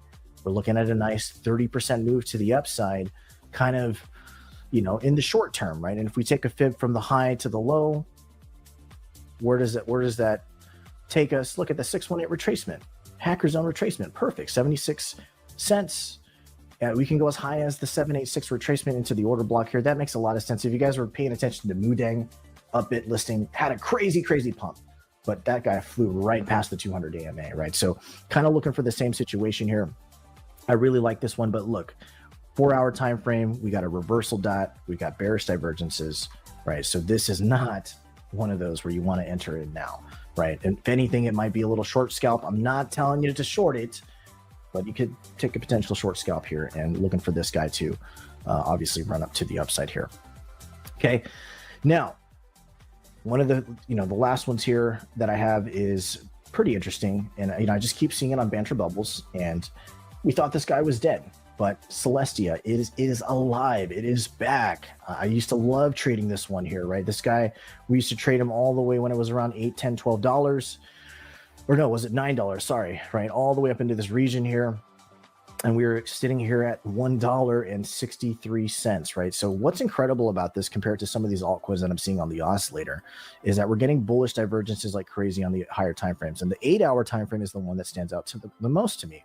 We have this bullish divergence. Not only were we screaming it here, but we had this bullish divergence and this blue reversal dot, right? So obviously it's pumped, but this is one of those setups that I think if we get that flush out, this would be really, really nice, right? So I think that us breaking above the point of control is key here.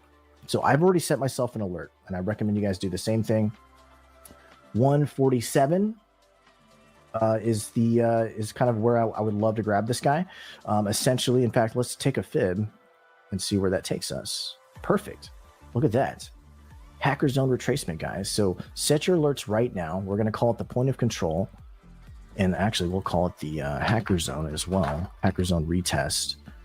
I think that's the banger, guys. And in fact, this could be the swing long, right? And how long will it take for us to get that entry, right? We could be dancing around here for a couple days, but I'm feeling like there's going to be some kind of flush, right? I think there's a lot of retail and just average traders that are like, hey, let's long into the bill. Let's build these longs. Let's compound the longs. Let's long the tops.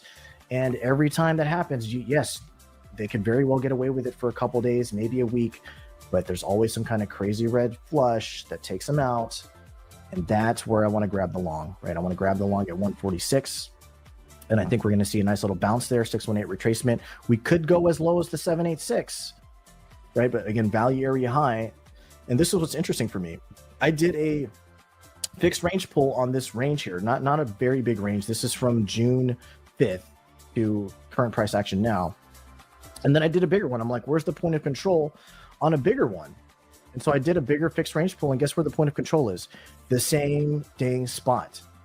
So when you have a macro fixed range pull with a point of control here, and then a mini range with the same point of control here, guys, that's the banger, straight up. So I am pretty excited about this potential setup here, and it looks like we got like 2 minutes left. So, look, I think WIF could be a short. I think this is a little bit of a degen short. Anytime I tell you guys to short or long meme coins, it's a degen play, right? It's what are you comfortable with gambling? You can expect to lose the money because again, these meme coins can rally really hard, 20% out of nowhere. It'll take out even those that are 5x leverage. But I mean, I think this is a valid short hedge play, right? We got anchored VOS from the high, 200 AMA, value area high, 50-day AMA, and it's kind of struggling here at the moment, right? So I think we're at an entry now. We also have a 4-hour bearish divergence. You can also set your stop loss above the wick high, which is 5%. Give yourself some breathing room here. 5x leverage, I think, is a safe play. So if you do get stopped out, you're only looking at a negative 25% P&L. And it's not too bad of a hit here. But what's the risk to reward? Where would we take profits? Let's take a fib from the low to the high. Let's see where the 618 retracement is. Looks like 84 cents to 81 cents would be kind of the ultimate nice target here. And then from there, we could very well bounce. And in fact, we probably will bounce because we have a bullish order block here at a point of control. So this could be like a little double play here. I'm not bearish on whiff. For all you whiff lovers out there, right? I'm just trading the charts, right? This could be a nice little double play here. And for those of you guys that are in a whiff long, and you're like, dude, I want to make more money. I want to maximize on this trade. What do I do, DJ and Dave? Well, set an alert here at 81 cents. And that's where I would add to your position, sprinkle it in, and don't compromise your entry, obviously, right? So just to kind of recap here. My man. Hey! Sometimes, you could have done better. Same goes for where you invest. Level up and invest smarter with Schwab. Most of the Linux-based attacks are pretty much living off the land attacks. You are using whatever is available, you weaponize it. You might have like minutes to maybe an hour to react. Have you ever used PowerShell? If you don't need to use PowerShell in your box, turn it off. Have you ever used, BitLocker? That's a literal billion-dollar question.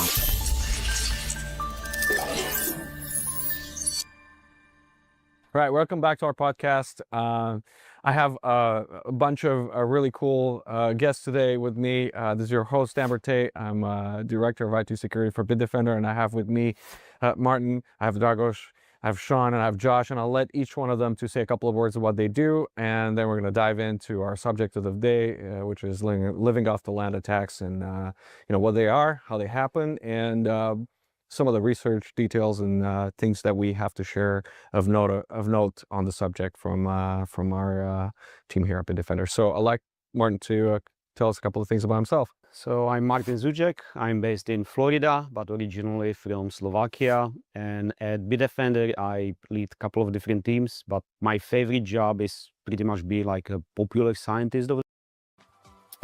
We have the this competition here.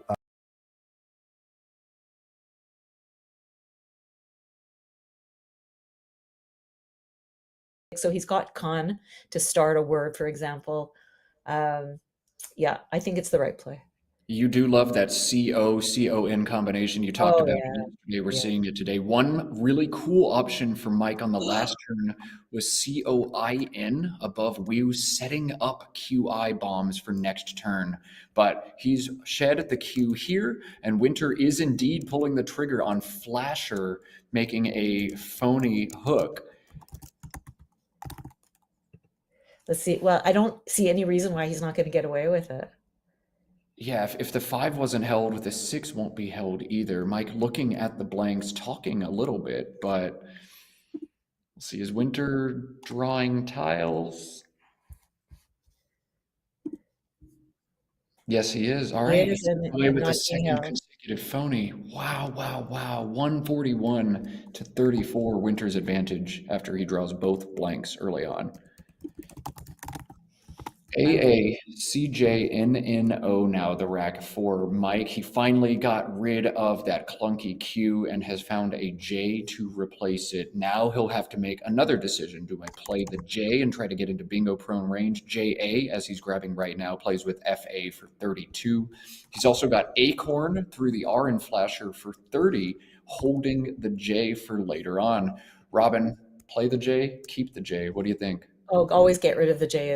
It's almost, the thing is this, do you want to hold on to the J to maybe get something from Flasher, but there's no reason why it's still going to be there.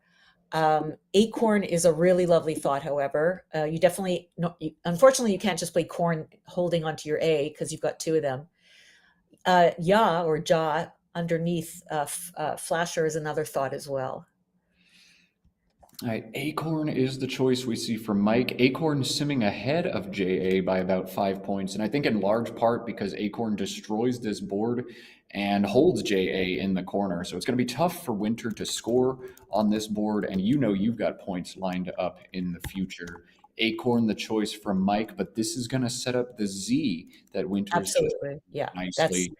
That's the play, but unfortunately you're going to have to get rid of, hold on to 2 U's. Obviously, Yuts, like you just pray that you could put that down somewhere. It so cleans up your rack, and it scores usually, but no place to put it. So it's unfortunate for Winter. I'm just looking, can he use any of these U's down to the L? But I don't think he can. From off the Q. Yeah, he could play Zulu for 24, and there's something to be said for that. Are you doing a sim on that one?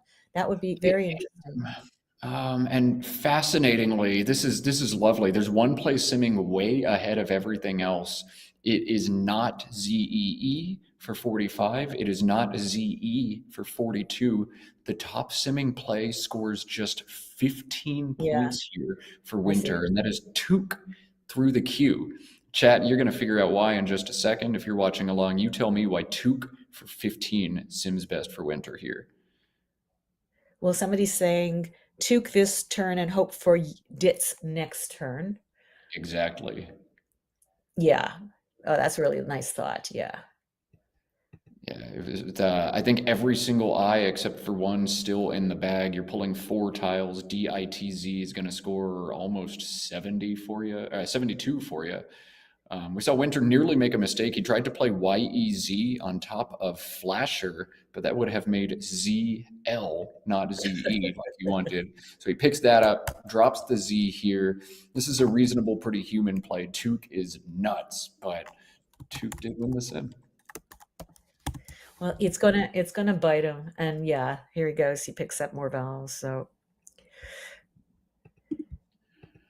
all right, ADG, NRV, and that J on Mike's rack now, and we'll do a little bit of a word knowledge check here. I think the top option for Mike is going to be a 6-letter play through the A in Acorn. The Collins only Garjan, Garjan. Ganja also plays through that, as does Jagra. But I think you want to play as long as possible out of this rack, Robin, just to get rid of as many consonants as you can. What do you think? Normally I would agree with you, but because the R and the V are so much better together, I see he's played anyway, so he's not listening to us. But I would play Ganja and keep DRV, which I think is better than DV. But I understand that you're going to have to pick up at least 2 vowels to work your way out of that.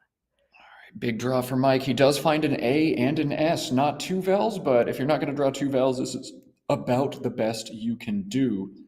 And here comes Winter quickly responding, DEETUUY. He's going to play Dooley. He might have played this anyway last turn, but now 27 points. Hooking JAY makes that a no-brainer for him. Back on turn is Mike, ADGNRSV. He trails by 114 points early in this one. Ooh, the prices here at Chapman Chrysler Dodge Jeep Ram in Las Vegas are sizzling. You'd think we were giving them away. Not quite, Boulder, but we do have great deals. Deals so good you might think you're dreaming. Quick, pinch me.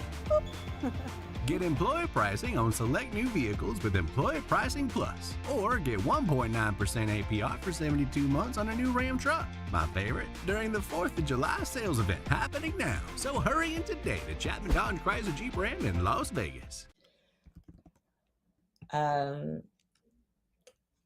mean, you could be really naughty and play Vang off the A and Acorn and hope he doesn't have an S.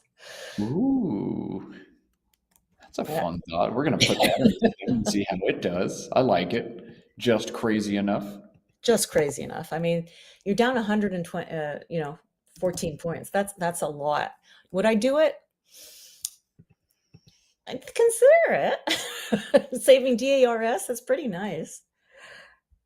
Now, for our viewers at home, this suggestion from Robin is fun, and I love it. It is the kind of play that doesn't work well in a simulator. Yeah. If a human plays VANG through this A on you, they almost definitely have an S, and you're going to try to block that S.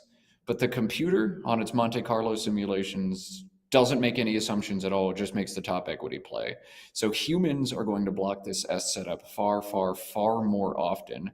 Vang is winning a sim on my computer by about half a point over some of the other options. Which one, Vang or Vangs? Vang, just 8 points. Vang set up the S. Oh, so there you go. I'm not so crazy. But just because it wins a sim doesn't mean it wins in real life. Humans. Okay, this is a huge mistake. Okay, first of all, Varna, you have to play Vanda because DG together is much worse than GR. I don't even know. Yeah, Varna didn't even make it onto my sim. That's how not good it is. Yeah, that play seemed off. Perhaps he was scared off by Vandal. He didn't want to give another hit if he could avoid it. But that DG combination is horrifying. I do agree that play felt a little off to me. Back to Winter, whose draw feels a little off to me. AEEIOTU.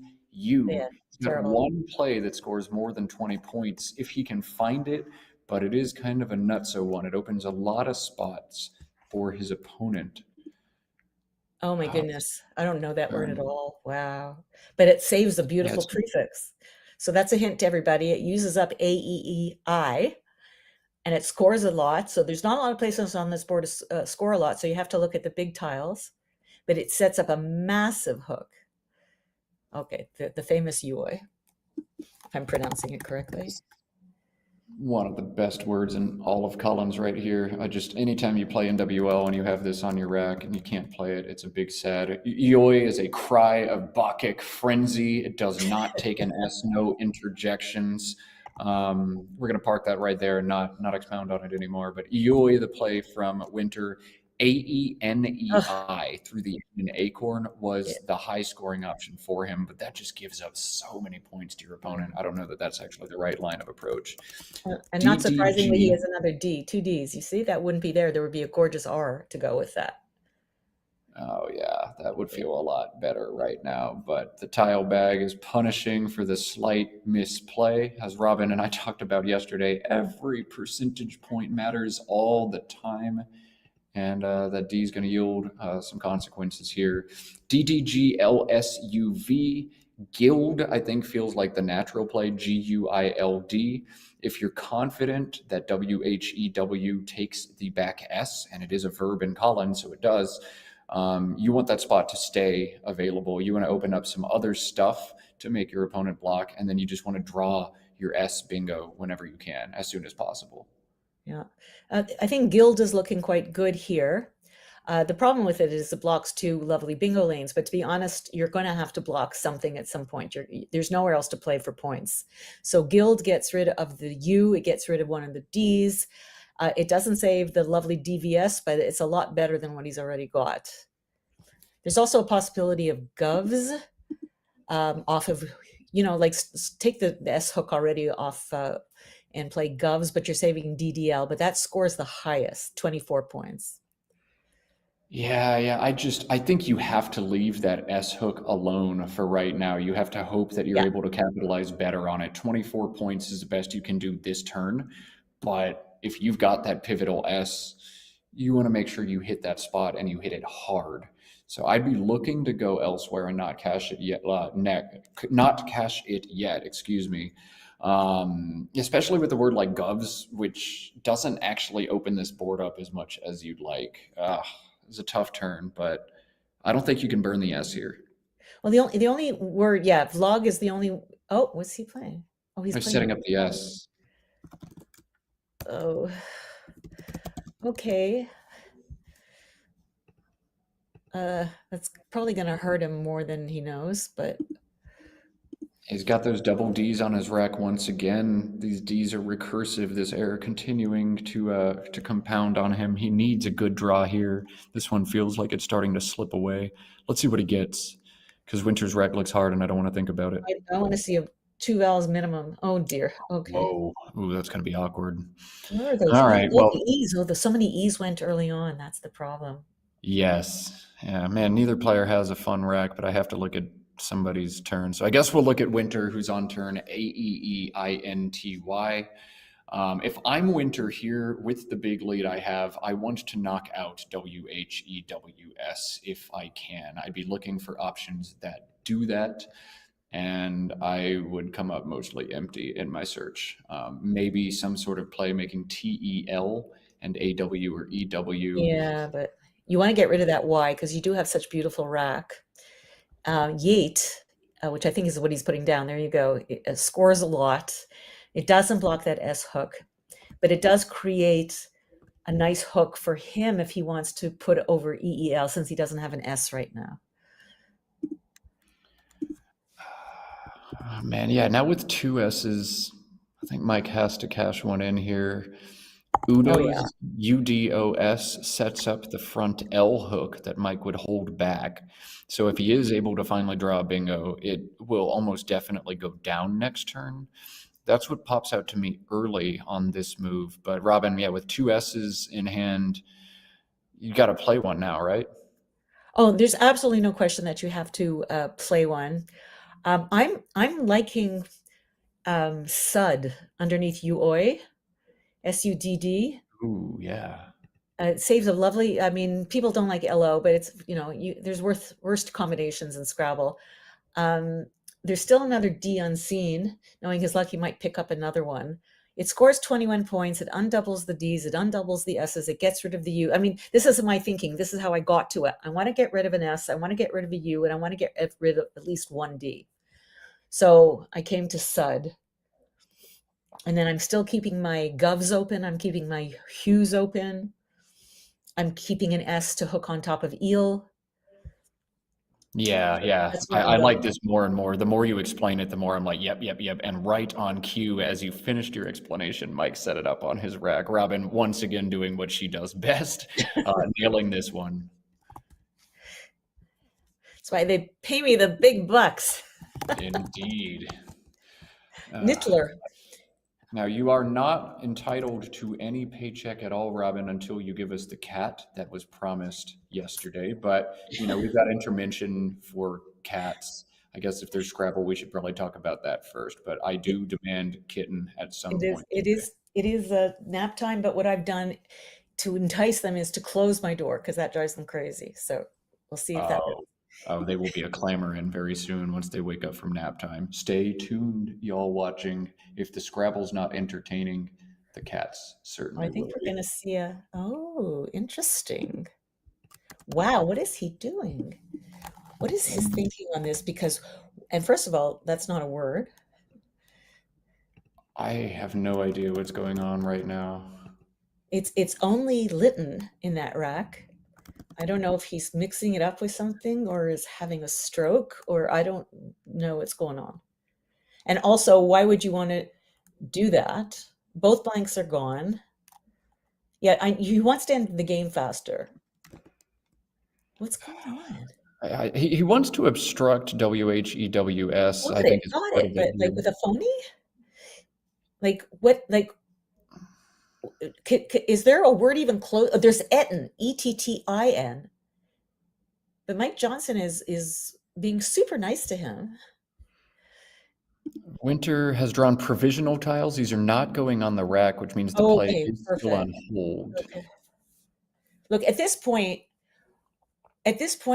Mike has to challenge. He's just got rid of 6 tiles. That is going to end the game faster. It's not a word he's ever seen before. He couldn't have seen it before because it's a phony. There is absolutely no harm in challenging this. And in fact, you have to. He's given him a gift. And I don't think he's maybe looking to see if he can bingo through that N. And that's why it's taking so long. Yeah, I mean, there's a lot you want to think about here before you pull the trigger on it. But yeah, this has no business being a word. This would be a high prob 7 if it is a word. And here comes the challenge from Mike. He is getting a huge opportunity. Yeah, gift in a game that he really has no business being in at all after the way it started. Alrighty. So now we have to see what's on his rack. He's starting now to develop something viable. Okay. So that is not what either one of us expected to see. We have seen some very weird things on the board almost all day. And we are continuing to see weird things on the board. A 0-point phony from Winter that gets knocked off. And Mike has a lot to think about now. 6 of your opponent's tiles, I'd be tripping out thinking, oh my God, did you do that on purpose because you're hoping I open a bingo for you? Are you sitting on sevens, like lenient or something, in title, and it just doesn't quite fit on the board, and you're baiting me into giving you a spot, my brain would be exploding right now. Dip your toes into 5-star luxury at 3-star prices on a summer getaway to Scottsdale, Arizona. Resort rates start at just $79 nightly, which means you'll be able to indulge in everything Scottsdale has to offer. From epic resort water parks and sunrise tea times to soothing spa treatments, Scottsdale is swimming with endless opportunities for fun, relaxation, and adventure. Take the plunge and plan your getaway at summerinscottsdale.com today. Him to keep him in bingo range and score some points, it's tough to spot, but you can play just the A and one of your O's at the bottom of this board and make Razoo, R-A-Z-O-O, Right. 20 points, hold coils. You like that, Rob? That's got to be it. It's stunning. And we had Razoo as a possibility yesterday. Oh, we did. Yeah. Now we see it again. Just play We the had same. Wazoo and Razoo. And now I got to look it up because, like, God is telling me. It is Razoo. Australian slang, an imaginary coin, as in not worth a brass razoo, mate. I'm so very good. sorry to our New Zealand friends. I'm so sorry. Do we have any New Zealand friends? If you're here from New Zealand, let us know in the chat. Let us know how offended you were by that. Okay, so why is Razoo so great? You do want to undouble the O. I'd prefer to get rid of an I than I'd rather get rid of the I than the A, but it slows the game down. He's 100 points down. There's no need. No, he only played 2 tiles, so that's fine too. But he saved himself look at, there's 6 O's unseen. Well, he's got one of them. So let's imagine he had played the AO, and he would have BILOOSC, which doesn't play, but it would have been the right thing to do. Yeah. This rack, ABILOOS, not very excited to look at unless he gets a D out in space, which is not happening. We'll see what Winter does now, though. He's playing very small, right? So Winter knows he's got an S. He knows it. So really, I think what he was thinking, the ideal thing to do is to make a 6-letter word from the EEL, if he could do it. And then he blocks all of the S hooks. But he couldn't do it, so instead he's opening the board. But he didn't give him a D for Diabolo, so he has nothing to play. So Winter opting to just open this whole board up. I guess if you have your opponent pegged on an S and you know he's a ticking time bomb until he hits Wews or Govs or both, you might as well just open something up. If your opponent's going to crush the S, then you need a spot to crush yourself. But I don't know. I would have been far more hesitant to open the board in this game state. In any case, that's what Winter does. And Mike, not able to hit anything back. ABILOOS gives us a word that we've seen at least 3 times on stream already. BOOAI. Yeah, you love Plays that to one. the I in Linty and opens even more stuff up. You like that, Robin? I love it. He has to. So you were talking this morning, Jesse, and you were talking about what is the psychology of the person who's behind. And now we're about at the end of the mid game.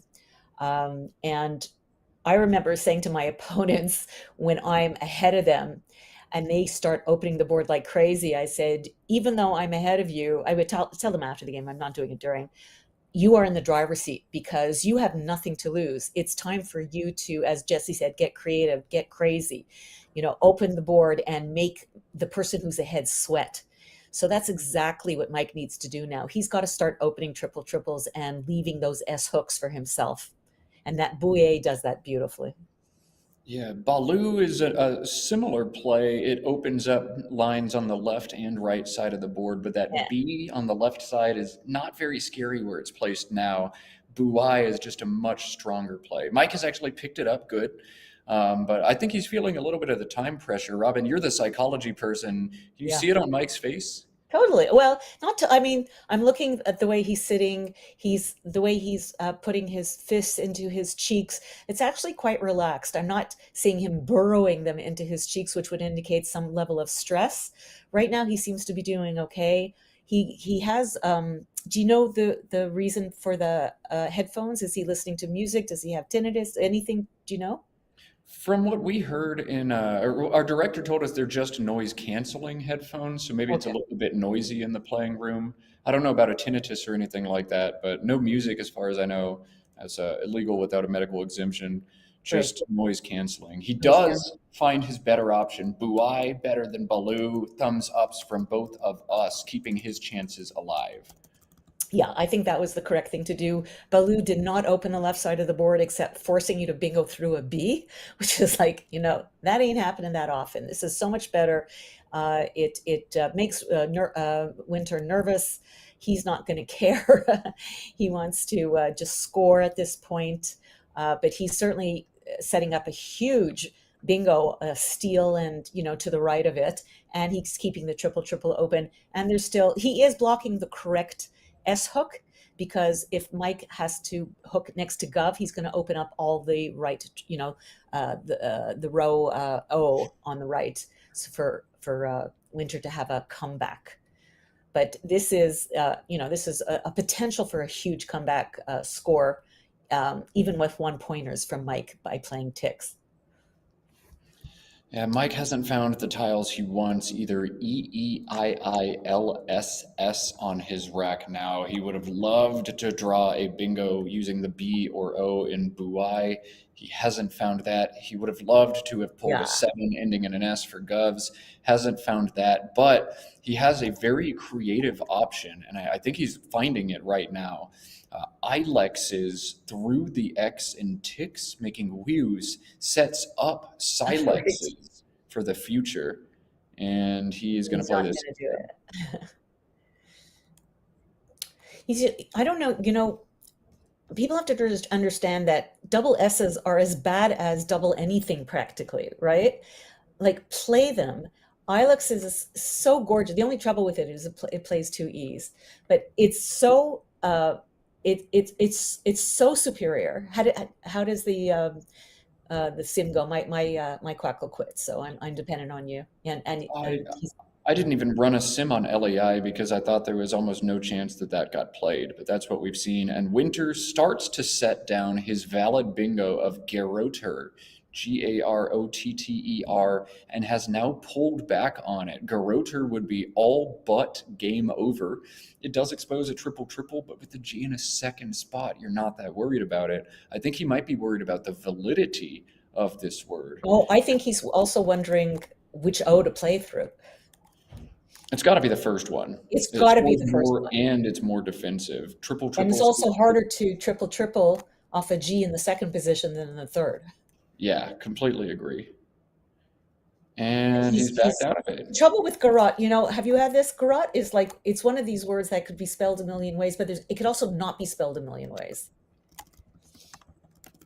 I think he's feeling he's way ahead. I don't want to play a phony. This is what happens when you play a phony in a game. Then you start to get a little afraid that not only am I going to do another one, but Mike has already shown willingness to challenge him.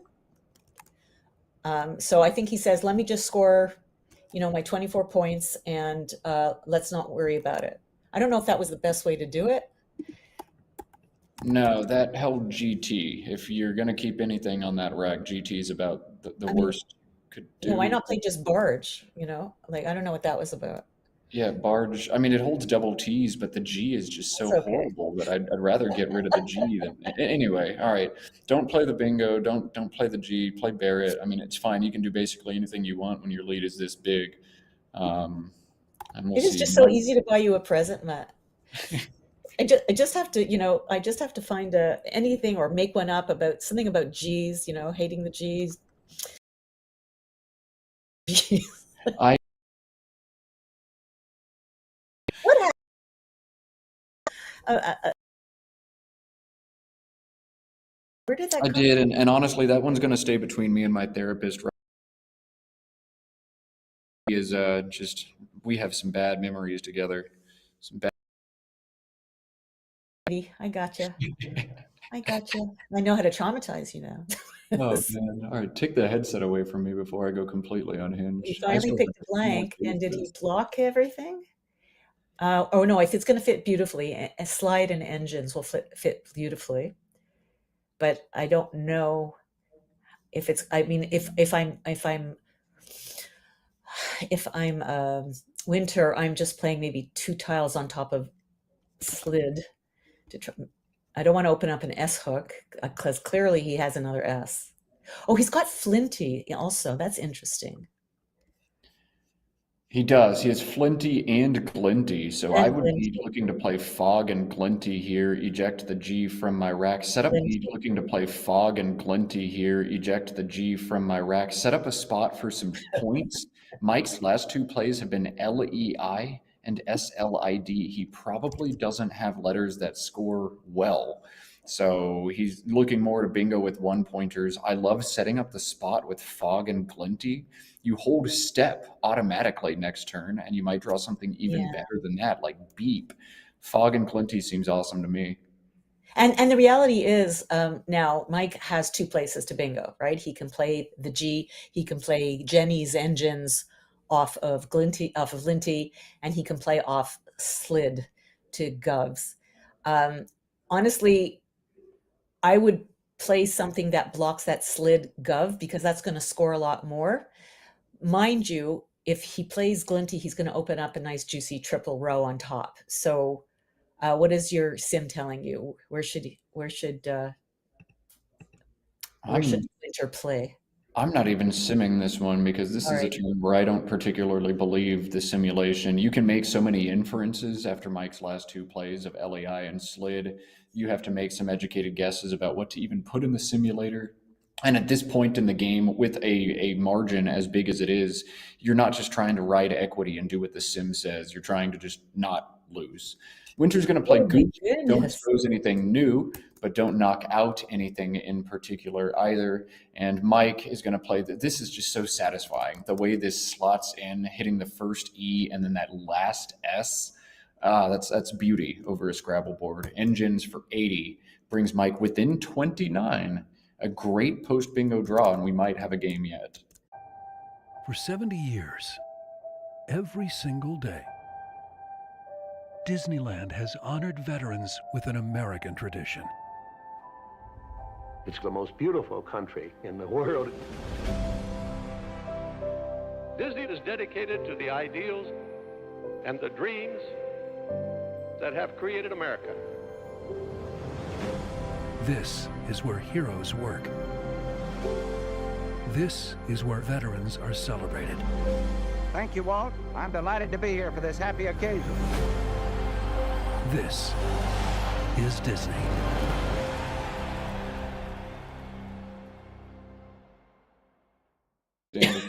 There's a reason for it. In any case, I will behave myself.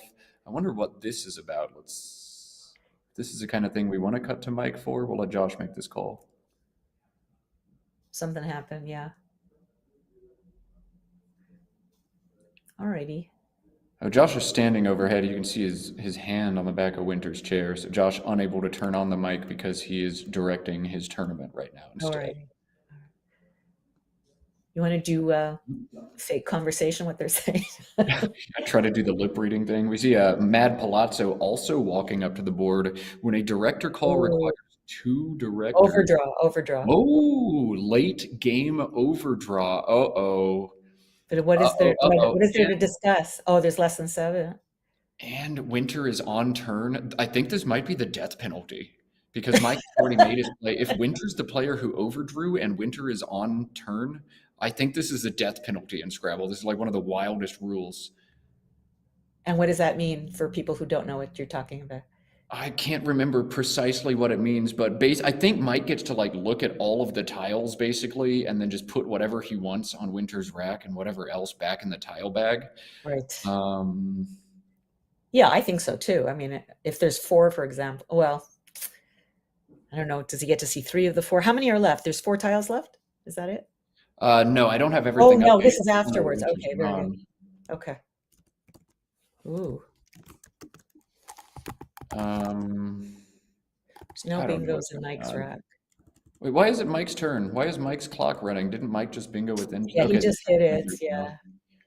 He lost a few seconds. That really hurts. That really hurts because this is a close game now, and he's just lost a few seconds. This is a close game, but I don't think it's actually a close game. If you look at what's unseen to Winter, AEI-MOOPT, you just can't be hurt. There's nothing Mike can have that's really bad for you. And you've got a way to score points. Mike can't threaten any out bingos. He doesn't have a hook to Linty. It is a close on the scoreboard, but it won't be close when it's all said and done. Okay, so here's a quiz for you, and it's not fair because this is not your dictionary, and I don't think this is in ours. I've never seen it. With the remaining tiles, everybody can see them. AEIMOOPT. There's a bingo with another P. Oh man, a 9 with another P. I just had to check it. Yeah, if you know this one, go ahead and flex on all of us. If you don't know this Without one, looking it up, be honest. This is, goodness. Anyhow, what a word. What a word. Yeah, I love it. I love it. I once played Patootie against Ian, and he was like, wow, that Ian Weinstein, and he was just like, Ian Weinstein, and he was just like, oh my goodness, that was such a great play. And I was just thinking, I don't know, what else are you going to do with 2 O's, 2 T's, like, but they're just fun words to play. And I once missed, I missed a 9 at Ira's tournament in New York, like a thingamajig or something like that. And somebody pointed it out to me. And I said, it must have been very painful for you to sit next to me and see it, and I didn't see it.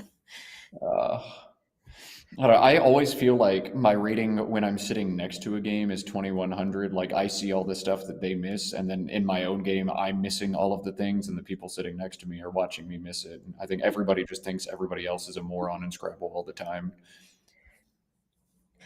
You know what? And this is like a life lesson, which I taught my now 20-plus-year-old children, which is that for the most part, people really aren't thinking about you. We're always so worried what people are thinking. Like, they're not thinking about you. They're busy about themselves. And if they're thinking negatively about you, then they're not your people. You don't need to spend time with them. Yes. That is a lesson I am internalizing more and more the older I get. And I think I've taken it to the other extreme. I don't care what people think about me at all. Look how cool I am, Robin. Just kidding. Fantastic. That's fantastic. I hope it stays with you the rest of your life. Yeah, you're right. If they don't like you, if they don't vibe with you, if they're talking bad about you or thinking bad about you, they're not your people. And go find your people instead. Exactly. You can probably find them at a Scrabble tournament. These are people, for better or for worse.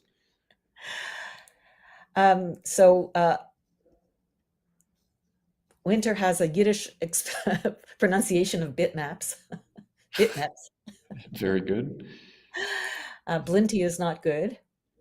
There's absolutely nothing that Mike can do to bingo, and it seems to me to make sense to take something through that in engines to score and take out score. Because 33 points now in this game is a lot. Yes. Yeah. I would be looking to play bent through that end right now. I hold MIPS, MIPS, and slides, or imps and slides as well. Keep the S for next turn. Try to keep something that will allow you to play a 4. Right now he's not. If he plays, I don't know. See what he's playing with. What's in his left hand behind the T? There's BEI. So it's an I and an M. I and an M. Yeah. Yeah. No, mint is not. No. Let's see.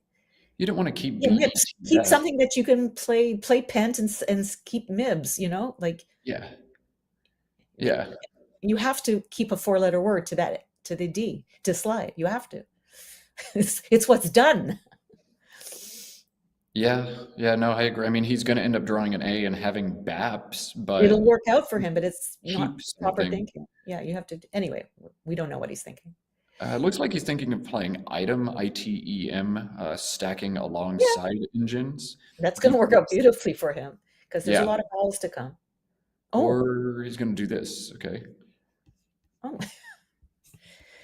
Yeah. He gave up a lot of points. And a challenge. He'll pick up 5 back.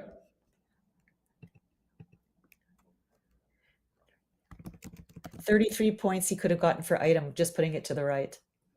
That's something that I've actually picked up by playing so many games on Woogles, so many computer games. I find that it finds beautiful overlaps in between words, like when we saw Voxel this morning when he played off 2 tiles and all that. So if you have to start forcing yourself to do that, like what goes next to the G, what goes next, how can I make it to the right of it and maximize my score? So just a bit of a miss here from Winter, but I don't think it's going to hurt him. No, he's going to reach in, draw the A, and threaten Baps and slides as an out. And I think he can't block it. It's done unless he just plays an O, like NO. Yeah, and that's not worth doing. Mike actually has 38 points on this turn. You're talking about beautiful overlaps that the computer finds. Oh man, there's one awesome one here for him. I'm looking. Is it Collinsworth? Nope. Oh, wow. Well, up team, but I don't think that plays. Nope. Where can we look? Don't we love a good puzzle? Yeah, That's 38 points. Scrabble. Puzzle for all of y'all. Okay, I'm not going to find it in time. What is it? Oh, it's a sexted something? Sexton something, yeah. Yeah, Tempe. Tempe, that is it. Yeah, see, Robin, yeah, you had enough time. You got it. TEMP. I did it, and I swear I didn't cheat. I don't have my Quackle quit, so that's wow. What a play! So pretty. Yeah, we love to see it. Let Winter have Baps, but score 38. Make one little flex on the stream if you can. I'm getting word from production team that our next matchup is going to feature a face that many of you will be excited to see. It will be Nsikaka team versus Will Anderson. So that's going to be round 14. That's going to be okay. sick. Before he plays, I'm going to tell you this is what I think he should do. Oh no, blocking Baps. There's no second place for Baps anywhere. Correct. And then he keeps Tempe to go out. That's the play. That's the sequence. Tempe doesn't go out. No, he plays Ono first to block Baps. Right. And then he plays Tempe to go out. But Tempe plays to the eye. Yeah. Oh, So he only has one. have an eye on his rack. Anyway, all right. Poet is No. what he chooses to do. He's low on time. Right, He's just you're going to right, do you're something to avoid going over. And Winter going to play out with Baps and end this one. We'll see what kind of post-mortem we get if Winter was suspicious of NARS or anything else. But this one was unexciting. I don't know what we'll hear. We will give over him a chance anyway. 396. Yes. And then the 10 more for you. 406. 406-319. Good game. Well done.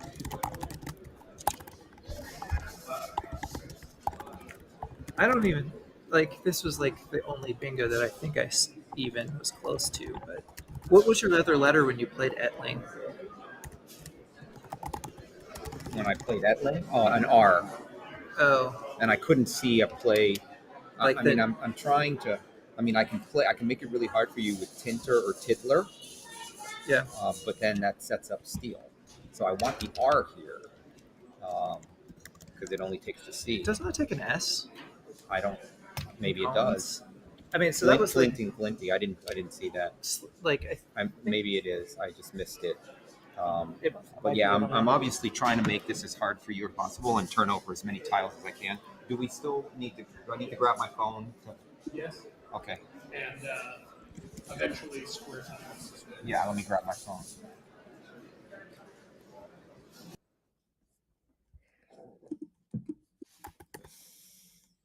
All right, well, that's it for the postmortem. Winter grabbing his phone to submit results. Gone are the days of writing your results on a piece of paper, getting initials, walking it up, doing the walk of victory. You just punch it in on your phone and then go out to the hallway now. I miss the victory walk, don't you, Robin? Oh, yeah. You get to walk up and they look at you, and if they know you, they'll give you a quick wink or something, or you go girl or something like that. We don't get to do that anymore. It's all done in kind of relative. At Insurify, we make it easy to cut your car insurance bill in half. Half? How? Just go to Insurify.com and compare dozens of quotes in a few clicks. We cut out the middleman so you can cut your bill in half. I just saved like $1,000. Save up to $1,000 a year on your car insurance.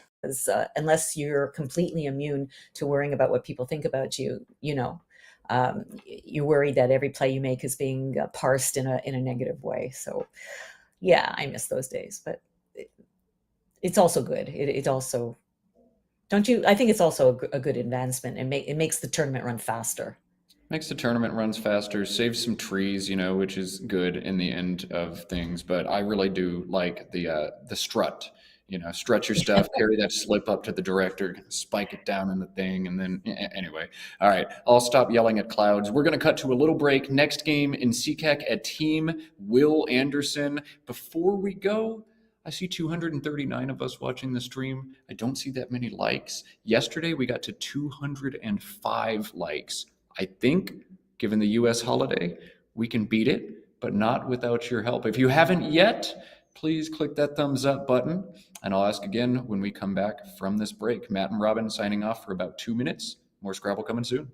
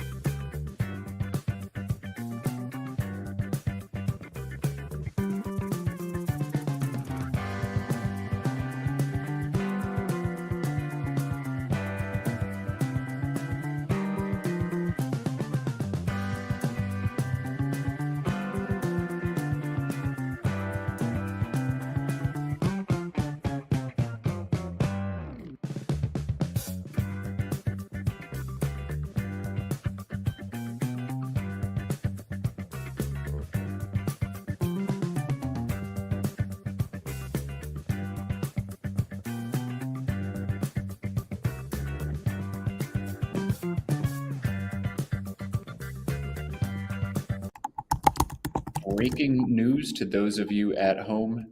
Matthew O'Connor has lost a game of Scrabble in Albany, New York. Nothing gold can stay, and his 12-0 run was thwarted by who else? Harshan Lamabadu Surya. Matthew O'Connor finally dropping a game, 12-1. That is going to make this tournament very, very interesting. Also very, very interesting is the matchup we've... What matters to post-university people? People who pick Post want an online education that works on their schedule, so they can get a degree that can help move their career forward without having to leave the people that matter most behind. Are you a Post person? Will Anderson will be a tough matchup as well. Robin, give us just a 30-second primer on Will as we cut over to the board. Oh, well, Will is everything. Will is everything to Scrabble. He's a brilliant player.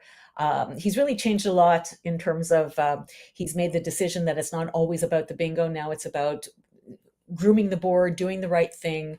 So he's developed into a mature Scrabble player, and he's only going to get stronger and stronger because he's very young. So that's scary, but it's to our benefit, because I'm seeing people here want to see the top players, and you're going to get that today. You're going to get it right now.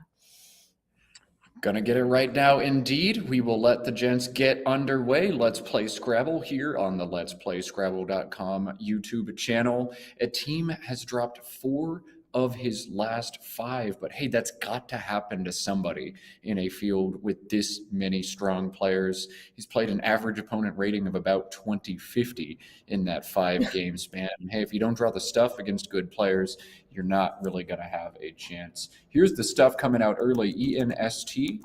The commentator Hex, though, coming down out of my mouth as JZ compliment those bingo-prone tiles. Robin, this is going to be G's, right? Yeah, but the trouble with G's is that it takes an E. So it's not necessarily, it gets rid of everything you want it to do, but it makes a huge hook. But I don't think that he really has a choice. There's really nothing better. Unless he plays ZE, which I don't think Don't play upside down. Don't play upside down. I hate when people play upside down. My OCD has been obliterated. I'm very angry right now. This is even worse. And this is going to ruin our stream, too. We got to get Josh up there because the camera is mounted at one orientation. We're going to see this entire... Yeah, no, we're going to have to fix that. He's going to see. All right, yeah. Josh is confirming he's going to get up and fix this. Oh, my goodness. I was about to punch a wall. The question is, why isn't Will? Come on. Just turn it around. Now the question became, where do you play? Is this where he played it? Yeah, because he had the first E exposed. Okay. Yes, that's correct. Yeah, that's where he played it. Okay. Thank goodness. Josh, we appreciate you. I was going to freak out the entire game if you hadn't made that intervention. I couldn't do it either. Well, and we're not going to have the discussion about playing vertical versus horizontal, but that's just as maddening upside down. I think it's worse. Vertical versus horizontal, that is a whole can of worms. The chat is going to get violent, and we are trying to keep it civil here. It is a holiday, after all. Let's behave ourselves. So, all right, nice. G's the opening play from a team. Will does not have the E that he would like to have. He knows a team didn't keep one. Jeeze would be the play with the J on the double letter if you had it, but a team did draw it, though he missed bingos after that play. Will threatening 30 points with a foot underneath G's, making EA, EF, and ZA.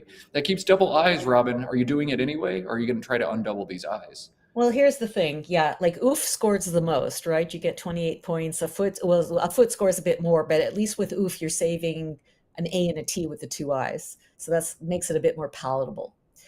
The trouble is that he can't block the E hook, but he does have an A. It's not going to matter unless he does something like FA something under the G's. Yeah, there we go. Okay, a foot. There we go. Because a team would have had Estrange down to the E. He had Garnets and all that through the G's. Now you're not going to do an EO bingo. He's still going to be able to bingo, but it's not going to be as painful as it could have been. I like a foot, but I also like the concept of saving AT with II. And also not opening that huge O to it. There's so many things not good about a foot, but also you can't blame him for playing it. Yeah, I like how Will has knocked out the back hook on G's with this play. OOF doesn't achieve that, and a foot does. I think this was Will's top option. It was a tricky turn and one that other people would play differently, but I give it a thumbs up. I don't mind. Over to in CCAC.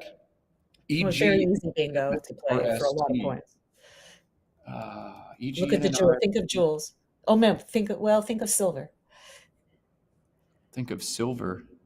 in French. I was Oh, in starting to speak to Matt in French this morning, so Yes, yeah. Robin asked if she could commentate in French, and I said only if I can commentate back in Spanish, and then we'd have some linguistic difficulties. So we opted to go American and speak English here. so the Unfortunately, bingo is 10C argents. Oh, he has two N's. I thought he had an A. You know what? I'm looking at the wrong screen. Never mind. Okay, I thought I was know what having I was talking about. Okay. Yeah. Sorry about that. EGNNRST, the rack 4-hit team. No bingos in French or in English or in any other language, except maybe Hungarian. He'll have to choose if he wants to score points and shed that E, or not score much at all, but keep the E intact. Robin, we've talked about the importance of E's for bingoing all day today, but if you play it with Eon or Neon and G's, you can get 26 or 27 points. Yeah. Otherwise, we're looking at GEAN through the EA. What would you do here? Well, there's also gents at 10H making in, F, and Zos. You're not keeping an A. That's the problem with it. But you're scoring the most. That's 29 points. Eon is, I like Neon over Eon. And that, he's doing, wow. Okay. He really doesn't like the G. Whoa. Yeah, that's a word too. We'll see what happens. He didn't give him an N, and there's the irony that Will needs an N to bingo through, which if he, that could have happened easily to get rid of one of those ends, but it didn't. Will has the option to make this board so fun. I think his best play here does this. TRAGI through the G in Geo. Just look at that. We've got a 5 stacked on top of a 5 stacked on top of a 5. Oh That is a wonderful board shape. It's tough for Will to spot, but he can definitely do it. I would love to see this come down. Here it is. Boom. Boom. You will never see a board with this shape again ever in your life. This is majestic. And Tragi does not take an S. It is the plural of tragus. Tragus, yeah. Tragus. So just the back C hook on Tragi. No hooks on a foot. This is a hilarious board. It's a great play. And so now a team is in the position where he's got 1 pointers. He's got nothing to do. He's got to just kind of get rid of maybe LN if he can, but I don't know that he can. Oh, this has to be Azon. Just plunk the Just N. You Azon? can't Yeah, do it has anything to else. be, I guess. Yeah, set up your S. Well, it looks like he's taking a few tiles. It also leaves the TEA open, which will allow him to bingo as well. But it is dependent on you picking another vowel. It's going to be very hard to bingo without it. I don't even know if you can. Chat saying this is giving Just a me Y, mixed back. certainly. No, these are the most beautiful boards in all of Scrabble. These lead to some of the most insane games. I think the opening play being put down upside down was just a sign of the mess about to unfold. I can almost guarantee you that this game is going to end like 480 to 460. Of course. This is the only thing that makes sense. I score my highest games when I start the game with like OI. Yeah, Azon seems to be the right. It's too bad there's not Lazon. Wouldn't that be so great? Oh, that would be exactly what you want to do. Yeah, if you could plunk LN. Oh. Sigloy is not going to play for Will. It will. If he plays Azon, he's going to play Sigloy. I mean, he has to, right? He has to block the S hook, which is clearly being created, and he has to get rid of at least 2 of those I's. So Azon will give him Sigloy. It puts the I underneath the triple letter. That's the bad thing about it. Yeah, however, after a play like Azon, I don't think you're as worried about that. Azon, I guess on this board, Azon can actually leave most things. Generally, when somebody plunks an in for 13, they're on 1-pointers and in bingo range, but the board is so bad. All your traditional rules and heuristics are out the window. There are so few valid plays. What is a team doing? He loves this double N combination. And if it were me, I would have already had 4 on my rack because I'm just an N magnet sometimes. But he's just making it extremely, he's making it very, very difficult. I think Will is probably going to have to pass. He doesn't have anything like a teal and refs just to score some points. Oh, he has a refi though. LIS plays underneath, making teal, refi, and Lazos for 28. How do you like that, eh? GIIO, but that might be worth playing here. Let's have a look. Well, he does have Sigway off underneath Geo. He could do that. You can play LIS, yeah, Lazos. That would be just so annoying. Oh my goodness, the 3x4 rectangles that we'd make on this board in 2 separate spots. This is a hot mess, and I absolutely love it. Give us LIS, Will. You can't play Sigloy because clearly a team is grooming his rack. Right. There's no way Will's going to make that play. There's no way anybody should make that play. There are some people out there who would, because they're the people who like playing cool words more than actually trying to win games. But if you want to try to win games, you can't play Sigloy. Lees is kind of growing on me. Yeah. Oh, he's passing. And shockingly, he gave up the G. And look at this. He got rid of both ends. They're both passing. Yeah, I mean, what else did you do on this board? All right, Let's see what Will picks. Oh, yeah.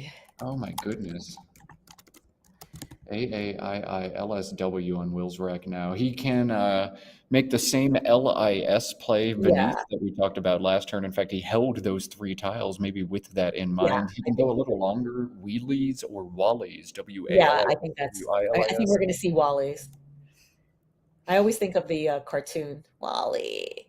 Oh, yes. Wally hits a little too close to home as we move closer and closer to our dystopia every day. But yeah, that is a cute word. Well, I'm not going to get political. Please don't get me started. Yes, the 4th of July. We got to behave ourselves. Tomorrow, whatever. Well, Wali is a Turkish governor, especially of a vilayet, which is another good Scrabble word, Vilayet. So I guess it comes from the Wali could be sound like a V. That's got to be it. Okay, so not Wali, but something Turkish instead. Oh, and look what he picked. Oh, VYG.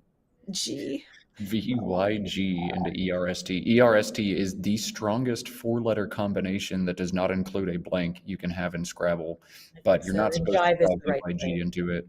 You've got Jive, to yeah, you're forced. 32 though, can't complain Not about that. bad. He did pretty well considering the disastrous pick. All right, a team back ahead with that play, 110 for him, 96 to Will. Another awkward rack for Will. This turn's going to be hard.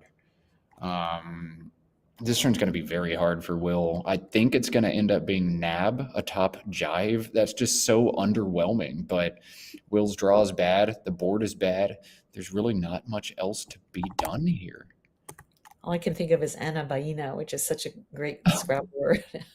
And look at a team's draw into RST, now AEIN. He has the famous Retinas rack, which has 74 bingos in it, I think, in Collins. There's only one thing worse than Retinas is Retina with a blank. I once did an all-night tournament, the one that's like goes all weekend. And it was about 11:30 or 1 a.m. or something like that. And I picked up both blanks and I just started laughing hysterically because it was like game 18 in a row or something.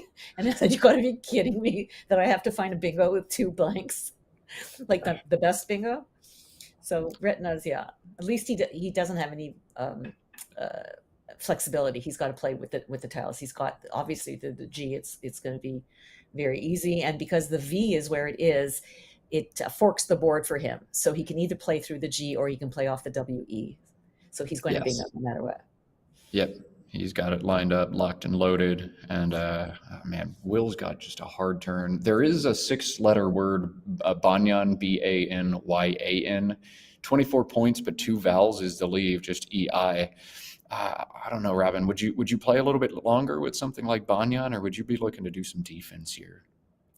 There's something to be said for Banyan, just 12E off the Wii, just score a lot of, get rid of a lot. There's 2 blinds to come, 3 S's to come, save the E, which is always nice to do, and tie the score and take away an easy bingo lane.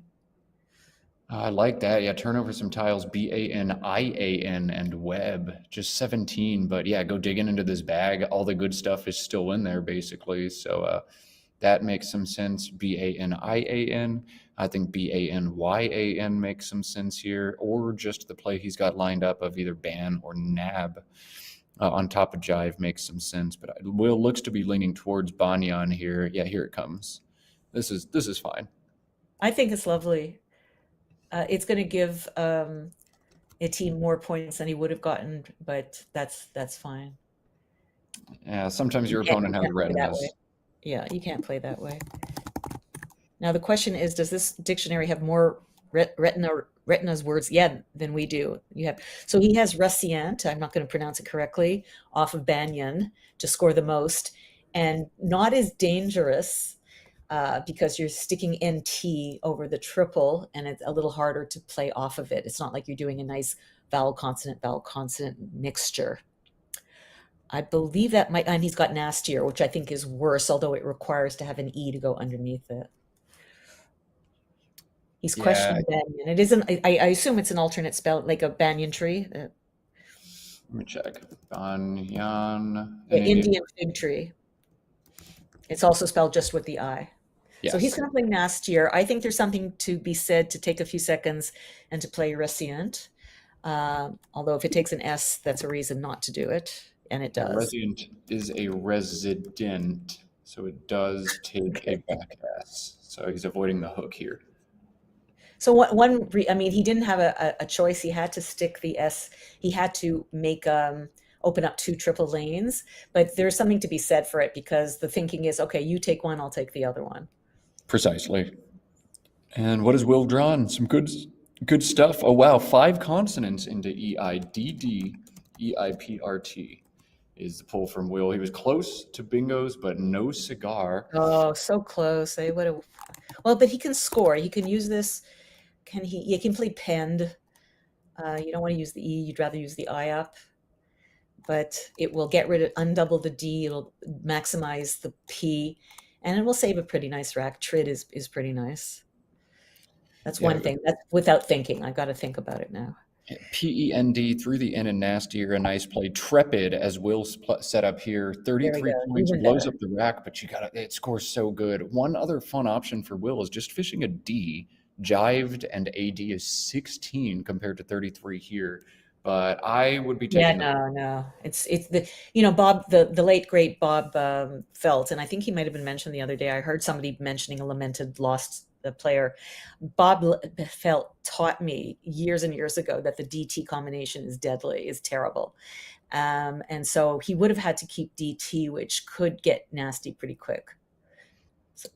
Wildly.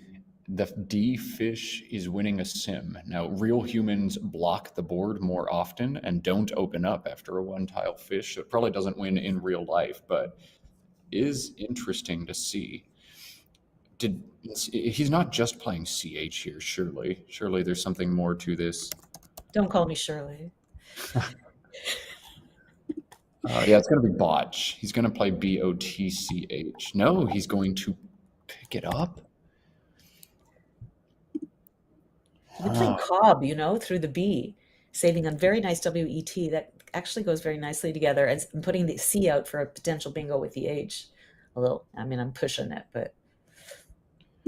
I No, I don't mind playing WONT in the bottom corner of this board as well. Hold the C for next turn. It's the only Yeah. hook to Tragi, and you've got one of just two. It's unlikely Will's got the other after his 6-tile play.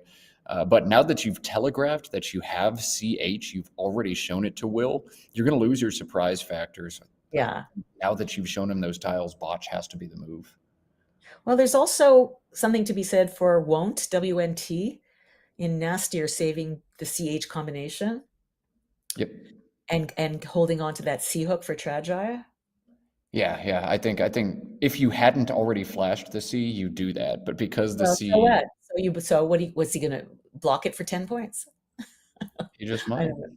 Yeah, I'm just thinking. Yeah, it's unfortunate, but I don't think it really matters. Yeah, I think if you hadn't already flashed the C, you do that. But because the Well, C, so what? So you don't want to keep 2 R's, but there are worse double tiles to keep.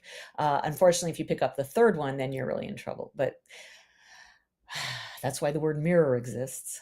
There we go. He's got to take the points. He's got to keep up with him because he's 80 points behind, 78 points behind. yeah, precisely. And I will say that won't actually, on a very small sim, did sim higher than botch.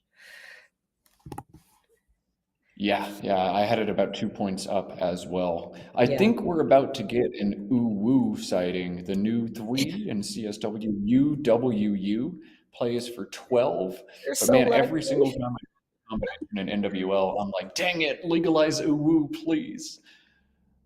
Yeah, no, Uwu is like a gift to Scrabble, like ZA was and QI was. And I'll look up to see what it means, to see if we can petition them to give it to us. It means an Oh, it's expression of admiration on social media for something considered cute. Ooh. It's literally just like, kind of the winky face that you can put at the end of an email or whatever. Uwu is basically just a kissy, winky face invented, I think, by furries.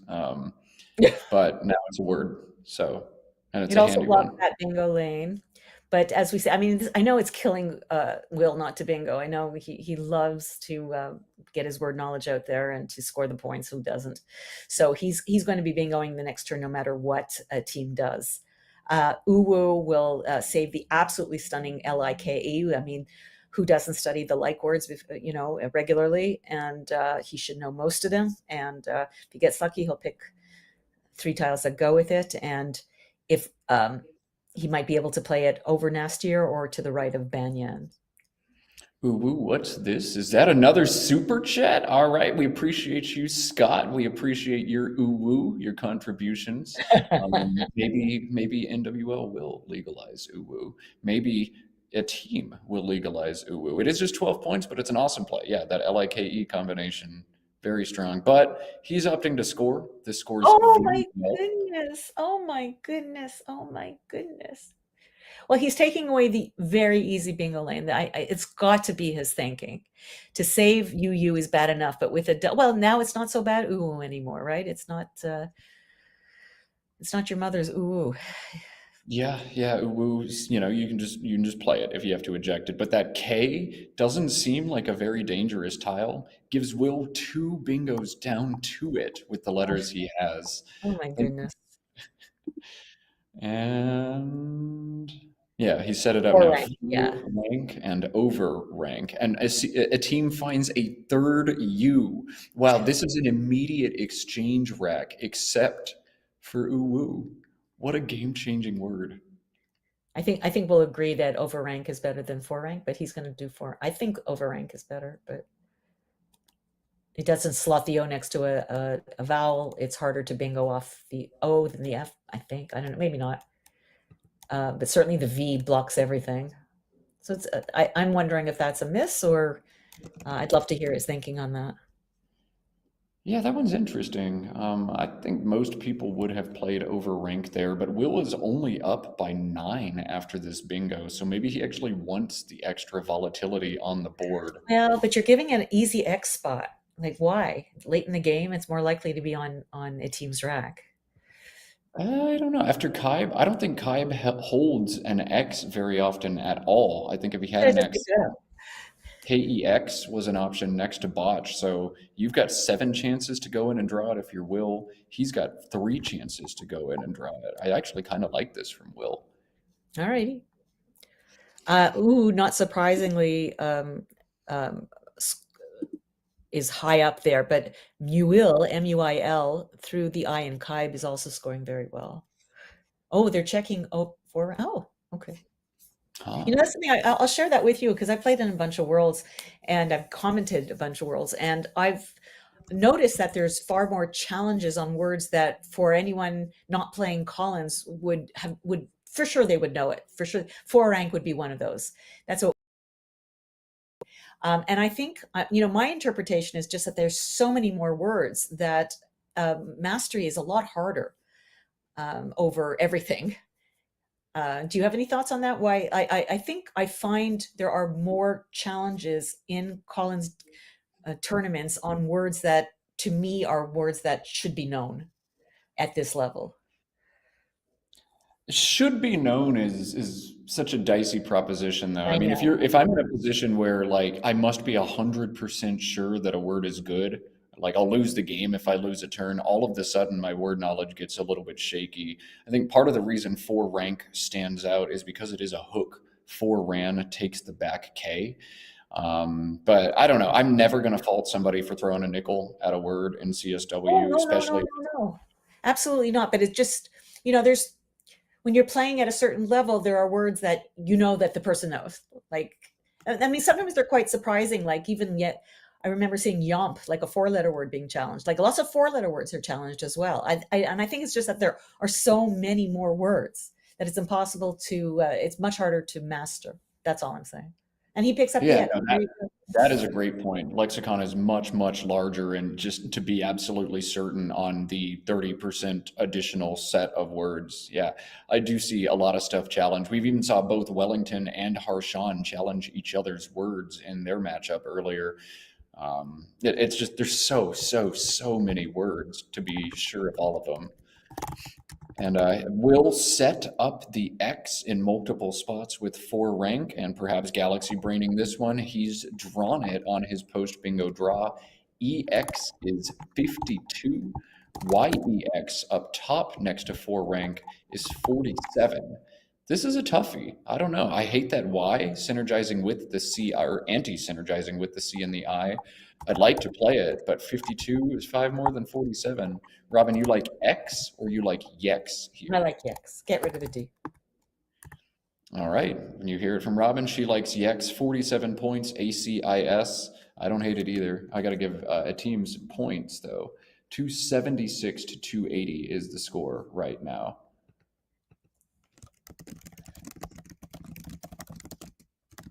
Especially saving an IY. I think that's a really horrible combination. I hate it. Yeah, I hate it.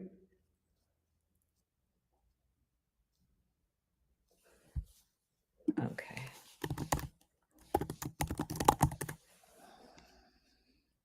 All right. Yex indeed the play. 47 points for Will.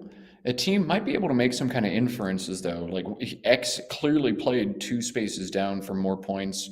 Will choosing to play that Y, there's a good chance he's got some extra vowels to go with it if he wanted to shed that and make a sacrifice. We'll see if it adjusts his play at all. ELMNQSU, the rack for a team. He threatens with the Q. He threatens points without the Q. Helm from the H is a nice play. Queen in this spot, another nice play. And rather than dissect it for you, we're just going to watch him play Queen quickly and move on to Will's turn. He has found the second blank. That is huge. He's threatening bingos on this turn. He's got 4 of them.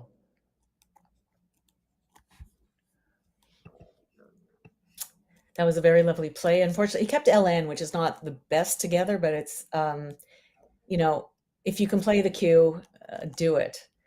The question is, does he need to open the board? That blocks the board.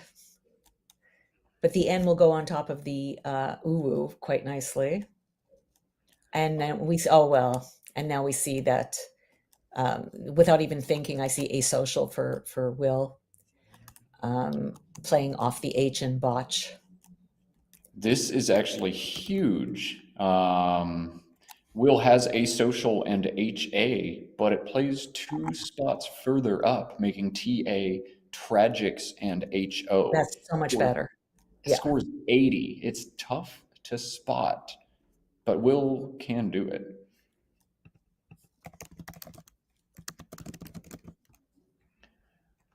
So Asocial triple overlap for 80. Asocial in the more human spot to find it is 73. He's also got Atosha's, ATOCIAS, making HA for 71, or Copaibas through the B in Botch for just 62. Asocial for 80 needs to be Will's play, though, especially given that a team has drawn a nice rack himself, Illusion, lined up for him.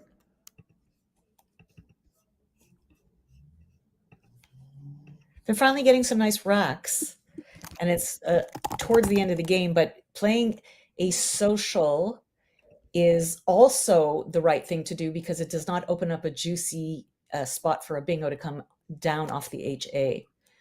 The X is gone, so we don't have to worry anymore about tax.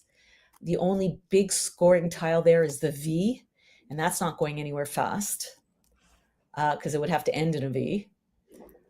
So Asocial and Tragics is the way to go. I know it's always tempting to try to hit that double word, but take a few more seconds and see. And now the C is going to hit the double letter. The S is going to hit the double letter. It's probably worth more, is it not? So yeah, it's worth 80 versus 73. Yes, yeah. The higher placement, despite not hitting the double word, is worth 80 and doesn't seed the counter bingos. If Will misses the spot and plays this with HA, he'll hand back Illusion to a team, which would be a big swing in this game. Exactly. Looking at the unseen pool for Will, especially knowing what's on a team's rack, there's a very good chance that Will's next draw is going to be terrible. A lot of consonants for him in that bag. So if he gives up a Illusion as a counter bingo, sets up a big hot spot, and then misses on any of the vowels, Will's actually in major trouble in this game. Whereas after Asocial and Tragics, he's nearly 100% to win. He's found the word. Has he found the spot? I'm going to bet my mortgage on this, that he gets the right spot. Yes. Absolutely. You can keep your house. Okay.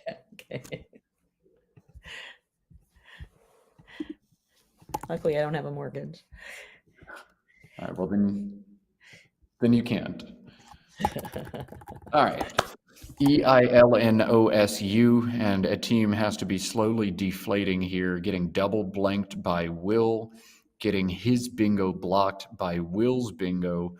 Will has not hit the clock yet, but this has to be the play. And there he goes. That's going to be the dagger in this one. 407 to 308.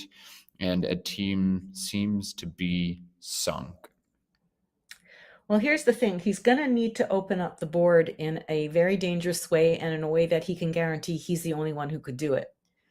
Obviously, with a rack like this, you have the insole stem word, EILNOS, insole, goes with a bunch of stuff, and it even goes with the U, as we saw with Illusion, but it doesn't play. So ideally, what he has to do is play off the U and open up a spot for himself to bingo, because there's right now only through the B. Now, the B, L, E go very well together, so you don't want to get rid of the U, I would think. I might play Tau. I think that might be not bad at all. TAU off the Asocial. What do you think? Just TAU. It does take We the take back. the T, though. There's one unseen, but you got to take some kind of shot with this deficit. Now, I think you need to score more than 5 here. You're going to have to get lucky. You're going to have to open something up, but you also have to get in range. So I might play much longer here. I might play something like Loin and QI and UN or something kind of like that. Just open a bunch of space on the board and pray that I get a great draw. Well, if you want to go for points, Olean and open the board, Olean down to the Queen, OLEIN is volatile and opens the board quite a bit, but it's not opening a second spot. You don't have the luxury of a second spot on this board except through that B, which I barely consider it useful. Yeah, that's not a spot. That's bait. That's all that is. Yeah. Now, if he does that, he's going to get something like moving, and like he's going to have a ton of points back. It's not going to work. So the sim is really liking Un at 10B, Ugg and Un, just to hold on to that insole. And I guess it sees a lot of bingos through the B and possibly through the L and asocial, but I can't believe it. This is another situation where the sim should just be thrown straight in the garbage. Your opponent's never going to open this board and probably going to block whatever you try to actually hit. Yeah, the sim shows him bingoing 53% of the time after Un. That's not correct. That's just absolutely not correct. That assumes Will's just going to recklessly open the board for no reason, and Will's never actually going to do that. Now, is there anything in that rack insole with a B that he can pick a tile up that will bingo? That is the question. And it's in globes, so he could pick up the G, and that's it. He has to pick up your hated G in order to bingo, if he gets rid of the U only. The G goes from your hated tile to your saving grace. All of a sudden, you're hoping for it. I name it Scrabble. And suddenly you start wearing necklaces with the G in a tile. That You I don't would want to give be money anywhere to without it. get your bling chain, just a big G, on a big silver chain, wear it around your neck all the time, get some sunglasses like mine on too, and just rock it. So it's saying right now that Olean's Un is getting rid of, making Ugg and Un is his best chance, like under 3%. But I'm thinking I probably would play Tau and hope he doesn't have the T. I'd just play for spread at this point. I'm almost Oh, are certain. you? You've given up? Yeah, there's no chance. Even if Will's got 7 consonants, I'm not really seeing a chance. Oh man, our next matchup, I just saw it in the chat. This one's going to be awesome. This might be the first time where I am commentating on 2 former world champions playing against one another in a matchup. Oh, juicy, juicy, juicy. Next matchup, Wellington Jageri, Adam Logan. Oh my goodness. Lee is pointing out that there is another, we're missing the uni in row 14. So I think that's where this is coming from. Get rid of the U and hope you can bingo with an N bingo, starting with N. Good point. I did miss it. Thank you, Lee.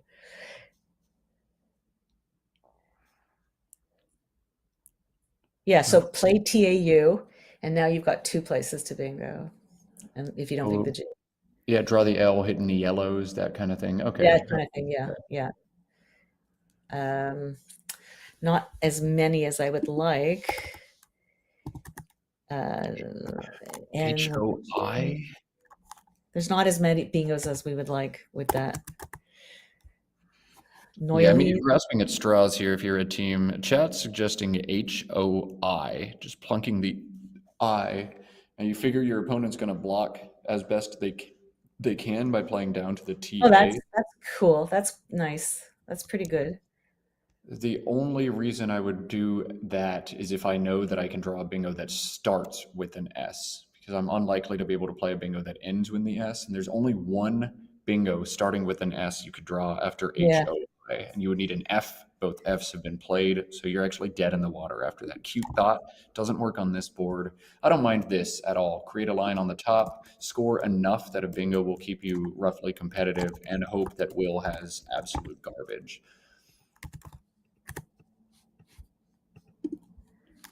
Okay, I'm just putting in the tiles. Yeah, I think Will has moving and tag now for 40 points, but this play makes way more sense. Obstruct the new line that the team has just created. Yeah. He didn't even think. He's got 5.5, almost 6 minutes, saving the ing because he's correctly assuming that a team is going to have to open the board up, and now he wants to save the most bingo. Get rid of the V, get rid of the M, block the new easy bingo lane, block the bingo lane through the B. So everything about VOM is great. And keep ing on your rack. It's all good. Even if he doesn't score, he can go down to tag, make tag and score quite a bit. Yeah, checks all the boxes, and Will's not going to think any harder about it. He's just going to do it as one does. Team's last stand, EEHLOSU. You'd love to see something like Wheelhouse come down, but alas, that's not there for him. I think at this point, you basically throw in the towel, HUI to the I in Kaib. Probably the best you can do here. Well, he's getting up to a 6% chance of winning if he plays Heil B6. I don't know how. No, you're To get on to the bag. Quackle's smoking crack on that one. That's not real. I'm only doing 2 ply, so maybe that's my tragic flaw here.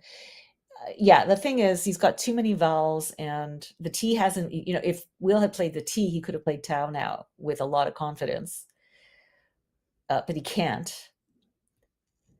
And I don't know what he's got that's left. Well, I still think Tau is a good play. It's still giving me Heil. It's really loving it. It's above anything else. Or Hoi is coming next. Heil doesn't ever actually win the game. Like, you could go in and pick any tiles you want out of the bag. Will would have to make a colossal blunder and open a bingo for you when he has perfect knowledge of your rack. That doesn't happen. Will doesn't do that. Quackle is just not correct in these pre-in game situations pretty often, and this is one of those situations. Right. You're dead. I know that there's a new computer on Woogles that's supposed to play very, very well, but I haven't tested it out. Have you?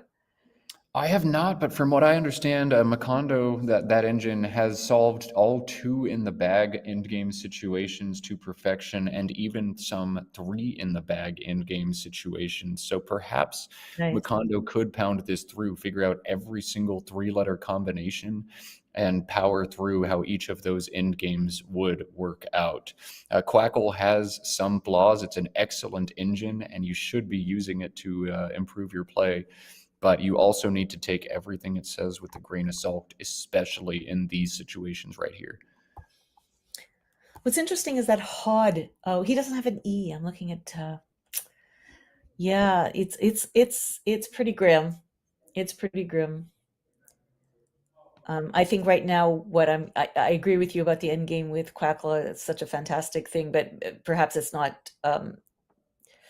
Obviously AI will never replace humans, right? It doesn't know what's going on in the standings. It doesn't know the situation. Is it more important for a team at this point who's lost to limit spread, or is it more important to go for the win? So unless we can program that into our computers, we're never going to get perfect analysis. But he can't play Ho. He can't play Who. He can't do really anything to set up a very unblockable, a very difficult to block anyway, triple. Anyhow, but the thing is, that Will only has an I, and if he was able to put a letter there that can't go underneath it with C, the best that Will could do was play down to TA and force him to make a bingo that starts with an S or with some blank, a vowel S. Yeah. Will, if you're a team, you look at this pool and you hope that Will has 7 consonants and can't do very much. The problem is, if Will has 7 consonants, you're going to draw more vowels and you've already got too many of them. So there's really just no happy sequence here for you. Either Will has the consonants and you get stuck with the vowels, or Will has vowels and he's got a flexible enough rack that he can obstruct anything. You're dead no matter what. So a team is now currently under 3 points. 3 minutes. He's more than 100 behind, and he's got to figure out a way to score a ton. So he's opting to pick 2 of the bag out of the bag with an N unseen to him. This is what you have to unfortunately do when you're behind like this: is you have to create volatile spots. So he's correct in doing what he's doing, but he's not going to. It's not going to work out. He does have an S. But, Will just can play Grin or something and block it. And there's really nowhere else. Yeah. Yeah, Will can play a bunch of different stuff here. Grind and Tad for 30 points is very nice for him. Hong, just Hong from the H will knock everything out. And he can actually look at this unseen pool. I don't think there's anything he needs to block. Those letters are terrible. Yeah, he knows, he can see what's there. There's no sevens or eights, I don't think so, in that, certainly in the dictionary that I know. Paulese, he has the possibility of Paulese. So he does have to block it. Oh, okay. Pollees. Is that Yeah. Pole-ease, like one Yes, who gets pulled? exactly. Okay. You do have to Doing the- block them. Yeah. And he's very lucky. Yeah, so he's doing it in a different way. He's just doing it that way. That's fine. Which is the correct thing to do. Yeah, this is awesome. And is what's simming the best. All right, so those Will, are with that play, moves up to 465. He is going to hang on and win this one. This is a back and forwards game, but after the play of KIBE, Will had exactly what he needed to bingo down to the K, and then found the second blank in the bag a few turns later. Will, after a crazy start, Robin, you said the final on this one was going to be like 460 to 440. Not bad, yeah. Will almost made it to 500 points, despite the. Well, I wasn't counting on some of the plays that a team made, not getting rid of those U's when he had the chance. So I think that we lost about 50 points from that. Yeah, still though, the fact that we had a crazy grind at the start and then we ended up seeing, well over 800 combined points. Yeah. Oh sport yeah, opened up. unexpected, Opened up totally. Yeah. Oh, someone's finally seeing ooh. I would think it plays quite a bit. I was playing a practice game, a warm-up game in Collins in New Orleans in January, and I opened with OWO, O-W-O, which is another word recently added that means something very similar. And then I played Uwu a few turns later. Oh, God. And I bingoed out to win. OWO to Uwu to bingo out. Unstoppable combo. I love Unbelievable, these right? numbers. Those are the days they say go out and buy a lottery ticket. I went to the casino and made $350 at the craps table, and then it snowed 9.5 inches, and like 20 Scrabble players got trapped in New Orleans for 3.5 extra I remember. It was a vibe. It was an absolute vibe. By the way, I'm going to do a quick little plug. Maybe I'm not supposed to do this, but I don't care. I'm doing it anyway. The Crescent City Cup is also one of the best Scrabble tournaments of the year, hosted every January in New Orleans. Just think about it. This tournament's awesome. I mean, Albany is always a great time, and there's 2 Albanys every year. There's Albany July 4th and Albany New Year's, so you can enjoy the nice cold. Or like I did this morning, I laid out by the pool shirtless for like an hour before play started today and soaked up some sun. See Albany in all seasons. But New Orleans, if you need an escape from your crazy northern winters, as I likely will, head on down south, play the Crescent City Cup, grab yourself some beignets and some muffalettas. It's an awesome time. Are you at the Marriott again this year? Say again? Are you guys at the Marriott? I don't know where. I mean, I presume it's there pretty much every time. Or no, it's at the Drury usually. I don't know where it'll be this year. No, where you are now for Albany. Oh yes, the classic Marriott Hotel in Classic Albany on Marriott. Wolf Road. Same thing, yeah. But I just remember we had a new car and we parked it there and some bird dung got on it and it was very difficult to get rid of. Excellent. But I remember, well, we have to mention Annette, right? Before we just close the game. This used to be Annette's tournament, Annette Tedesco, late lamented Annette, that Josh and Kieran very kindly started helping her in her later years, and now they've taken it over. So we miss Annette a great deal, and she's the one who found this this hotel for us, and it's become the center of the Albany tournament every year now. Oh man, I want to say so many more things about Annette. Let's try to capture overhead Mike, but a team's generally pretty quiet, and if he doesn't talk, I will say more nice things about Annette. Okay, GG's, right? What's that? You said that was a crazy start. Yeah, then I drew everything. It's crazy.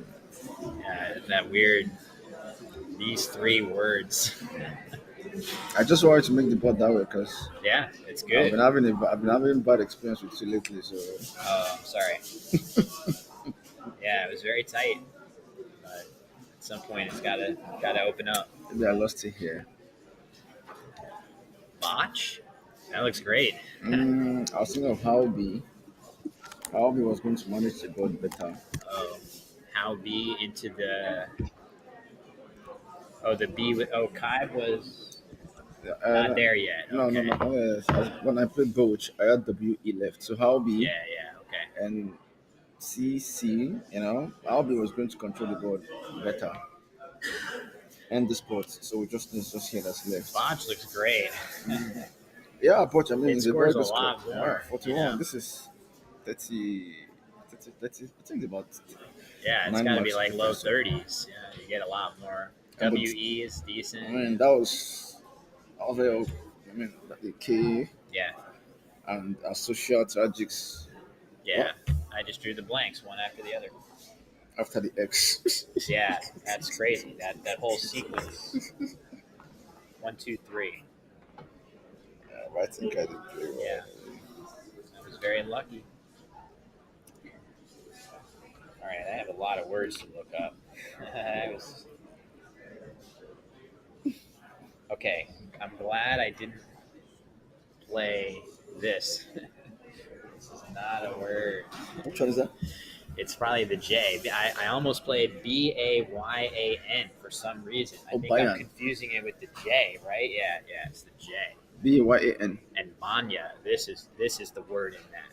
That's valid. Yeah, Banya. All right. The Banya. So I didn't play a phony. Almost played a phony. And I wanted to. How are you doing, Molly? Doing well. Doing all right. Oh, you're on stream next, probably. Yeah, on stream. Okay, you've been summoned. All right, I got you. We'll get out of here. Fair enough. All right, hold on. All right, well, our postmortem being interrupted as Wellington is eager to get back to the killing floor. Wellington and Adam Logan coming up in our next game. I'm going to struggle hard not to cough, but I think I can do it. That one was awesome. The next one going to be awesome as well. I want to talk about real quickly, though, how Will is just the greatest person on the planet. There are some players who after the game will be the first to tell you, wow, you drew everything. And those people are really annoying. But there are also people who will be the first to tell you, wow, I drew everything. And those people are gems. And Will, ever the humble guy, will be the first one to admit that he drew well. Did he play well last game? Yeah. Did he draw well? Also, yeah. And I respect him so much for being willing to say that out loud. Well, I always say when people said, well, you drew the bag or whatever, when I'm doing commentary, yeah, they drew the bag or they drew better, but they knew what to do with it and they made the correct decisions.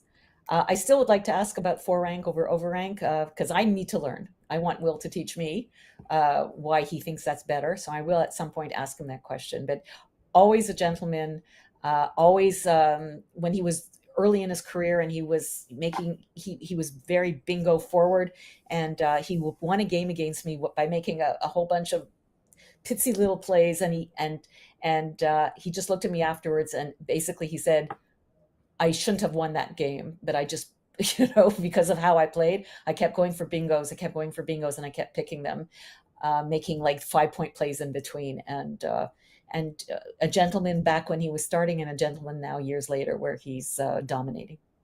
It's so hard to root against him. He's just such a nice guy and such a valuable asset to the Scrabble community and such an awesome YouTuber as well. We did get an answer to your question. Our producer, Josh Greenway, asked Will about overrank versus 4 rank, and Will said, I didn't even think about it. I didn't think there'd be another play to the K. And then said, they're actually pretty similar to one another, but he ended up opening up big X spots and then drawing the X and then crushing the X and then drawing the blank and winning the game. So, hey, maybe he didn't even see the other option, but he picked the one that worked out in this iteration. Wellington is ready to play. Adam is close. We are going to take a very short break while I scarf down some water. Don't go anywhere, though. More Scrabble coming very soon between 2 former world champions. Are you not entertained? We'll see it soon.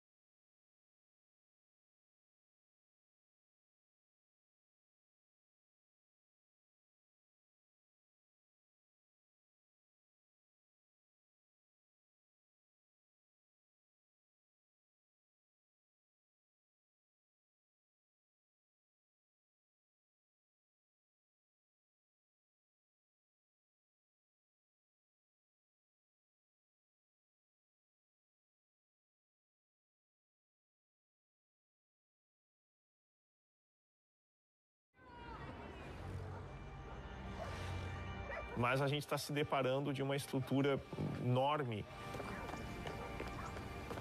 Ela tem atuação internacional, não só de lavagem de dinheiro, mas do tráfico de drogas diretamente. Nós tivemos milhões de reais que foram roubados e identificamos que esse dinheiro ele já entrou muito rapidamente num esquema de lavagem de dinheiro. Então é um desafio ainda maior de se alcançar todas as responsabilidades aí sobre o que aconteceu.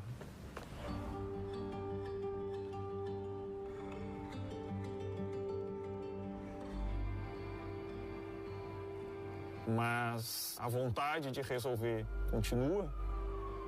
Não importa quem vai ser alcançado, quem vai ser atingido, quem cometeu um crime, acaba em algum momento sendo responsabilizado.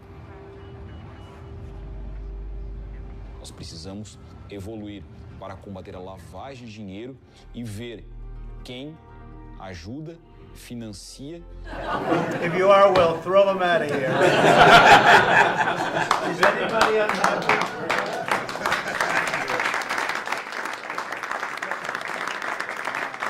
They have a lot of respect for Elon and that he's doing this, and some disagree a little bit, but I will tell you, for the most part, I think everyone's not only happy, they're thrilled. So go ahead, Elon.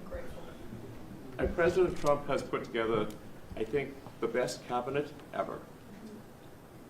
Literally. So, I do not give false praise. This is an incredible group of people. I don't think that such a talented team has actually ever been assembled. I think it's literally the best cabinet that the country has ever had, and I think the company should be incredibly appreciative of the people in this room. Go ahead, please. Yeah. Mr. President, thank you. Mr. Musk, are there about half of the government employees so far appear to have responded to your request for what they've been doing over the past week? Is there a timeline in place for next moves for people being fired, and when can the American people expect to see results from that? Yes. Well, to be clear, I think that email perhaps was misinterpreted as a performance review, but actually it was a pulse check review. Do you have a pulse? Do you have a pulse and 2 neurons? So if you have a pulse and 2 neurons, you can reply to an email. This is, I think not a high bar, is what I'm saying. This is, anyone could accomplish this. But what we are trying to get to the bottom of is we think there are a number of people on the government payroll who are dead, which is probably why they can't respond. And some people who are not real people, like they're literally fictional individuals that are collecting paychecks. Well, somebody's collecting paychecks on a fictional individual. So we're just literally trying to figure out, are these people real? Are they alive? And can they write an email? Which I think is a reasonable expectation for the American public would have at least that expectation of someone in the public sector. Mr. Musk, roughly 1 million This is not a high bar, guys. Come on. roughly 1 million employees have responded so far to this email. Does that mean that the remaining 1 million or so federal employees now risk being terminated? And is it your understanding and expectation when you post a directive on X that the cabinet secretaries will follow that order? Because several agencies have instructed employees that this is voluntary or not to respond. Yeah. Well, I mean, I guess it was like last week, the president encouraged me via Truth Social and also via phone call to be more aggressive. And I was like, okay, yes, sir, Mr. President, we will indeed do that. The president is the commander-in-chief. I do what the president asks. And I said, can we send out an email to everyone just saying, what did you get done last week? And the president said yes, so it did that. We got a partial response. We're going to send another email. But our goal is not to be capricious or unfair. We want to give people every opportunity to send an email. And the email could simply be, what I'm working on is too sensitive or classified to describe. Like literally just, that would be sufficient.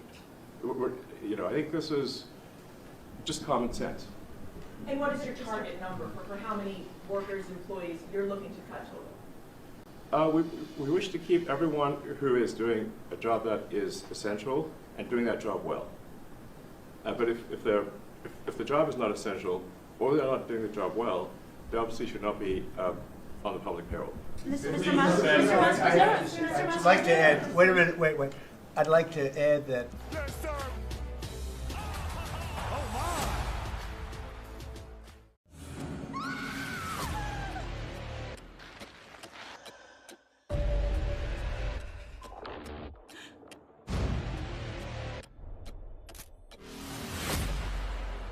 Who's our suspect now? Who did this? And you know pretty much that you have a homicide on your hands. To think that something like that could happen here was unfathomable. The hair on my arm stood straight up. I knew something bad was gonna happen.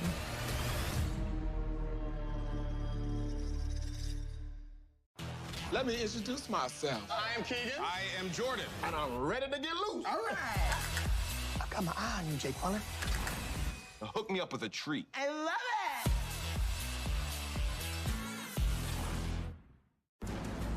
I am Dracula.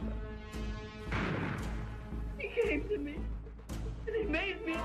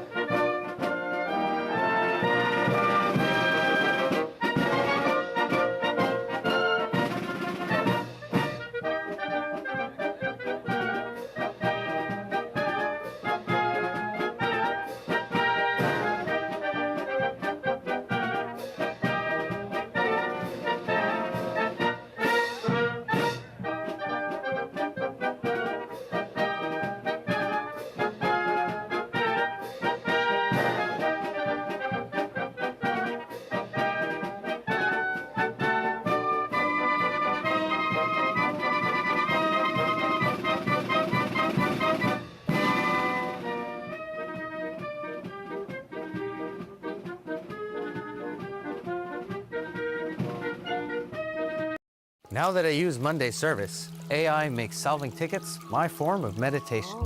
Monday Service is a ticketing platform that helps us manage and automate our entire service operations with efficiency and with no code needed. IT, HR, ops, or any other department, everyone can manage ticketing their way and stay on the same platform, so we can create a unified experience for our customers. Every incoming ticket is automatically categorized, and the repetitive issues get resolved. Whatever tickets are left get routed to the right available rep with recommended resolutions and next steps. And you can see it all here on our dashboards. We customize them to focus on the strategic stuff, identifying company needs and opportunities so we can finally be proactive and also showcase our business impact. Turns out my job doesn't have to be that chaotic. Right, Taylor?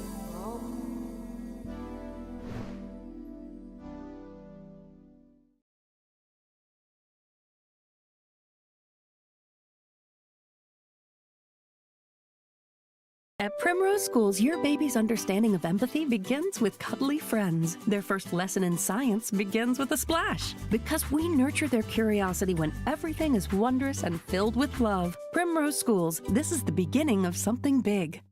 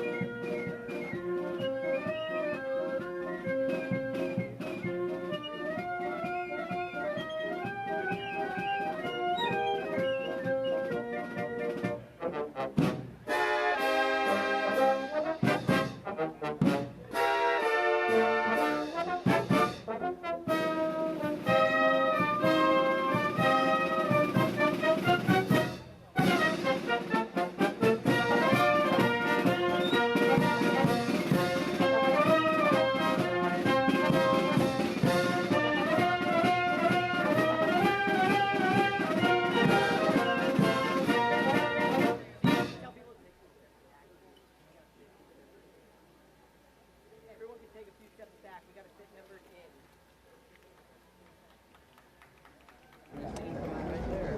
Right there? Yeah. Okay, wait, so he's going to go down the steps? Yeah, but where does he come out and he's going to come out, but is he coming out right now? But when does he come out? But what time does he come out?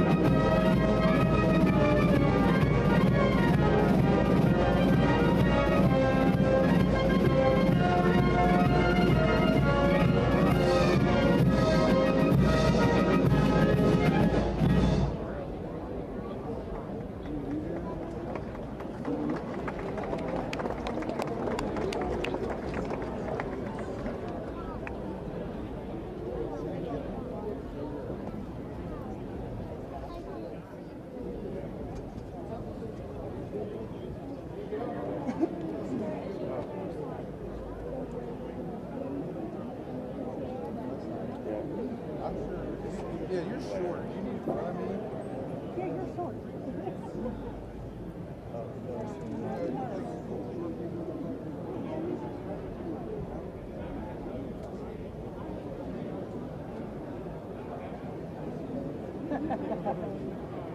Oh, look, now I got it. Now I got it. Now.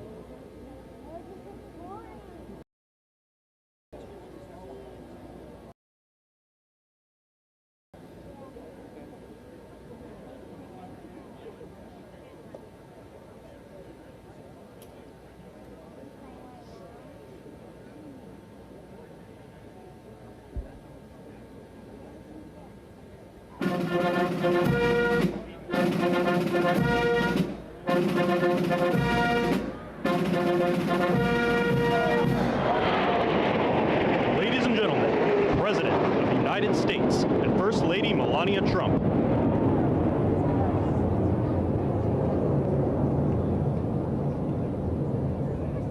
Ladies and gentlemen, the President of the United States and First Lady Melania.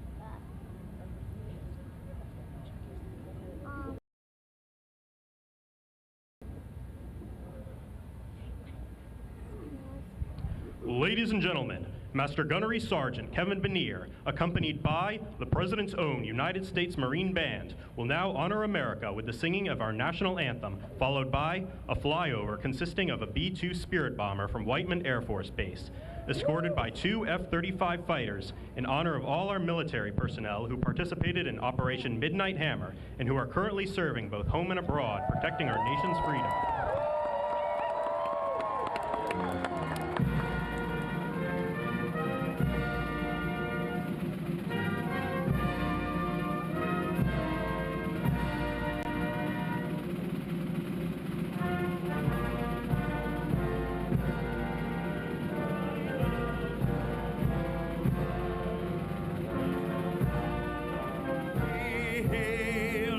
At the twilight's last gleam, what stripes and bright stars through the perilous fight, for the rampart we watch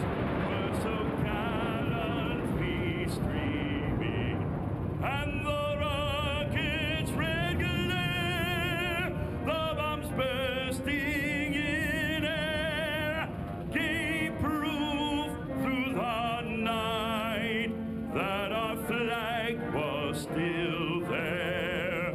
Oh, say does that star-spangled banner yet wave o'er the land of the free and the home of the brave.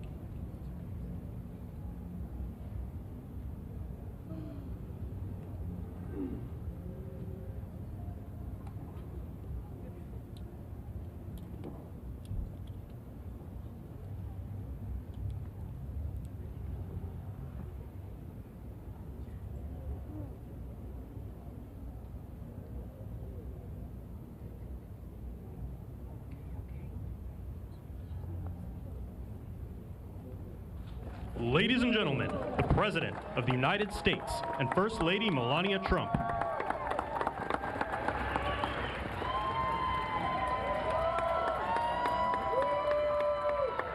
Well, thank you very much, and that is some sight, especially after what happened just a week ago when you look at that big, beautiful plane, and the other ones were something. It was an incredible mission, and I think I can say very proudly, and I don't have to quote the polls, that our country is more proud right now than it's been in many, many years. We have pride, we have dignity, we have something that's happened miraculously so fast. You know that our military now is the most sought-after job there's ever been, serving in our military. 1 year ago, people didn't want to join our military. They didn't want to join our police, our firefighters.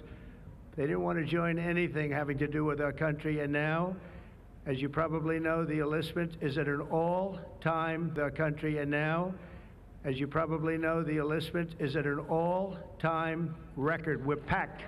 We're full. And I just think that's so important because that was so sad 1 year ago when I heard those statistics. We had a different president, but now we're at a record, and I will say that I just left NATO, where we had a tremendous experience. They've agreed to put up over $1 trillion a year. They went from less than 2% to 5%, and nobody thought that was possible.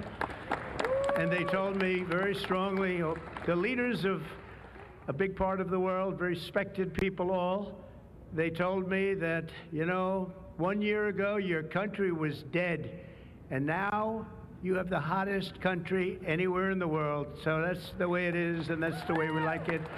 And it's only going to get hotter. I promise you that. After that spectacular display of American power, let me just say that God bless the United States military, and God bless the USA. God bless the USA. And to all Americans, I want to wish you a very happy Independence Day, happy 4th of July. This is going to be something special. This spirit in this country, we haven't seen anything like it in many, many years, in decades. Let me also express our gratitude to our magnificent First Lady. She worked very hard to make this all work. We have a fireworks display about 9 o'clock tonight. I hope you're all going to be around and watch it. I know our congressmen and our senators who are standing right here, so many of them, they did such a great job. They're going to be here. I guarantee you, they're not leaving. They're not leaving.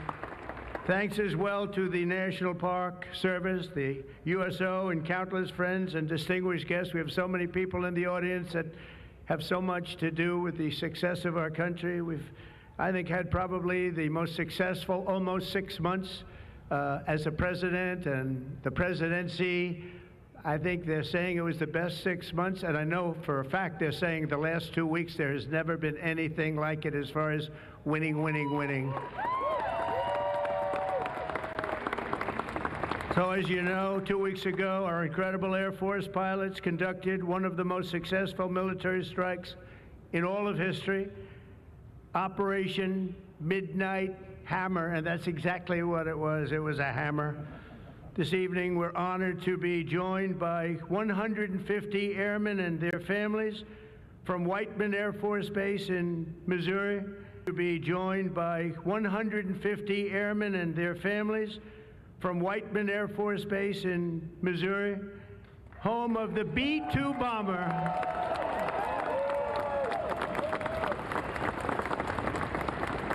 And we've kept them a little bit on guard. We kept them a little bit. Raise your hand very quickly. Raise your hand. Just incredible.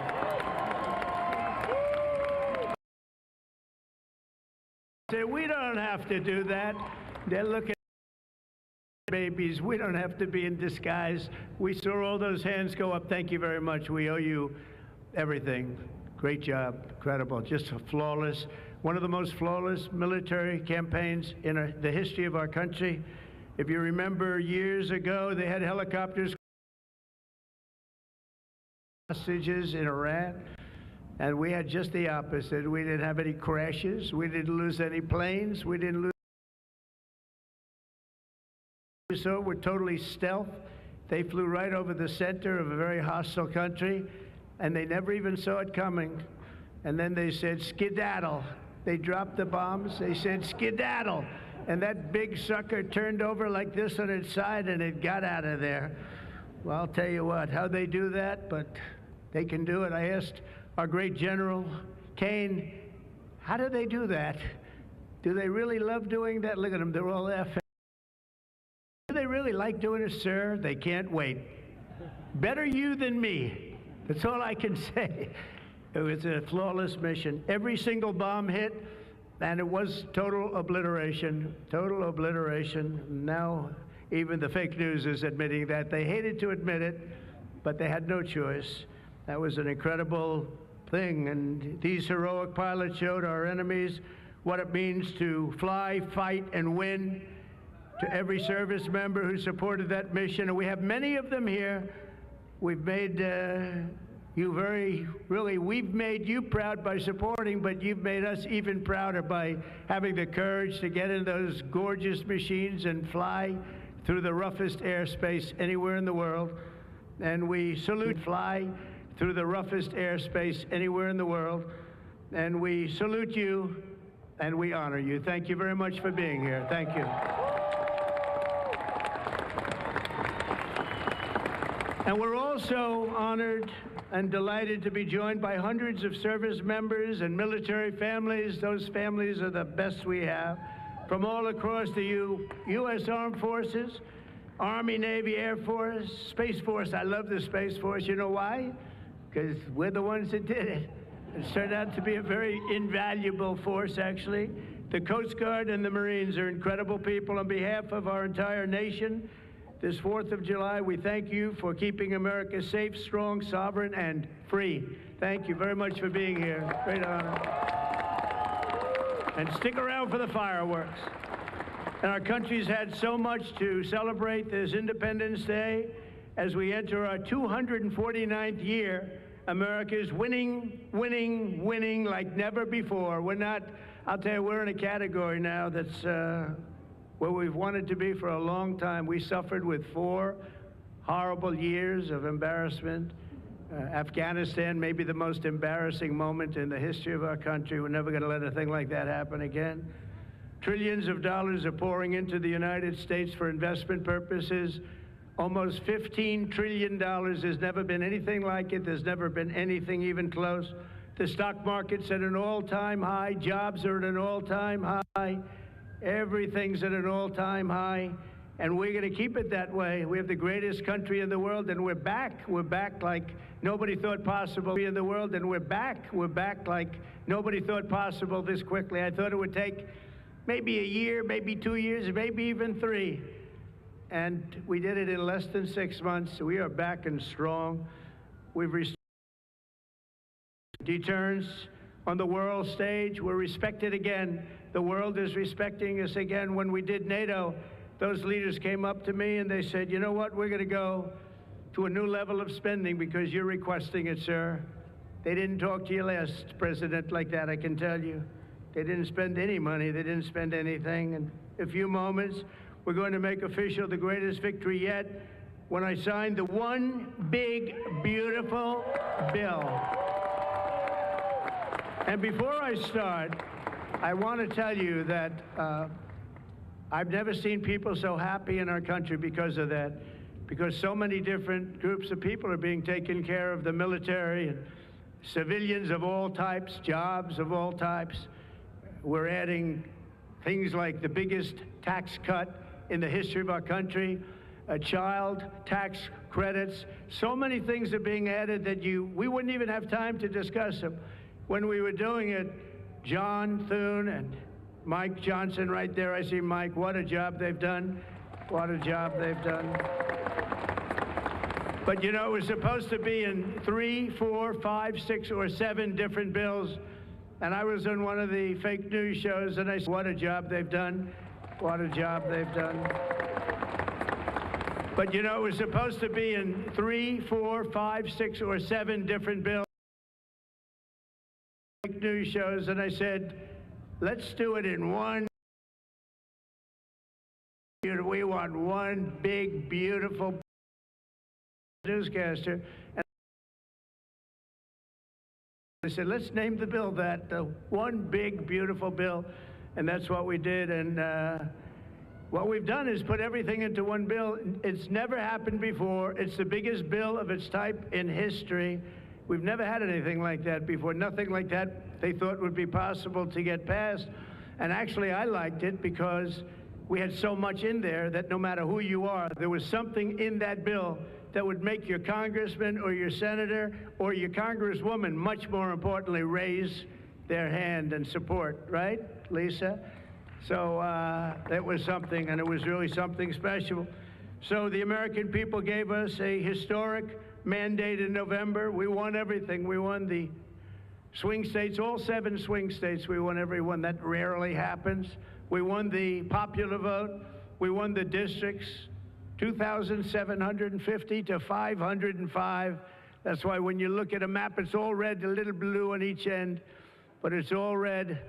And by the way, red means Republican, just in case.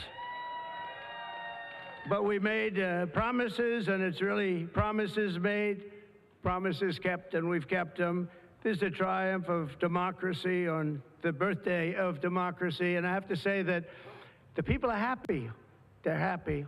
And I listened to a broadcast, and I read a couple of articles. They have the Democrats, they should have voted for it. They didn't vote for tax cuts. They didn't vote for taking care of people. They didn't vote, not one vote. And we knew that because their hatred of either the country or me or both is so great. They didn't vote at all, and it's terrible. But I just have to say, they have a routine. It's terrible, they say. Terrible, terrible. You saw that guy standing up for hours yesterday. He didn't know what he was even doing there. I say, when's he sitting down? He had a towel. He's wiping his face. That's not too elegant. But what is he? I said, what is he doing for so long? And he couldn't criticize the bill. He was criticizing everyone else and everything else. So they've developed, and this is according to the news media, they've developed a standard line, and we can't let them get away with it. Oh, it's dangerous. Oh, everybody's going to die. It's actually just the opposite. Everybody's going to live. This is just the opposite. And I just want you to know, if you see anything negative put out by Democrats, it's all a con job. And they said, and they compared it to just like the con job of Russia, Russia, Russia, and all of the other things they did. The 51 intelligence agents said, and the laptop from hell, it came from Russia, they said. No, it didn't come. A lot of things come from Russia. That didn't come from Russia. And it was all proven out to be a fake job, and that's what they're doing with this. So we just have to look forward, fellas, look forward and just say what it is, because it's the most from proven out to be a fake job, and that's what they're we just have to say what it is, because it's the most popular in the history of our country. Whether you're military or anybody else, this is the most popular bill ever signed. And it includes the largest tax cut in American history, the largest spending cut, $1.7 trillion, and yet you won't even notice it. Just waste, fraud, and abuse in American history. So you have the biggest tax cut, the biggest spending cut, the largest border security investment in American history. We want to have strong borders, and the only thing is we want to have great elections too. You need strong borders and elections, and my people have promised me that we're going to go into elections and we're going to make sure they're not rigged, that they're not sullied. We're going to make sure that the elections are going to be fair. You need two things. You need strong borders and you need fair elections. And we're going to make sure on the elections also, and our armed forces are one of the most vital military modernizations of all time. It will take place. So we rebuilt our military in our first term, and now we're going to modernize and remodernize our military, including building a great golden dome all over our land, so that if they get nasty with us, it's going to be knocked down. It's going to make any of the golden domes, they call them the Iron Domes, we're calling ours the Golden Dome, because we did the Iron Domes, and we do sort of everything, if you want to know the truth, but this blows it away. We're going to keep you safe. I want to thank every member of the House Domes, and we do sort of everything, if you want to know the truth, but this blows it away.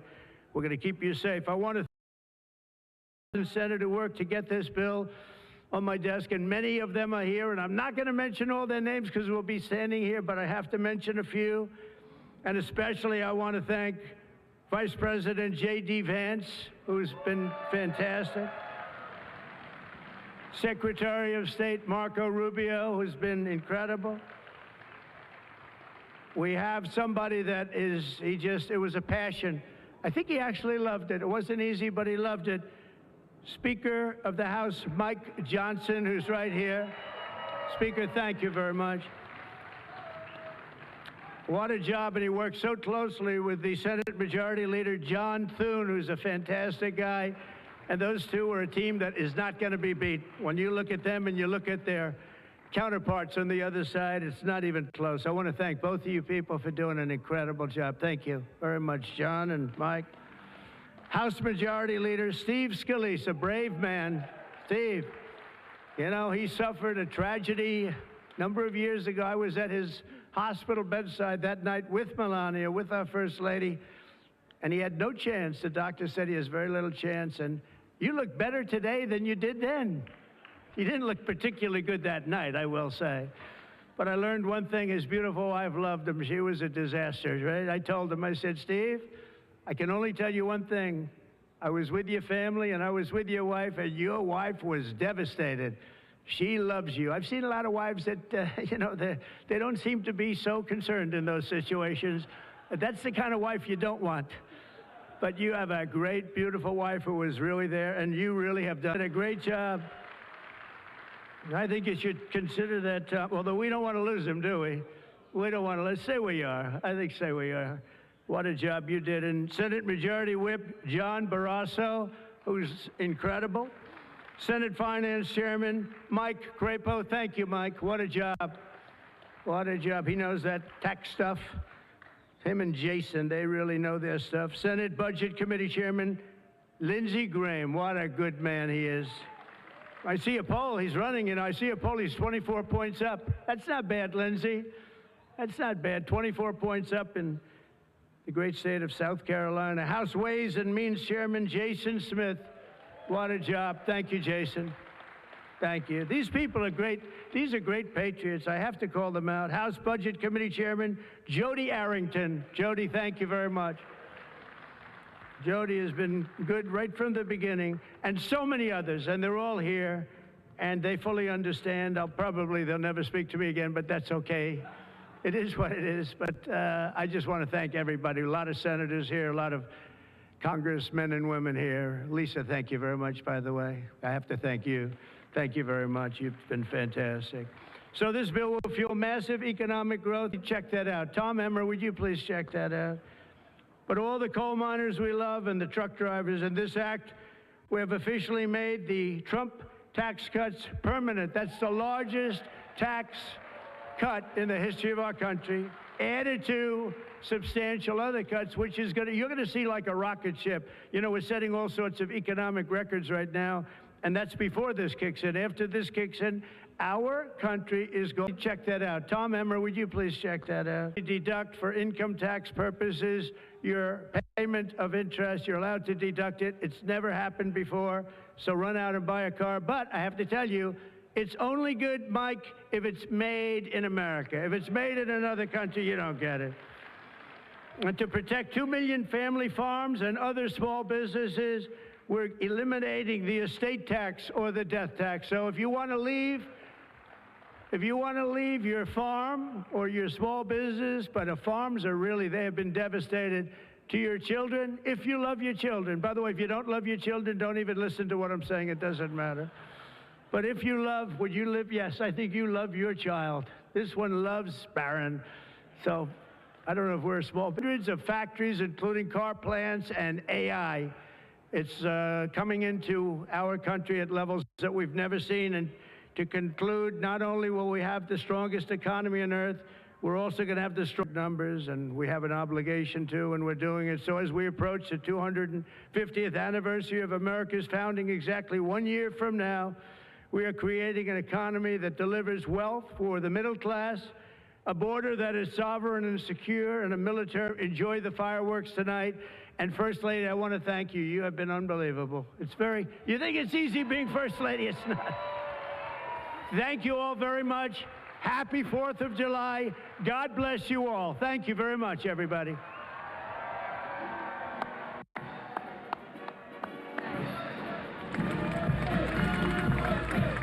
We're going to sign the bill now.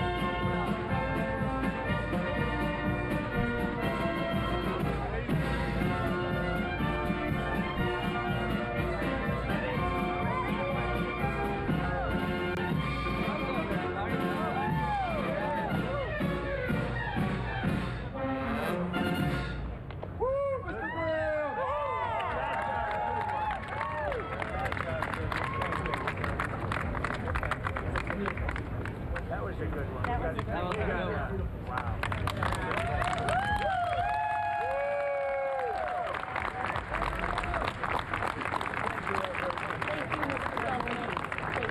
President, this is the gavel we use to enact the big, beautiful bill, and I want you to have that for your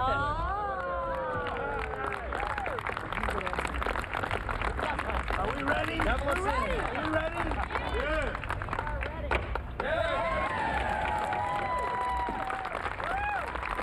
Have a good time, everybody. Thank you very much. President Trump signing his signature bill there right at the White House on this 4th of July as he is surrounded by Republican lawmakers that helped make his vision a reality here. So again, a live look at the White House after he signs the big, beautiful bill. And we will continue our coverage here on Live Now from Fox, of course, a little bit later, just like the president said.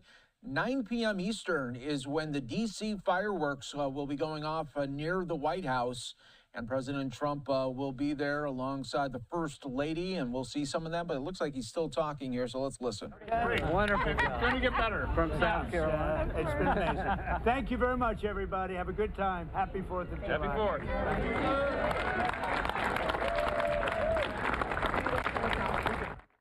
So President Trump signing this major mega bill at the White House with military families that are joined on the South Lawn there for a picnic, and they are taking in the festivities before the big fireworks show that will be happening a little bit later in Washington, D.C. And of course, we are going to be your destination when it comes to the fireworks spectacular, not only in D.C., but really all across the country, from big cities, small towns. We've got you covered here on Live Now from Fox. Happy 4th of July. I'm your host, Mike Pace. Great to be with you. It's an honor to be with you here on this holiday, and we want to get you ready again. 4th of July fireworks spectacular. Our coverage starting today at 8 p.m. Eastern, so just stay right here with us. We will be covering not only parades in the afternoon, but early evening, showcasing some of the big events that have already happened. And we will continue to showcase more live feeds from all over the country as well. So before we go to a 2-minute break, I do want to show you the beautiful flyover that we had at the White House featuring the B-2 bomber. Take a look at this.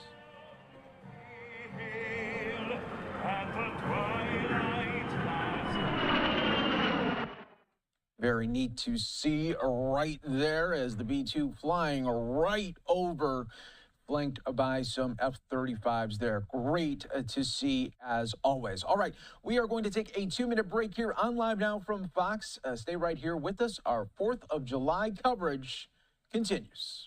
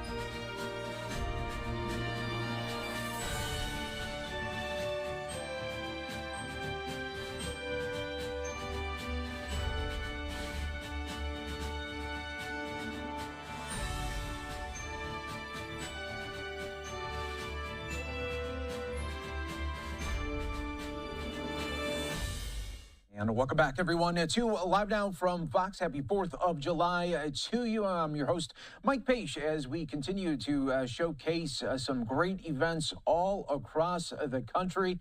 Do want to show you a nice live look here at the Jersey Shore on this 4th of July.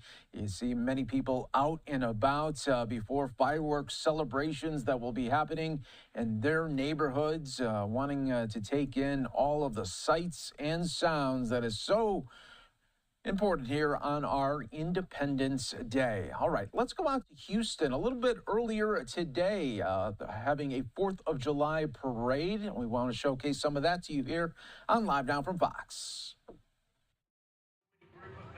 Twirlers won several state and regional awards under the direction of Coach Sue Young. These athletes were all fun, inspired to twirl in high school and college.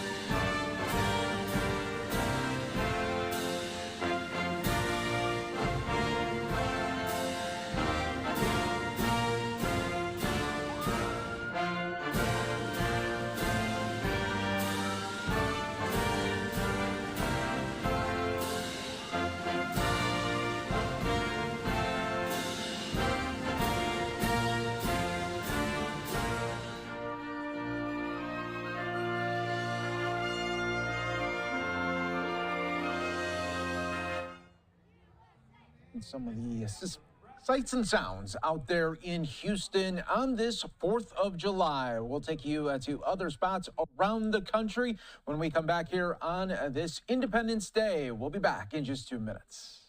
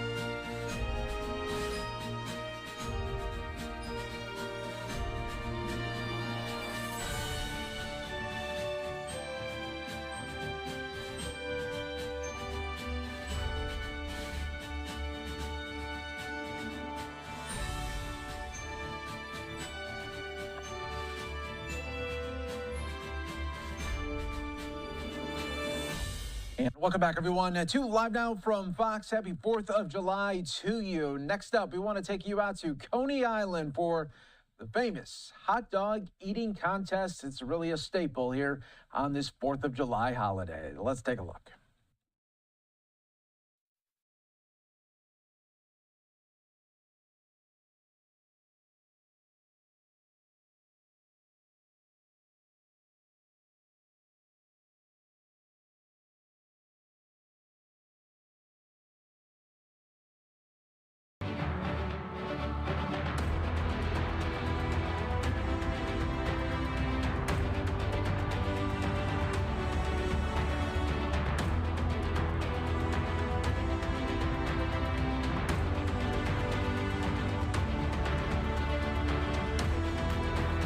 Shirt, always the lady. They're always the lady, ladies and gentlemen. And I once saw her reapply her lipstick using the side of a knife, and it would.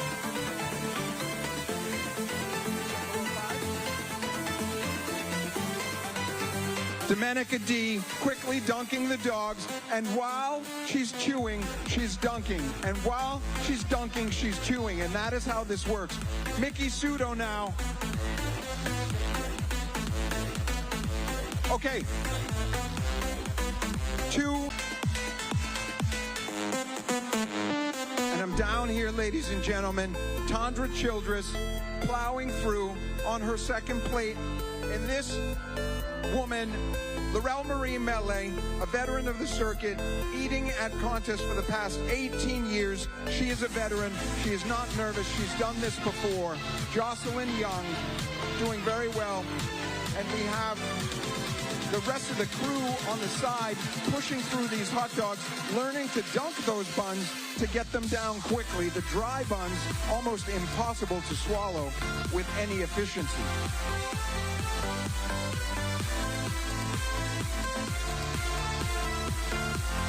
$14 from Mickey Soto. 15 hot dogs and buns at 6 minutes and 16 seconds left.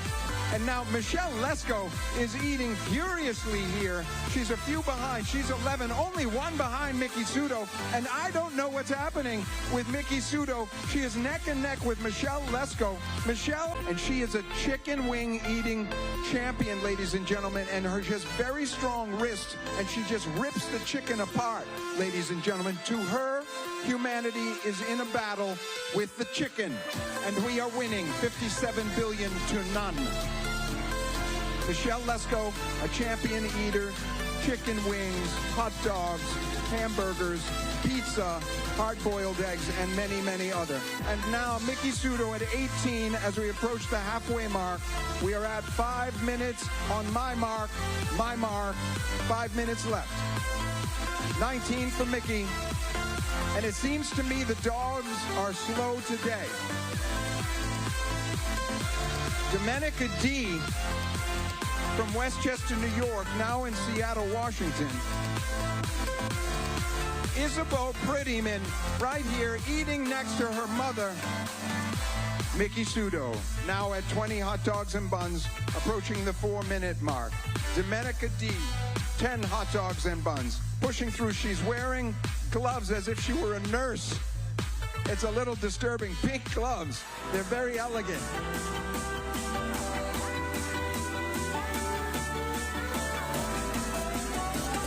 And Miki will not stop, my friend.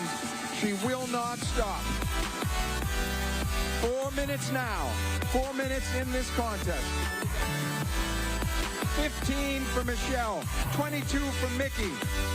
Miki Sudo trying to push forward. A slow start. I have not seen the angry pony. There it is a little. But she's just... The ladies, all of them, seeming to struggle with the hot dogs today. I don't know what it is.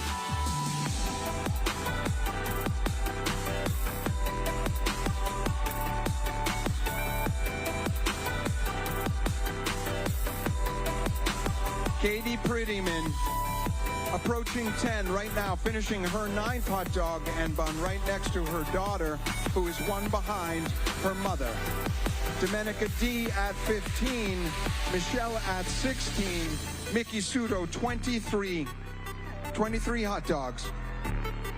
3 minutes and 5 seconds now. 3 minutes and 5 seconds now.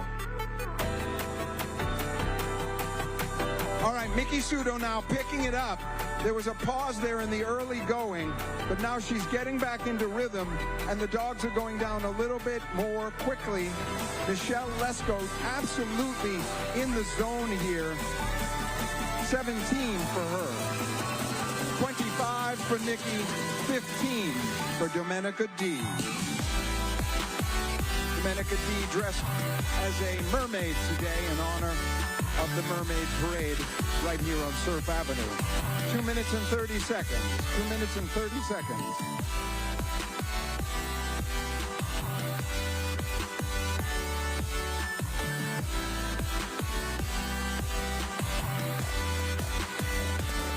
And now Domenica D going to the water. That's a little bit dangerous. You can fill your stomach up. Trying to balance the water and the buns, very important. Miki Sudo is now comfortably ahead, 27, but she's just not in that furious mode. We'll find out what happened after. I suspect the hot dogs are slow today. It's not the temperature. That wouldn't knock everybody off their pace that much. We will see what happens. Miki Sudo now pushing ahead. She's almost 10 hot dogs and buns ahead of Michelle Lesko now, who took the time to wipe her face, clearing the wet bun and hot dog niblets from her face so she could go back at it. Pushing, finishing her 20th now. 1 minute and 20 seconds on my mark. 1 minute and 20 seconds now. 1 minute and 20 seconds.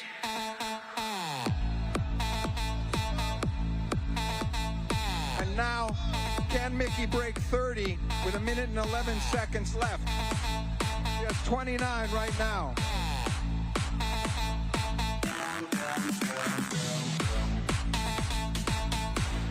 One minute left now. Katie Prettyman absolutely in a zone, eating furiously, dunking that bun right up to the 5-second limit there. 45 seconds. These products that they're buying firsthand. Norma Kamali rose to the top of high-end fashion with the iconic sleeping bag coat that she designed in 1973. Since then, the New York-based designer has proven her ideas fresh and innovative time and time again. Like Bittner, Kamali sees the value of secondhand markets in luxury fashion. I think anything that's a creative process, that's fun.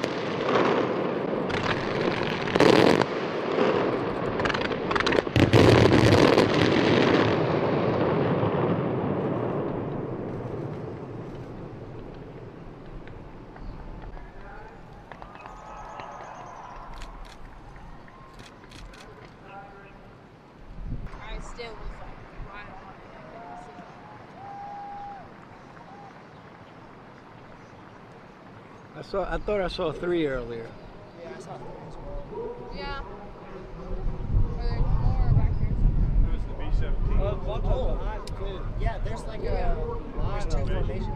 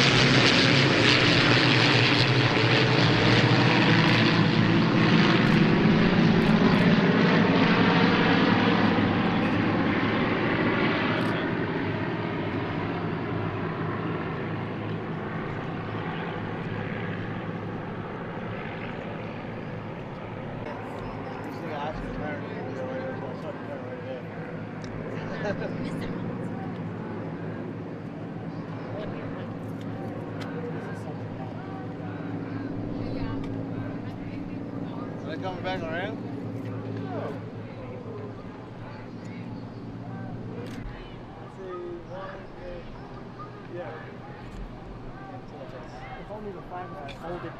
That's not around Bonnie, man. Yeah, there's another set. Who the hell is that?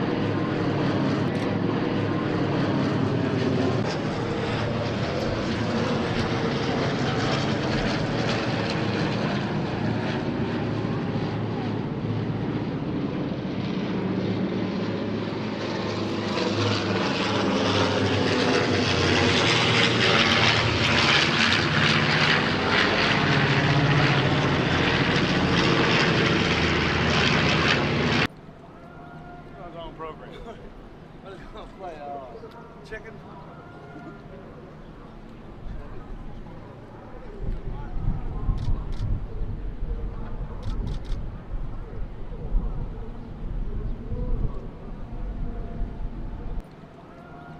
On program.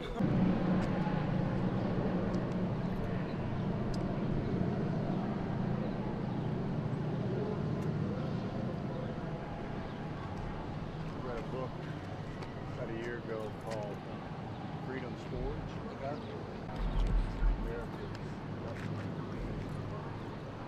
We all of a sudden like shipping. Fend for ourselves. Yeah, and ships.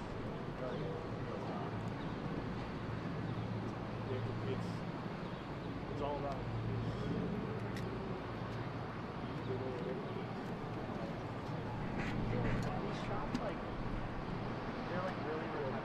Yeah. You can't even turn. not even that.